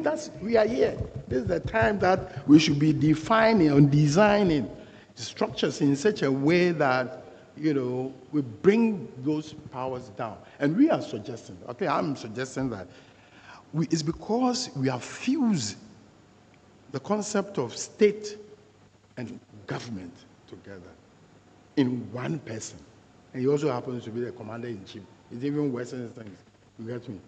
So if he brings militia, we are all finished. So I think that we should, we have a great, sir, I think that your commission has a great opportunity also of moving our country forward in the next 25 years, 30 years, at a higher level.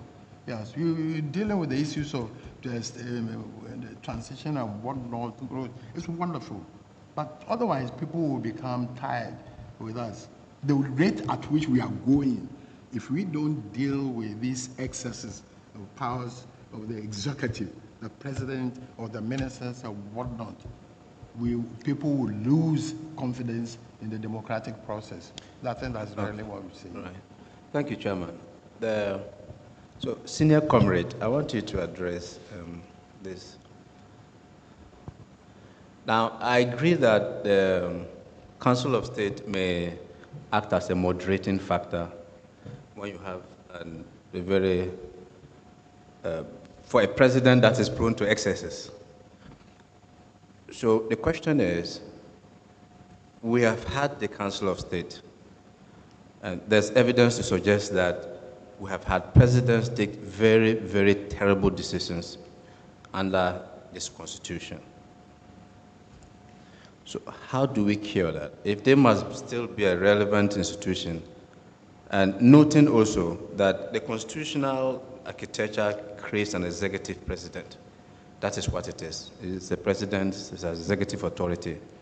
So what really can we do to the Council of State in order that it can act in that moderating fashion that we're having? Assuming we must have it, because we had a Council of State, but very terrible and serious decisions were taken in this country that has affected our constitutional development and certain areas of the lives of this country. Well, if I make I think that maybe you can take another question from Mr. Tom. Right. Yeah, thank you.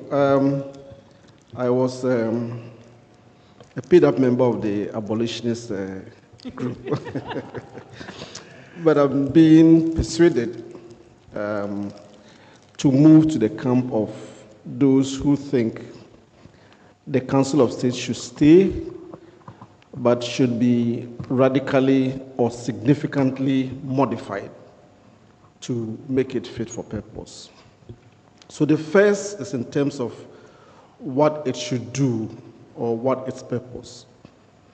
And I think that going by the kind of, I don't know if it's typology that the chair indicated earlier, the roles that the president performs as head of state and those that he performs as head of government, that if we clearly identify those that he performs or should be performing as head of state and make that a mandatory part of what the Council of State should be doing, that gives them, one, a clear role. The second would also be looking at, in terms of our governance, where are the gaps that we think another body, another group can help either to moderate, to counsel, or to mediate, and to put those there as the second broad function. I think the third would also then be the whole issue around us as a nation. And those are those the centrifugal or the centripetal, those ones that tend to, push us apart, and to see what role do they play in that. So those will be kind of three pillars, around which we can couch some functions. And if that were so, if that were the case, then in terms of appointments, I would argue that the president shouldn't have a hand in the appointments of the members of the Council of State. That we could, and we have seen such done for some agencies, that the Constitution specifies groups of associations or whatever that nominate representatives. The chairman has argued against naming organizations in the Constitution, like Bar Association or AGI, in case tomorrow they are not there, what happens? But can we look at sections of the population and find ways of getting, so if it's a former Chief Justice, why don't the former Chief Justices form a kind of caucus or electoral college or elect one among themselves to serve there? And lastly, Mr. Chairman, I don't agree that we need retired people, old people, as the only people who can give advice. That we can also use the membership of the Council of State as a space where social groups who are, usually left out, would also find a voice. Young people. Who says a young person will not be able to give advice on the right? Persons with disability whose voices have been listened. Women, that can also become a place where we bring such voices actively into the process of governance. So thank you, that's fine. A question from Charlotte. A question from Charlotte. From? Charlotte. So this is a question from a member of the committee, Charlotte Ishay, and her question is this. that assuming we retain a revamped and restructured Council of State in the Constitution, how do we remove members who act contrary to or below expectations in legal specifications? Legal specifications. Yes, thank you. My name is Richard Ajao, and I'm in CDD Ghana. So my contribution to this is we should always remember that at the core base of a constitution is the theory of separation of powers. If our issue here is that we have an executive which is overpowered, the institutions to check the power of an overpowered executive is the legislature and the judiciary. If the legislature and the judiciary are unable to do that, the solution to that isn't creating or empowering another institution to do that. On the Council of States, my question is... So on that theory, we do away with all the fourth branch institutions, right? So we have all kinds of bodies in the Constitution that do not fit strictly in your three-part separation of powers thing. Right? And I think it goes partly to Samson's point about value for money. If you use the Elon Musk value for money test, we'll do away with the NDPC, we'll do away with NCCE, we'll do away with Armed Forces Council, we'll do away with... Yeah, we will do away with the Constitution itself. Right? We'll do away with all kinds of bodies that may not meet the value for money test. Right? So I think we've long moved away from this separation of powers conceived in terms of legislature, executive, judiciary. There are more fourth branch institutions these days that are there as part of the constitutional system, right? So and these are all part of the guardrails we put in place. So the Electoral Commission in some countries is part of the Ministry of Interior. We have decided that we can't trust it if it works as part of government. So we've set it aside. It used to be an executive function, and it still is an executive function even in Dakar. They still have good elections.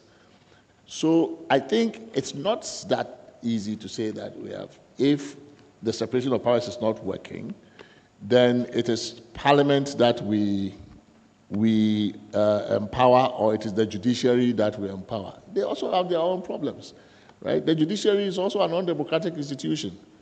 That's why in Mexico they are electing them. In the US, many states elect them. So if you want to push democracy to the limits, you elect almost everybody. And so, again, I'm trying to play devil's advocate here.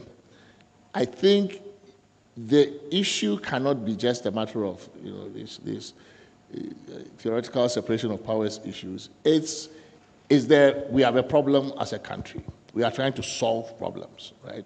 The Constitution is a problem-solving document, or we want to make it one. We have identified certain problems. Okay, in this Constitution, we have presidents who don't take advice. We have presidents who, whether they are acting as head of state or head of government, they can't seem to tell the difference. We have conflicts we can't resolve within the existing framework. We have constitutional crisis we can't intervene. We have all kinds of issues. I think the proper inquiry is there an institution that can help us address this problem? And can we design one? Right? It doesn't have to fall in any of these three parts of the government, because they are there, but there are still problems, right? And so if you take it as a problem-solving exercise, then you just identify the problem and then you find the best way possible to solve it. If the solution means we do away with it, we do away with it. But I think we should focus on there being a problem as a country that we need to solve. And whether or not the structure we have chosen helps us to solve the problem. If it doesn't, then I think we have made a good case for doing away with it. But this idea that we have seen the Council of State before, of course we don't want the Council of State as it is to remain. And I don't think you can find one person who says keep it in its present form or composition or function. But there are problems we need to solve. So maybe if you can move us in that direction, then So, Prof, if the Council of State, as an advisory body, its advice is not binding, then the question is, how different is it from the president on his own having his own choice of advices? But then, if we are to rework the Council of State and make its advice binding on the president, we could, from my view, I think we could potentially end up in a situation where non-elected people might have control over the president and a kind of decision that he makes for the country, which can slowly, especially if you have a weak president, put the country in a situation where we have an oligarchy. Because you look at countries like even the US currently, and they are currently complaining that the US has slowly turned into an oligarchy. So my issue again is that if we can have a body that advises the president, but it shouldn't be one created by the Constitution. It should be one that the president on his own decides that, okay, I want to listen to a former chief of staff who served with the president for so many years because he has the experience based on that. I want to listen to what a former chief justice will say.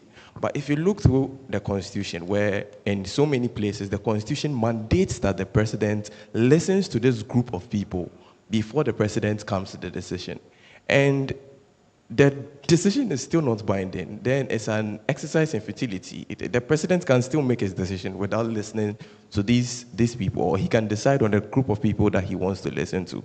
So I think that the Council of States, again, we should get rid of it. But if we find a way of reworking it, where we don't end up in a situation where non-elected people have control over the president when his advice is binding, I think in place of voting people who are voted for... The Supreme Court is a non-elected body. Its decisions are binding on the president. Right, so I mean, you can't take democracy to the extreme and say that if it is non-elected, but I think the Supreme Court acts within the statutes created by Parliament and the Constitution. No, but in some countries, Supreme Court decisions are not binding. You know, in the continental European system, in Netherlands and other places, the court can make a decision and then the political branches determine if they are going to take it. Right? So this system of judicial review we see here, it's not universal. The court's decisions are almost like advisory in some places. Right? So you could push it to that level and say, okay, even the court, who elected you? I mean, the people chose me. I've taken action. If you don't like it, you know, maybe Parliament is where you go. So some political systems actually do not give courts the power that we give them in our Anglo-American Ghanaian system, right? So all I'm saying is that countries can tailor institutions to respond to their unique circumstances and needs. So you can, even the court, you can do away, you can tell the court that your decision, when you make it, we will think about it before we decide to follow it. It's binding because the Constitution says so. But there's nothing natural about judges making binding decisions. Some judicial systems in democracies don't accept that. Right? So again, we can design something that responds to our unique problems. Right? Godwin would say that I'm championing the cause of the Council of State. Not at all, actually. I think in 1996 or thereabouts, when I started writing articles in the papers, Chronicle and those things, I was one of the very early advocates of abolishing the Council of State. I still have that article. Right? It's somewhere I can find it, you know. So, but all I'm saying is that we should approach the question not from a binary either-or situation, but to look at certain realities around our society and then find appropriate design that answers it. I'm open to abolishing it, actually, seriously. I am, but I think that we have to make the case stronger than we are making it. So, Prof, why don't we give it advice binding authority and then limit what it gives advice on? Because some situations... What Alaji is saying. So yes. If Alaji says, okay, so if you say that the Council of State shall advise the President in the following head of state, in its exercise of the following head of state functions. 1, exercise of power of mercy. 2, maybe choosing people who will be giving order of voter or whatever. 3, 4, 5, and then you can do that also, right? So if that's what we want, it can be done. It's a drafting issue. You just draft it, and it can be done. And if you wanted to also solve conflicts when they arise, you describe the conflict. In situations like this, the Council of State shall do this, do that, do that. Summon a meeting, do this, do this. It can be done, right? So I'm saying that let us not look at the way we have done this here and judge and throw the baby away with the bathwater and say it's useless. It is then reflecting upon us. We can design, you can design it, right? So I think that's the kind of approach that I would like us to use. Because if we use that approach, then we can come to a better outcome than just doing this binary either or then we'll throw a lot of things away here. I mean, there's plenty of things here that I don't think we need based on what is here. So if the NDPC is not fit for purpose the way it is here, then tell us how we do an NDPC that is fit for purpose. Unless you say the NDPC too, nobody follows any, parties follow their own manifestos anyway, nobody follows development plan, throw it away. Then we go to the next, NCC, it doesn't educate anybody about civic thing, throw it away. Then we are cancelling it, then we'll end up with 3 branches of government, the way you want it, right? I mean, we can do that. It saves us a lot of money too, right? But I'm saying that that would not be necessarily the most useful way to approach the enterprise. Are you getting me small? No, yes, I get what you're saying. But Mr. Chairman, is it not better to know who advises the president than not to know who advises the president? You understand? Like what you're saying. It is very important. Indeed, we have people who advise the president who are not known. Invariably, we call them midnight advisors. After cabinet has finished, I'm telling you, we will tell you, these are the realities. Nana, would you also push it to say it's not, is it better to know what the president is advised on? So we can push the argument and say that, okay. Exactly, that will be because possible. somebody also has said that is possible when you have a known body which keeps records. So they should go and say, what did Council of State decide on this? Then you can contend it. Then you can go also appear before them and say, look, this bill is coming to you. This advice is coming. We are not utilizing the what do you call it? The body itself fully. We are not responding to what happens. They should be coming out every 3 months. So this is what Council of State has said or been doing. Do you understand? It took Mr. Justice Annan some time before he said he will put out what do you call it, Parliament been doing to the public. So we should more and more open up for people to be able to respond to the public work that we're doing. In the US, as you say, you can sit in your house and then Google and what are the decisions, or like what are you doing? You know, Senate, the decision, what not. There's a channel you can follow, and we must make our work a little more transparent. Yes. That is why we are saying Council of State is useless. It's not doing anything because we don't simply know what is happening out there. You understand? They should convince us, they should camp out, and so that we know what they are doing. So we can also tell them, look, you are not giving enough, support to the president. And I'm saying it is very important to know who advises the president.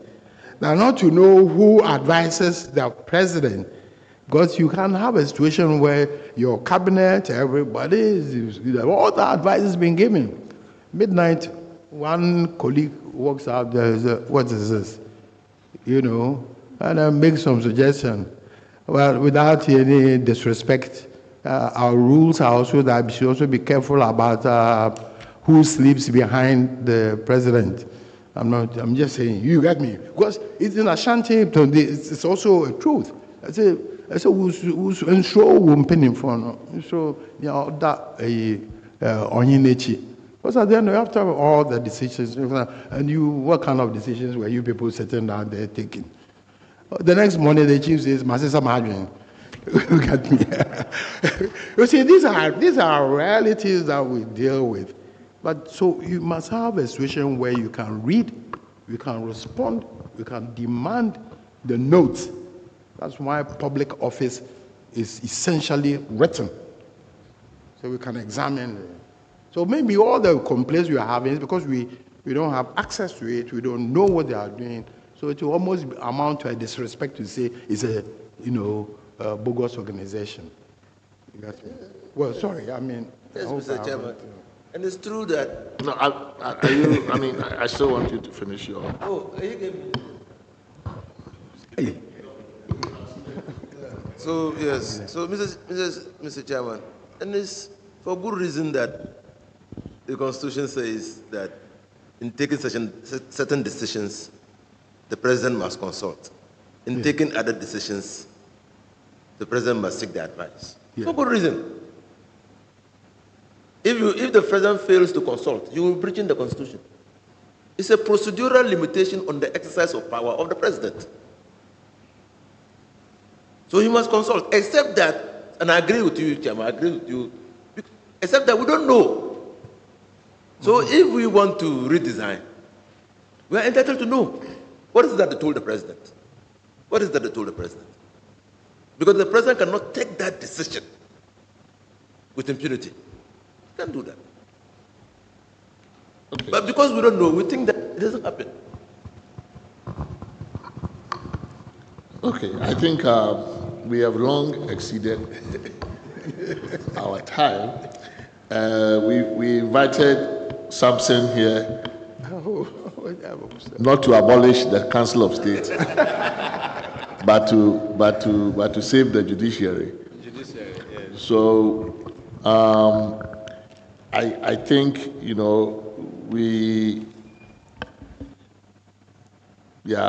it's almost 5 o'clock. Well, we are having a good conversation, so we can go a little. We will probably allow Samson to give us his take, Samson's take on the next branch of government we are considering through tomorrow. The end of tomorrow is the judiciary. A critical branch of government, very much in the news, and increasingly one that people feel has also become part of our duopolistic rivalry, right? And a number of issues: independence of the institution, public trust in the institution, the composition of the court, the size of the court,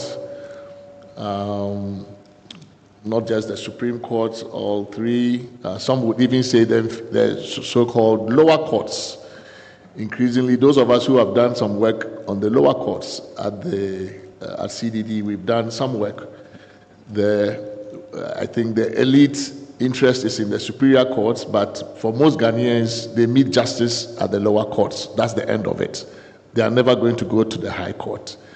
And yet, oftentimes, we don't talk about the lower courts and the kind of justice that goes on there. So we are interested in looking at the institution holistically, looking at the removal provisions, for justices, looking at the powers of the Chief Justice, the mode of appointment, all of those things. And we will use today the balance of the time, this evening, and then tomorrow, the entire day, to do that. So we are glad that Samson has agreed to kickstart that conversation by making a presentation to us, and we will continue tomorrow morning with another presentation. Thank you, Samson. Thank you, Mr. Chairman. And within the constraints of time, I will say that I have, through two separate groups, contributed views for the consideration of this august committee. That is the One Ghana movement and there is also the media coalition, so to speak, the GJ, the GIBA, etc., that have come together to form a committee which I belong to, and we have been working on what we could submit, particularly on Chapter 12 of the Constitution on the media.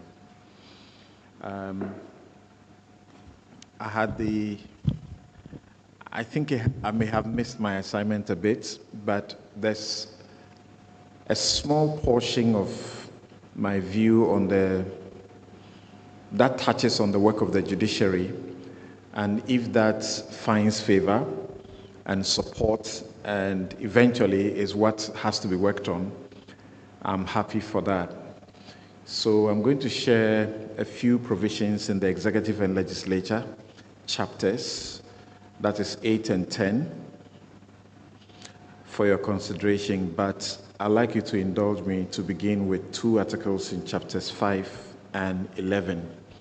And chapter 5 will impinge on the judiciary's work, and that of 11 will also impinge on the judiciary's work. Chapter 5 is the fundamental human rights, and I'm speaking specifically to Article 14.3 and 4 about the personal liberties of individuals. The Constitution speaks about the dignity of individuals being inviolable, and also that so let me just proceed and say that if you look at Article 14.3, a person who is arrested, restricted, or detained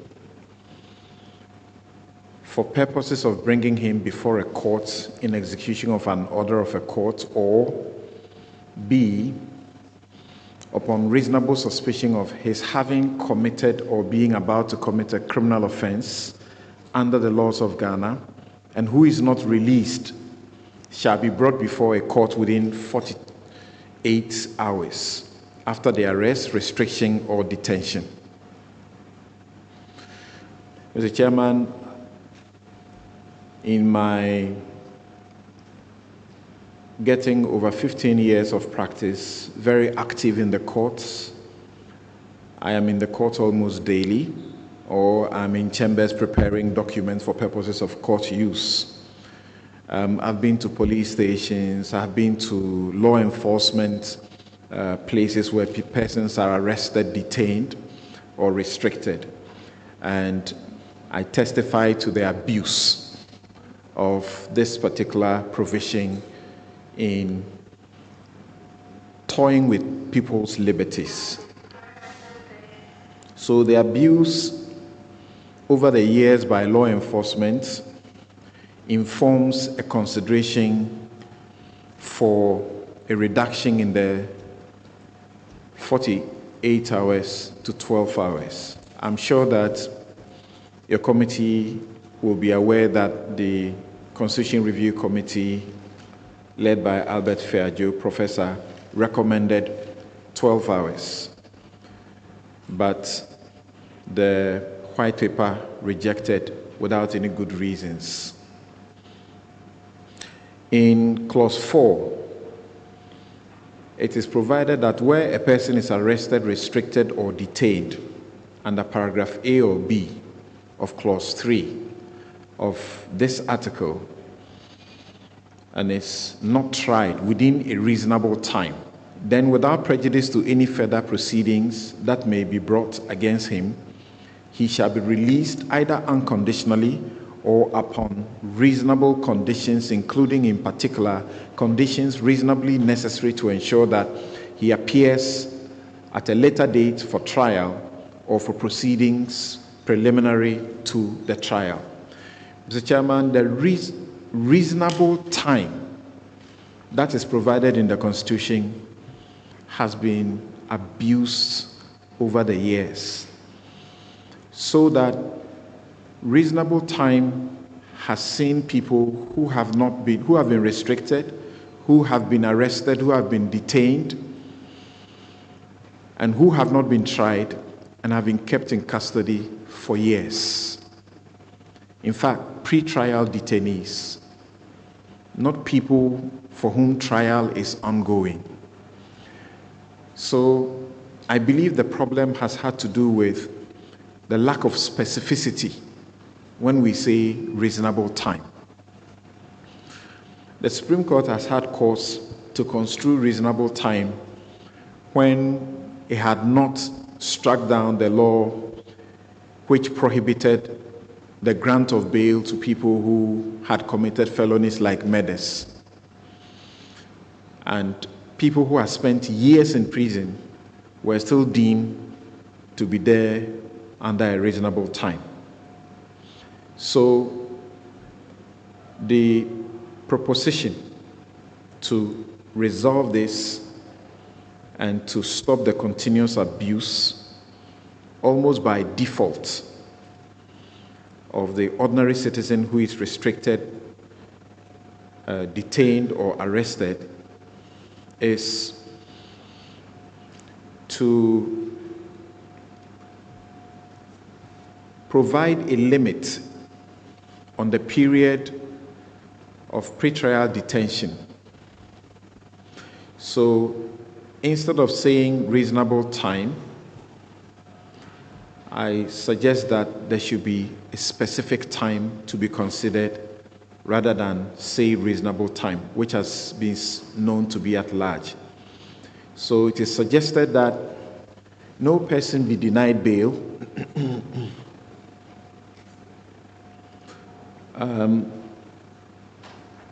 if a person is denied bail because of some special reasons, they must not remain in custody beyond 3 months from the date of the arrest.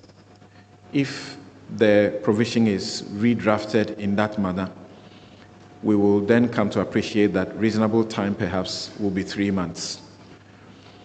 And I'll suggest that it may be possible to add that all suspects arraigned must have their trial commence within 3 months or be released conditionally upon expiration of the 3 months. Or we could also state that if, for example, one was facing misdemeanor charges, misdemeanors are supposed to be the petty crimes that people get involved in, including petty thefts and assaults that may be unintended. So if they are facing misdemeanor charges, then their trial must commence within 3 months of arrest and be concluded within 6 months, or they must be unconditionally discharged and not subject to trial on the same charges or the same facts. If the state cannot try misdemeanor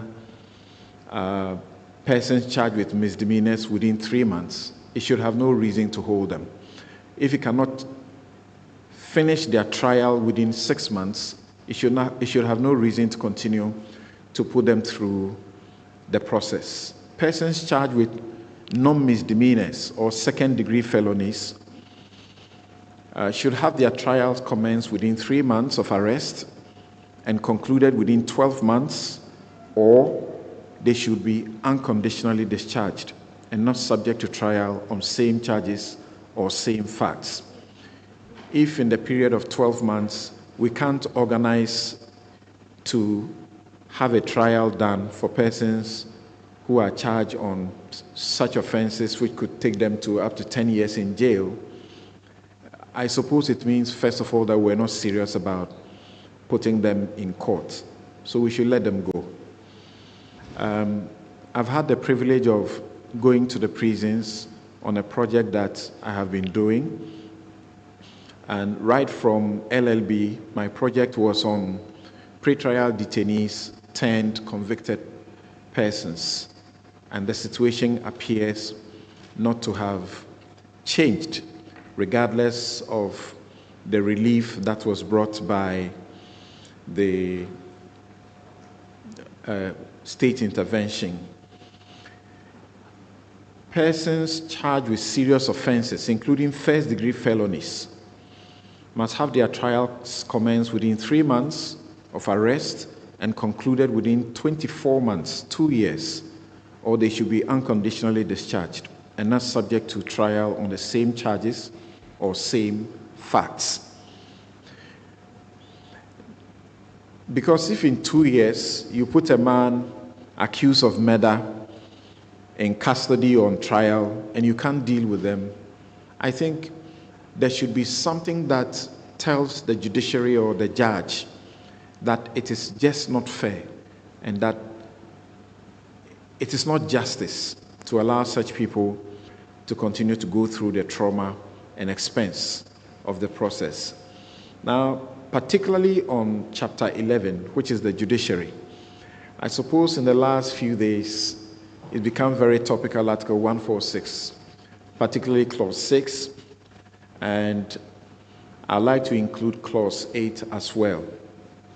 So, Clause 6 is to the effect that where the petition is for the removal of the Chief Justice, the President shall, acting in consultation with the Council of State, appoint a committee consisting of 2 justices of the Supreme Court, one of whom shall be appointed chairman by the President, and the 3 other persons who are not members of the Council of State, nor members of Parliament, nor lawyers.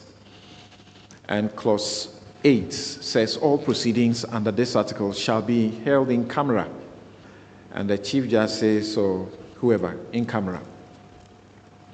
Mr. Chairman, in a J-Chung in 2005-2009, the Supreme Court wrote into the Constitution the need for a prima facie determination before the establishment of the committee required under Clause 6, even though Clause 6 does not require a prima facie determination. The Supreme Court wrote that into the clause. That may be necessary, but must it be along the, what I suppose is a wrong approach, as advised in Utaderi in 2016, to take response from the subject before making the prima facie? My understanding is that prima facie in Latin simply is prima. Facie, on the face, prima, first, facie, on the face. And it's simply about first impressions that one can make of a document they are holding or evidence they hold. In fact, the Oxford Law Dictionary defines prima facie evidence to be inconclusive, to be presumptive, presumable evidence, which means it can be rebutted. If the prima facie determination requires a response from the subject, I humbly suggest that the presumption would have been rebutted even before the committee is set up. I also suggest that the committee as envisaged in Clause 6 is the committee that is supposed to make the inquiry, the investigation. If there is a response, it will suggest that the investigation has commenced. So the determiner of the prima facie will be acting ultra vires their mandate. Their mandate is not to inquire. Their mandate is not to investigate. The investigation is the mandate of the committee to be set up and not the determiner of prima facie.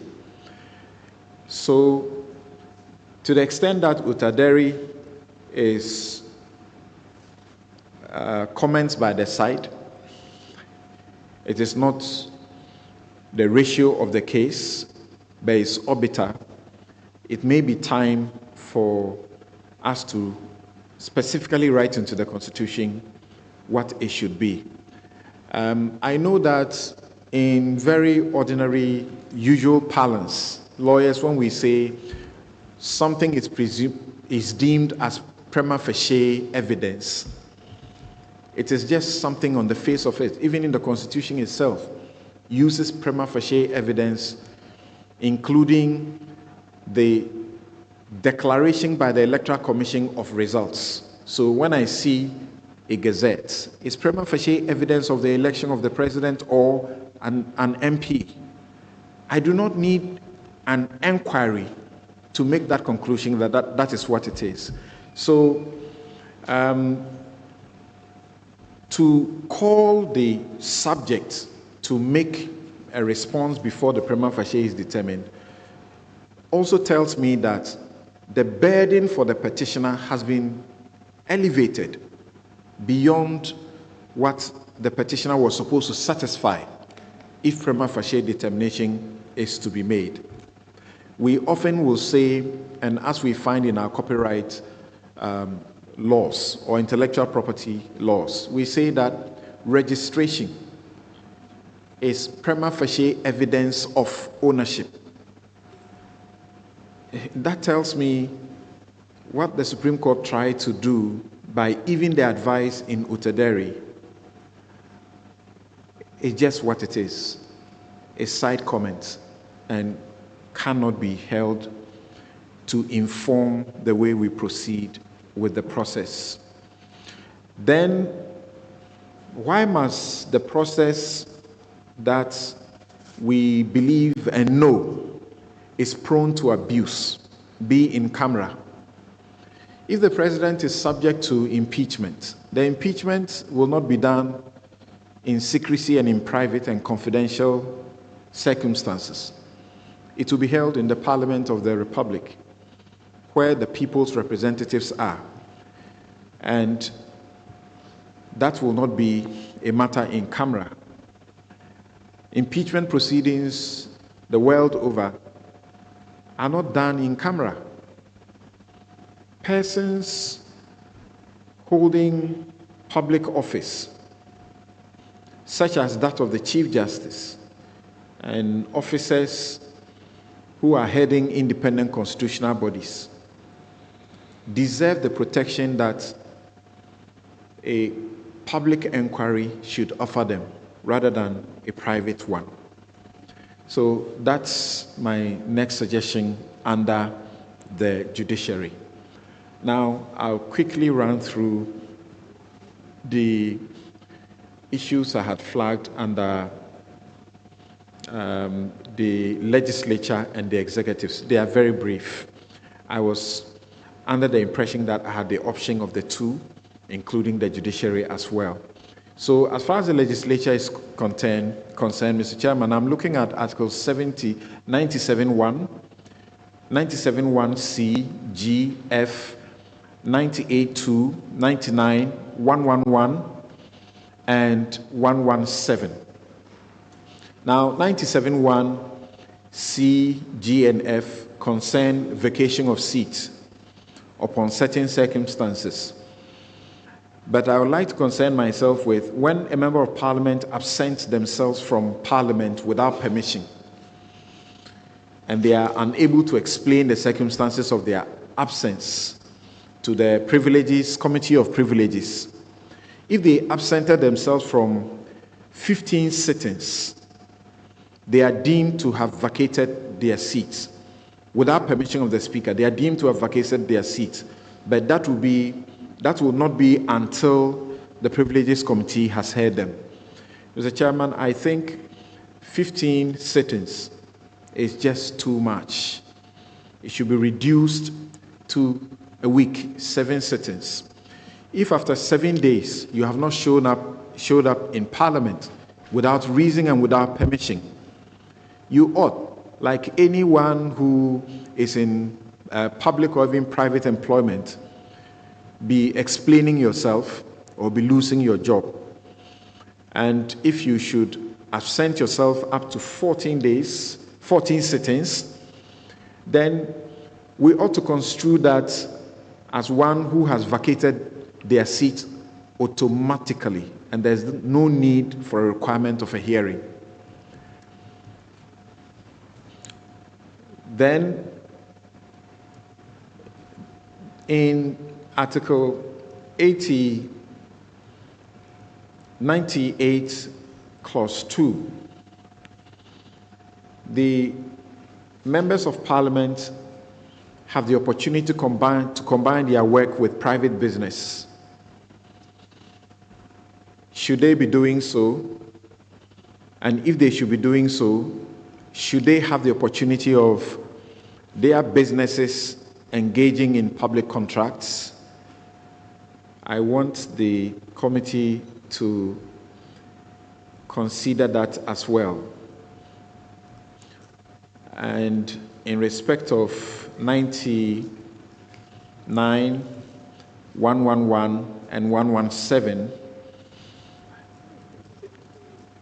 parliamentary election disputes in Ghana, we know that the turnaround time averages 2 to 4 years. The most absurd situation is where the member of parliament wrongfully elected and is allowed to sit in the house for all the 4 years before the suit is eventually determined. We need to command that same be commenced within 7 days after the declaration of the results, not 21 days after Gazette.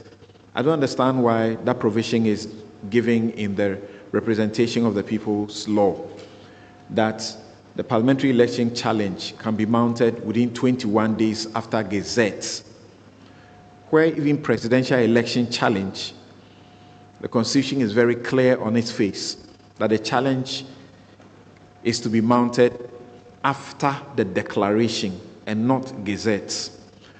Mr. Chairman, we have had circumstances where in the last election, people have mounted election dispute challenges in parliamentary elections, and they're having difficulties because the election results had not been gazetted. And if the Constitution can command that you are able to file your petition within 7 days of the declaration, it should proceed to command that the litigation should be concluded within 40 days. That is possible because even in Kenya, the presidential election itself is concluded within 14 days. So 40 days is enough. The CDD has done a research, and I have looked at that research. In excess of 90% of the people surveyed, and they were lawyers who had conducted parliamentary election petitions, there were judges who had sat on parliamentary election petitions, and there were litigants who were involved. Over 90% were unhappy about the turnaround time and supported a minimum of 3 months turnaround time. So 40 days should help the citizens. By-elections are supposed to be held to fill vacancies when those occur in Parliament, as dictated by Article 111. Will that be necessary in our circumstances? I want us to ask ourselves that question because of what by-elections have been prone to in the country. Could we, for example, rephrase the provisions to say that by-elections should only be held if the vacancy occurs after the MP having served less than half of the term? Then it may be necessary. That is, if the MP dies. If the MP has served half or more, then perhaps the rest of the period we could have the party simply, the party who has its candidate, unless it's an independent candidate, find a way of making a replacement without going through the trouble of a by-election, as in required in Clause 6. And finally, the abuse of the privileges and immunity of the members from arrest and service of processes issued out of the court, whether civil or criminal, in Article 117. I think there may be the need to legislate, constitutionalize, that this immunity ought not cover offenses committed in flagrante delicto. Because if a member on his way to Parliament on his way from, or he's attending at, or he's within the precincts of Parliament, drives and hits and kills someone, the police should be able to arrest them without the present protocol that exists between the police and the Speaker of Parliament. And finally, Chapter 8, the executive article. Mr. Chairman, in fact, in recent history, a member of Parliament was in his constituency conducting business in the constituency, and some disturbance occurred. And when the police attempted to arrest, the excuse was that the person was about the business of Parliament. Meanwhile, we know the clear terms of the provision 177 is that either you are attending at, you are from. In fact, we have had situations where the police cannot even arrest persons who are MPs or the Speaker or who are the clerk who may have committed offenses and were sleeping in their homes. They will say that they cannot be arrested because they are on their way to Parliament or to the business of Parliament. The Executive Chapter 8, I'm looking at Articles 64, 67, 68.3, and 79 and 82. So in respect of 64, it relates to the election and how to challenge the presidential election. So I ask, why challenge presidential election within 21 days after the declaration and not within 7 days as obtains in Kenya? We provided in our CI to regulate this process, CI 74, that the petition should be disposed of expeditiously. Mr. Chairman, we are witnesses to the petition in 2013. It took 8 odious months for that to be disposed of, and the impact on the Ghanaian economy was very telling.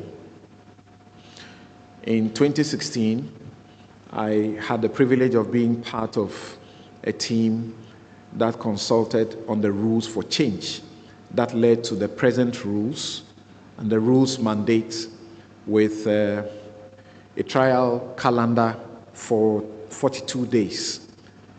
Thankfully, at the last petition, 2021, it was done within the 22 days calendar for trial. But even that, there are circumstances we can look at and to say it may not have been possible. So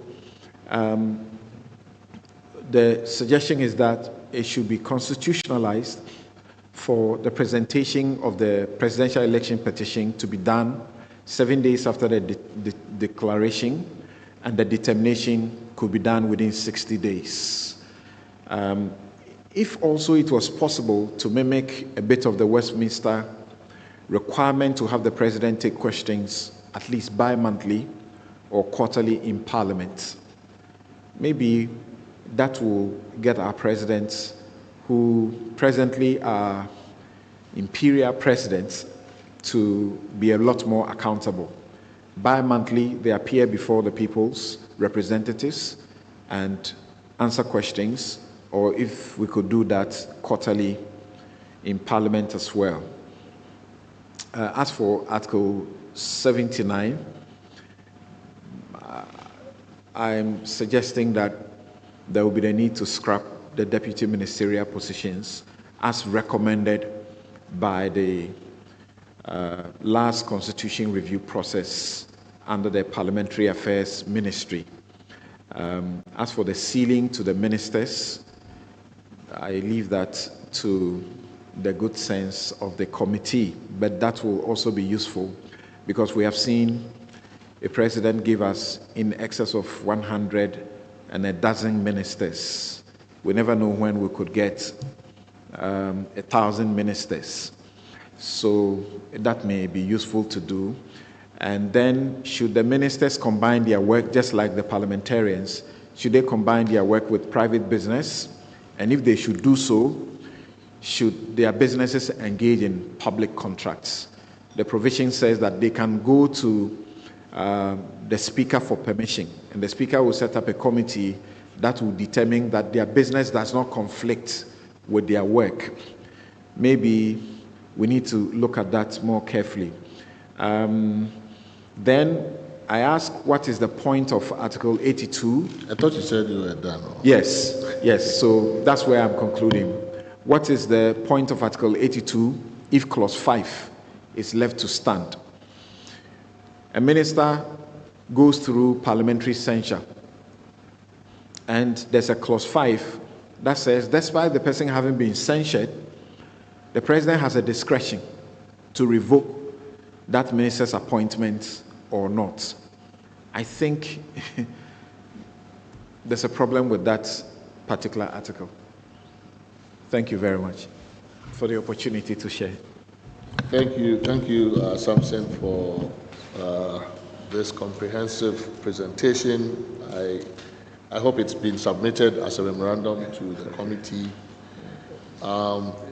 Given that we will be looking at the judiciary more comprehensively tomorrow, the entirety of the time, I'm sure that the issues around the provisions in Article 146 and all of that will be part of the conversation tomorrow. May I suggest that we save that particular conversation for tomorrow, and then maybe limit our questions for you for the balance of the evening to those things that we will not pick up tomorrow. Right? So things about the 14.3, 14.4, abuse of power by law enforcement, and the like, and your proposals on those issues, as well as the ones that you have just raised about MPs or ministers continuing to do business, including with the state, and other issues. So, if you don't mind, I mean, we can just exhaust this in the next 15 to 20 minutes, and then we can. That means we'll close at 6. This is okay. So, any questions from? Mr. Chairman, Samson's presentation has thrown up very monumental issues for the judiciary. As a practitioner myself, I thank him for his presentation. It's brilliant work. And I was thinking that we could have a full day to deal with the issues he has brought up. Especially if you look at the proposals for time limits for trials, from misdemeanors to felonies and to first degree trials. You can't deal with those proposals in isolation because it calls for something more substantive in terms of the amendments of the Constitution and the powers that we grant to the Attorney General, for instance. The AG is dualized. He's the Attorney General and is Minister for Justice. Timeliness of trials depends on the availability of resources, availability of prosecutors, and all of that. And we have often seen how difficult it is for one prosecutor to hold 10, 15, 9 cases in a day, and we see that on a very daily basis. The defense counsel is ready, and there's no person from the Attorney General's office. And often what happens is that you have someone standing up and say, I'm also from the AGs, I'm holding brief for Inspector this. And so these are very serious matters. So I'm suggesting that because of the very far-reaching nature of the proposals for trials, and I'm all for it. would you suggest, therefore, that we decouple the Attorney General's office and the Minister for Justice? Because if we are to keep by these timelines, in which I agree, you place very huge responsibility on the prosecution and Attorney General. And you are aware, for instance, that because of the lack of personnel from the Aegis Department, police officers now act as prosecutors. Those that are privileged or lucky to be lawyers, and most of them are not lawyers at all, but they nonetheless prosecute these cases and all the technical issues surrounding burden of proof and all of those things. So would you say that we need to decouple those two offices, make the prosecution's office an independent, well-resourced office, so that they can keep these timelines of trials that you have proposed? That's the first thing I threw out. Now, you've also brought up what happens when these timelines are not met. Your proposal is that those accused persons cannot be tried on the same facts, on the same issues. You know something, this then touches on the long-standing legal principle of double jeopardy. Now, the only instance that you evoke the principle of double jeopardy is when the accused person indeed has been tried on the facts. Okay, but in this case, there's no trial at all. So the proposal is going to unsettle a very long-standing legal principle. How do you reconcile the two? Because if they have to run concurrently, this proposal and the principle of double jeopardy, if they have to run concurrently, I think that there's some misalignment on the principle. Would you suggest that you have to say more? That's virtually, that's what I'm asking you to do. Tell us more on how we can distinguish this new principle of double jeopardy from the traditional principle of double jeopardy.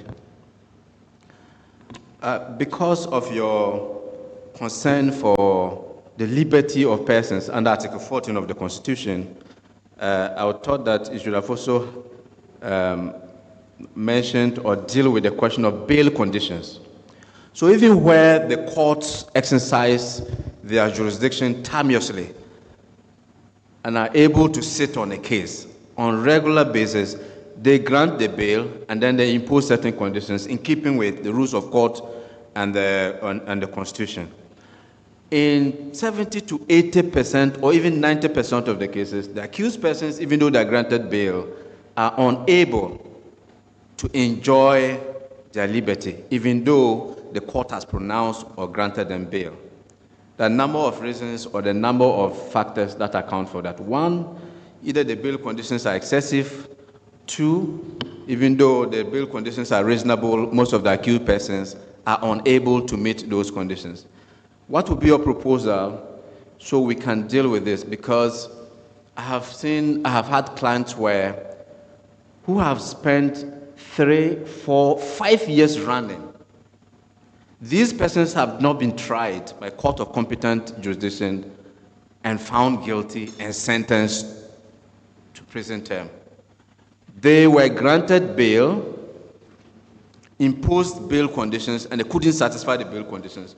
And I have met them in police cells sometimes, because then their condition is the status of those people are not convicted people, so they are not in prison, and they are usually, you know where we find them. Usually they are held in the various police, and they start moving them around. From Nima police station, they'll take them to cantonments. From cantonments, before you realize they're at Kaneshi.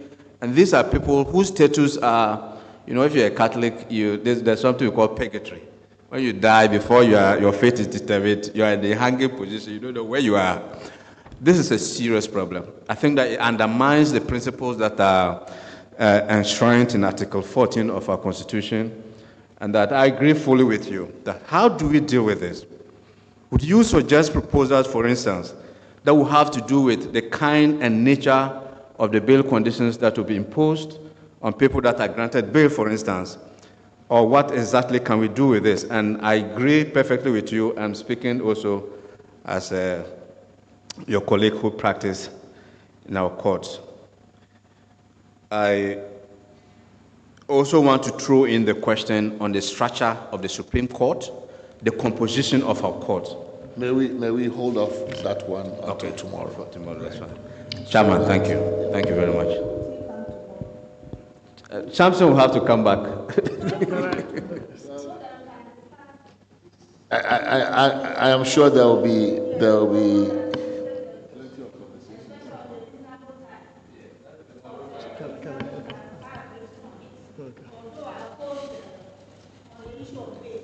But I also question trial within reasonable time and refer to cases from Gambia and Jamaica and where it is in their constitution. So to be useful so that at least we also put some reasonable time in the constitution. So if the court who is trying the case feels he cannot finish within reasonable time, then he goes to the Chief Justice for permission to continue after the, let's say, 6 months period that has been granted. So please, can we do that tomorrow? Because it's a very important But issue. there will be plenty of time tomorrow to do that. So that he comes and in the morning, we start at 10. You can come. You can have tea and coffee. And there are a lot of ladies who can serve you the tea as well. Mr. Chairman, I would want to know whether the tomorrow matter we're talking about may also involve putting on the table and examining how somebody can be in our prison for over 10 years in trial. 20 pre-trial detainees. No, Well, I'm talking actually, about tomorrow, on Monday, I mean, even though Samson has preempted, I mean, he's basically preempted the discussion on fundamental rights. We have the rights, fundamental rights cluster on Tuesday of next week. So, but because it's closely related to the judiciary, I think there is nothing wrong with bringing it up. But we have set up a separate cluster on Tuesday to take up the issues of rights and then gender, social inclusion on Tuesday. But tomorrow is for the judiciary.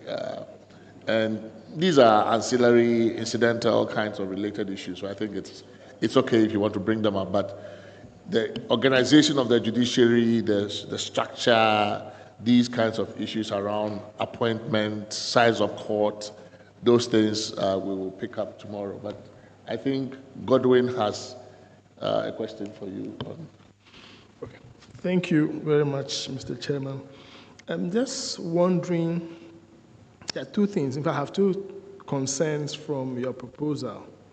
And just for clarity, let me just go over what you said in terms of the timelines. You said for misdemeanors, the trial should start and end within 3 to 6 months. And for non-misdemeanors, within 12 months. And for first-degree felonies, within 24 months. But I have two concerns. The first has to do with just the very nature of the adversarial system which we practice in our courts. It takes such a long time to even go through the act of cross-examination. That's where it starts from. And if you look at the current practice, well, as a result of work overload, at most you will be given an hour to do cross-examination. Some will give you even 30 minutes. Then they adjourn your case to maybe a month, or maybe if you are lucky, 2 weeks. Now, sometimes you find that objections will be raised, and the court will have to hear arguments on the objections, and the court may give a bench ruling that day or defer ruling to some other day. Sometimes there is need for expert evidence. They have to take blood samples, They have to take fluid samples. All this will take time. And just for sometimes, just the absence of witnesses. And in the absence, the judge can't do too much. If the witness says, I'm indisposed, produces a police or the hospital report saying it's not available, you can't do too much. And I'm just wondering that, particularly to say between 3 to 6 months to dispose of a case of this nature, I think is too short. And I also think that the consequence you are prescribing may not work, which means it's not my fault, even if I'm the prosecutor, that I'm not able to complete the trial within 6 months, the accused person should go scot-free. I don't think that is justice. Even though we are saying justice here on the side of the accused person, what about the justice on the part of the Republic? As well, we have to be fair.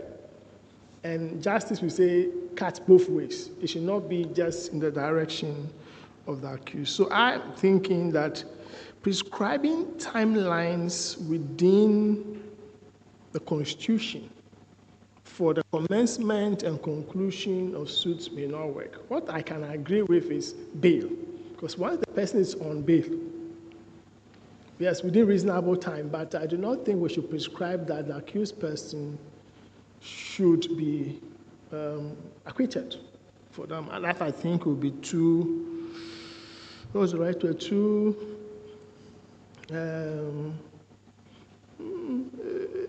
that's a happy conclusion.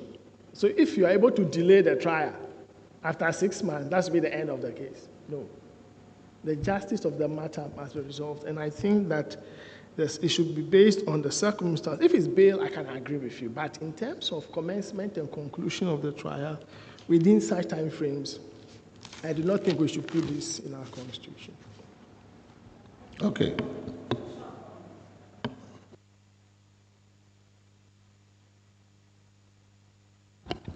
From 1973 to 1989, and as a judge from 1989 to 2019, I think we should put the time in the Constitution. Because if the court, the police, and the court and the lawyers want to work, they will be able to do it. And now that we have witness statements filed, and there are disclosures, and the rest, so that before the trial starts, everything is ready. And then if the court, the judge is able to manage the court, within a month, you should be able to finish a simple misdemeanor. Because I've met people who are on remand for 10 years and are granted bail as a judge. By the time I finished the criminal session, I was told they couldn't get anybody to come and bail him because he was an armed robber from another region and in Sahom prison. So they don't know even where he comes from.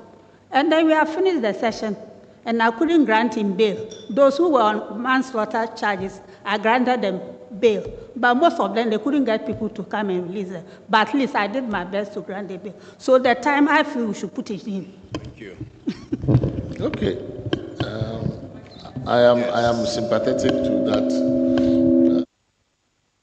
that view, and generally to your prescription in terms of specificity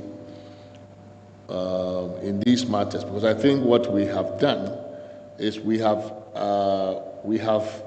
caused persons presumed innocent to bear the burden of court inefficiency, lawyer, whatever, lethargy, all the problems with our legal system. We have caused these people to pay the price for it. It's not their fault either that you are always adjourning, that the AG's office is under-resourced, that the judiciary is under-resourced. Why must they be the ones who pay the price with their liberty? Why are they in prison for 10 years? They haven't been tried. And you say, well, because our systems are slow. If your system is slow, then let the person go, right? So I am generally sympathetic to it.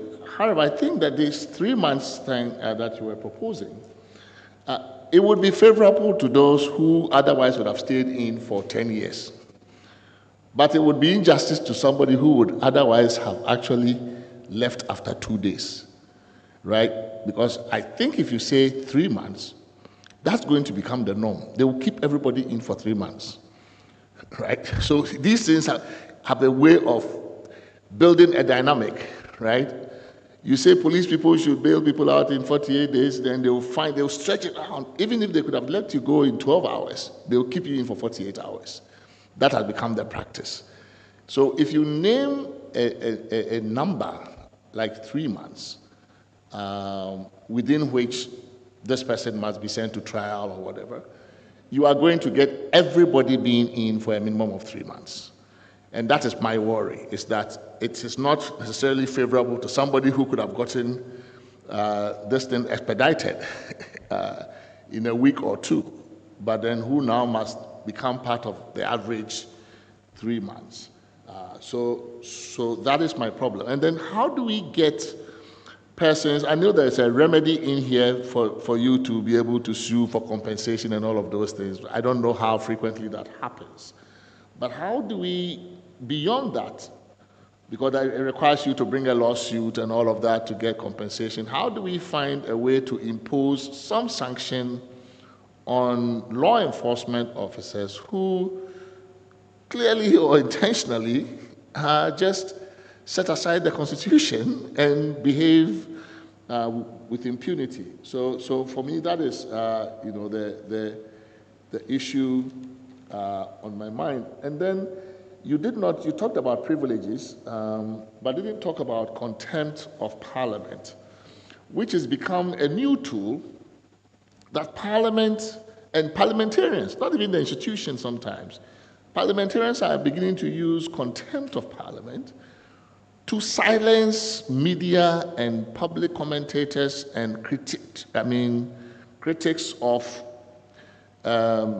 parliamentary behavior, critics of unruly conduct by parliamentarians and all of that, which is turning the whole idea on its head. I mean, you are our representatives, we have elected you.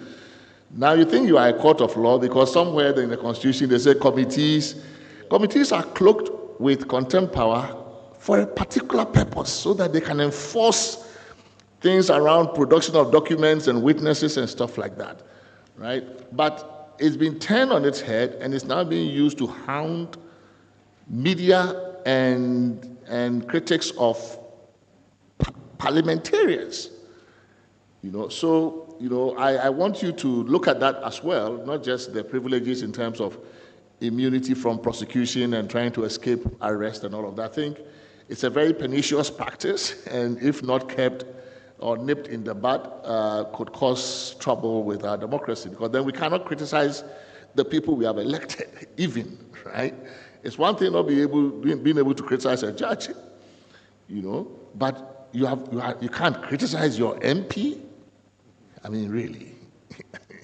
Meanwhile, they can sit in Parliament and call you names and everything, and then they can go scot-free. So I would like you also to think about that, and then the other issues that you raised, I think, are pertinent, but we might find another forum for that kind of conversation. Okay. After Nana, I think, if you don't have, then... I only wanted to look at the issue, the language to use. If you say the person shall be released, are you talking about discharge?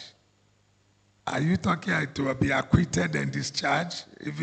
Because we all know that there's no time limit for which somebody can be tried. So if I discharge you, won't I go back? So we've got to look at the language well. Are we merely discharging? In which case, we have not finished trying you. You have not been acquitted. So we can come back to you. So think about it till tomorrow. And then let's look at Article 14.6, where a person is convicted and sentenced to a term of imprisonment for an offense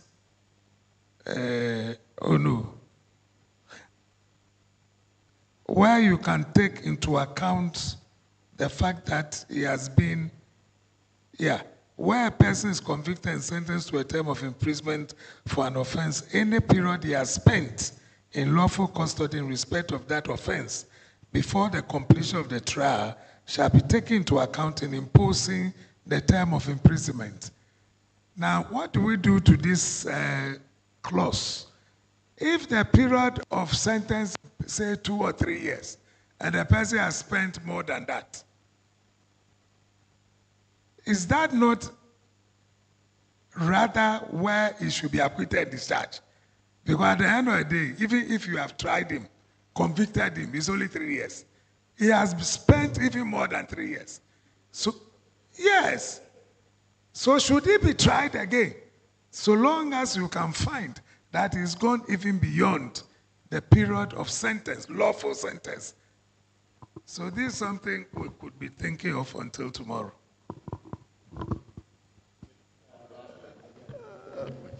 I thought I was going to skip tomorrow morning, but it's like a conspiracy to push all of us back here in the morning to hang Samson. But earlier on, I was just mentioning that I think we should put the test case of, what's the name? I think the young man who was in prison for custody for 10 years. Afoko. I think with no political thing, but just put it in there. How could we in a country like ours see a person through literally 10 years, lawful custody without being tried? What could have gone wrong? What kind of defense or support does he get from the Constitution? Can we, in a constitutional order, go through a situation where somebody can be in lawful custody for 10 solid years? Well, I'm saying that no matter, I know, but that's why it's interesting to have it. So how can we have this situation? It is in this kind of situation that I expect our fundamental law to come and say, pull the brakes. It said, if you can't complete within a certain number of years or trials, then it should stop it. It should. It should be, that support should not be from any certain judge. It should be the law, our fundamental law, that prescribes a situation where a person, cannot be tried, retried, and whatnot, over a period of 10 years. I don't know. That's not correct. Okay.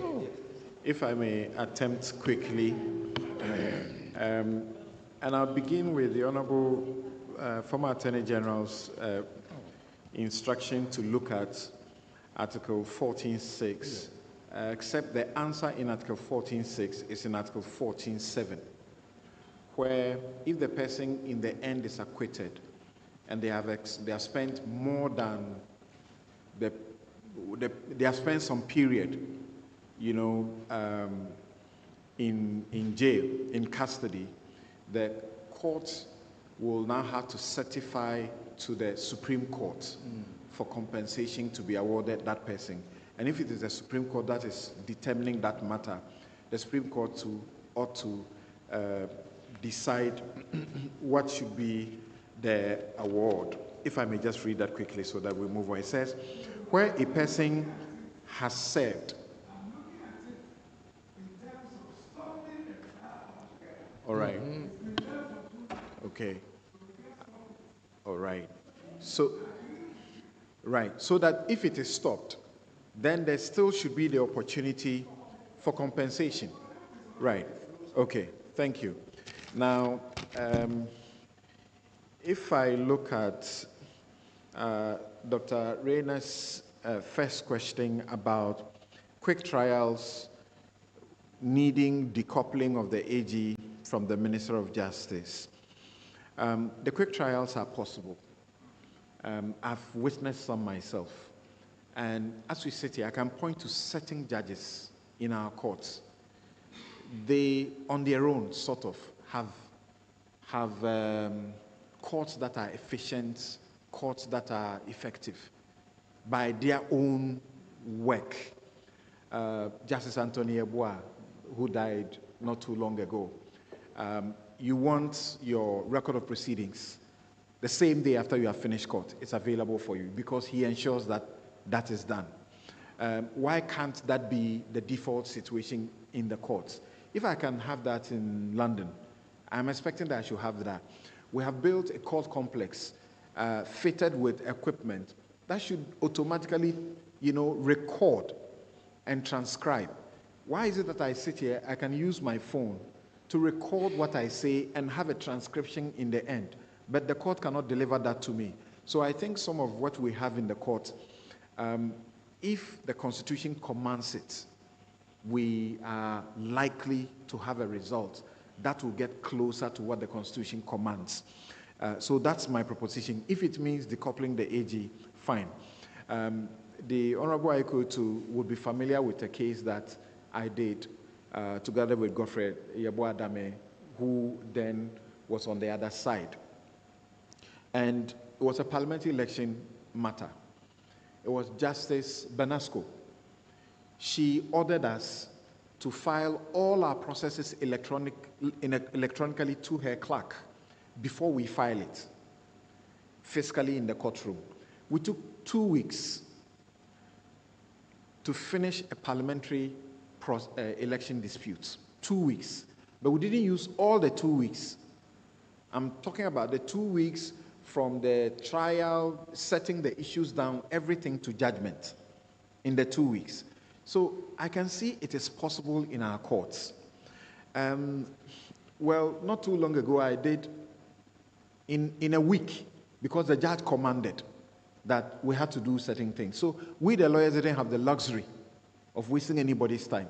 In Tamale, I had to move office, get a junior with me to go and stay there for the whole week. And we were done with the case.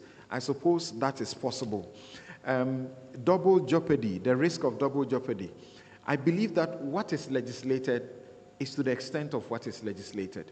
So if it, the things I raise here, I can see them in acts of parliament, but I don't think that is where we may need, because I think there is room in the provisions that I refer to just rephrase them and capture the sense that brings us the urgency, efficiency, and effectiveness. So if we so legislate, then the principle will not be unsettled. It will be unsettled only in respect of what the legislation says, specific. Bail conditions. I believe that I have been aware of the practice directions to guide some of these things, and that may be useful.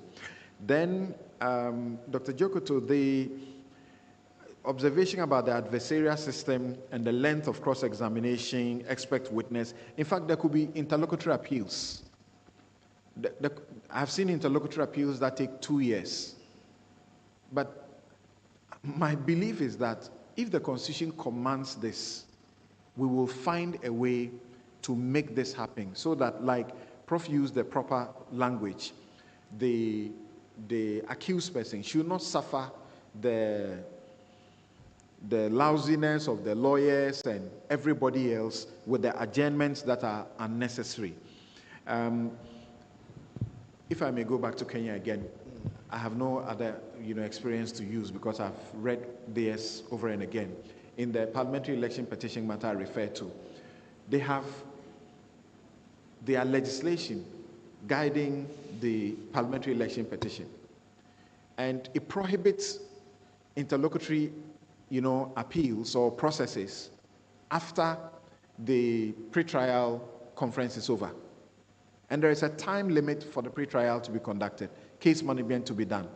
So everybody, constrain themselves to those rules. That's why their turnaround time for a parliamentary election is not 4 years. It's not 2 years. There's no reason why that should happen. In a country where some judges, by their own individual initiative, And somehow, Prof, I don't know, you will find that it happens a lot in women judge courts. They insist. You talk about cross-examination, lengthy cross-examination. Justice Efia Sewa Sarboche, Georgina Dacha, they won't allow you all the time. They will discuss with you at case management. They will insist on time. So you will take a day and you will agree that on this day you are cross-examining for 30 minutes or 40 minutes. And you will take maybe 4 days. If you exhaust that, you are done. Because if you allow the defense lawyer, they can take the whole time in the world to cross-examine on the mundane, the unnecessary, even matters that are not in controversy. So if we command it, I suppose we'll get it. Is it not because of the judge? Because it's the judge's discretion to allow questions or not. Right. So some discretion in there is for the judge. And yes. if you find a witness who is not answering the question, and you have to rephrase and rephrase, 30 minutes will be done when you've not done any work. So if the discretion is limited, it will be helpful. The judge will work according to, what the Constitution commands them to do. In that case, shouldn't we be amending our evidence rules or rules of court instead of the Constitution? And I'm more concerned about the consequence. Should we discharge or acquit? That's for me very important. The constitutionalization will affect the rules, not negatively. It will get the rules to be applied in tandem with the constitutional provisions. And as my lady said, I know elsewhere, when they provide the timelines, there is room for the judge to go to the Chief Justice or whoever is designated to ask for extra time. But you cannot ask for extra time once, twice, so that it takes us 2 years to be dealing with a misdemeanor. They are supposed to be summary offenses. The summary offense and the English, importation, the understanding is that you just committed a road traffic offense. We have brought you to court. In the next 1 hour, we are done with you, you are gone. But the reason I'm not willing to let the police book me for court is because I know that if I go to court, I will be paying in the end, if I'm guilty, I'll be paying about 80 Ghana cedis. But I'll go to court the first day, I'll go the second day, I'll go the third day. If I don't have time for my, I don't have use for time, then I may do that, but that should not be encouraged, yes. And Prof speaks about what if the 3 months is done. I understand that challenge, but I provoke what I provoke so that we can debate them and get the best out of it. But I am aware that that could lead to a certain situation, except that my proposal is that in the situation where one is denied bail, within 3 months, then they ought not be denied bail any further whilst the trial is going on. And we are in a country, we do the thing, we turn the process upside down. The police is arresting you before they investigate. Why should that be the case? Investigate the person, gather your evidence before you call them. But if you are arresting them when you have not investigated, and you are going to tell a judge that don't grant them bail because investigation is ongoing, which is the refrain that all the police officers and law enforcement use, I think that is unacceptable. And this is one of the ways we can cut that as well. On Parliament's power of contempt, I think they've applied it contemptuously, and this committee must find a way to circumscribe it in a manner that does not catch the ordinary person in their criticism of Parliament. Thank you very, very much. Thank you, Mr. Chairman, except that, unfortunately, I'm unable to avail myself tomorrow because I have committed myself to something I can't change tomorrow morning. Yes, from 9 till 1 or 2 o'clock tomorrow. Well, you can come after we have had lunch. You can join us tomorrow at or after lunch. But we're most grateful for at least flagging the issues and putting them on our plate for tomorrow. I'm sure there will be, the room will be full of lawyers who would like to discuss and debate these and other issues. We've gotten quite a number of submissions. I think Professor Kukwasari will join us tomorrow by video. There are many other lawyers and court users or judiciary users who will be here and are interested in the conversation. So we invite you back, if you can, join us tomorrow. And thank you for the robust and rich conversation that you have all enabled us to have this morning and this afternoon. Unfortunately, we don't have dinner for you, so safe drive home and enjoy your dinner.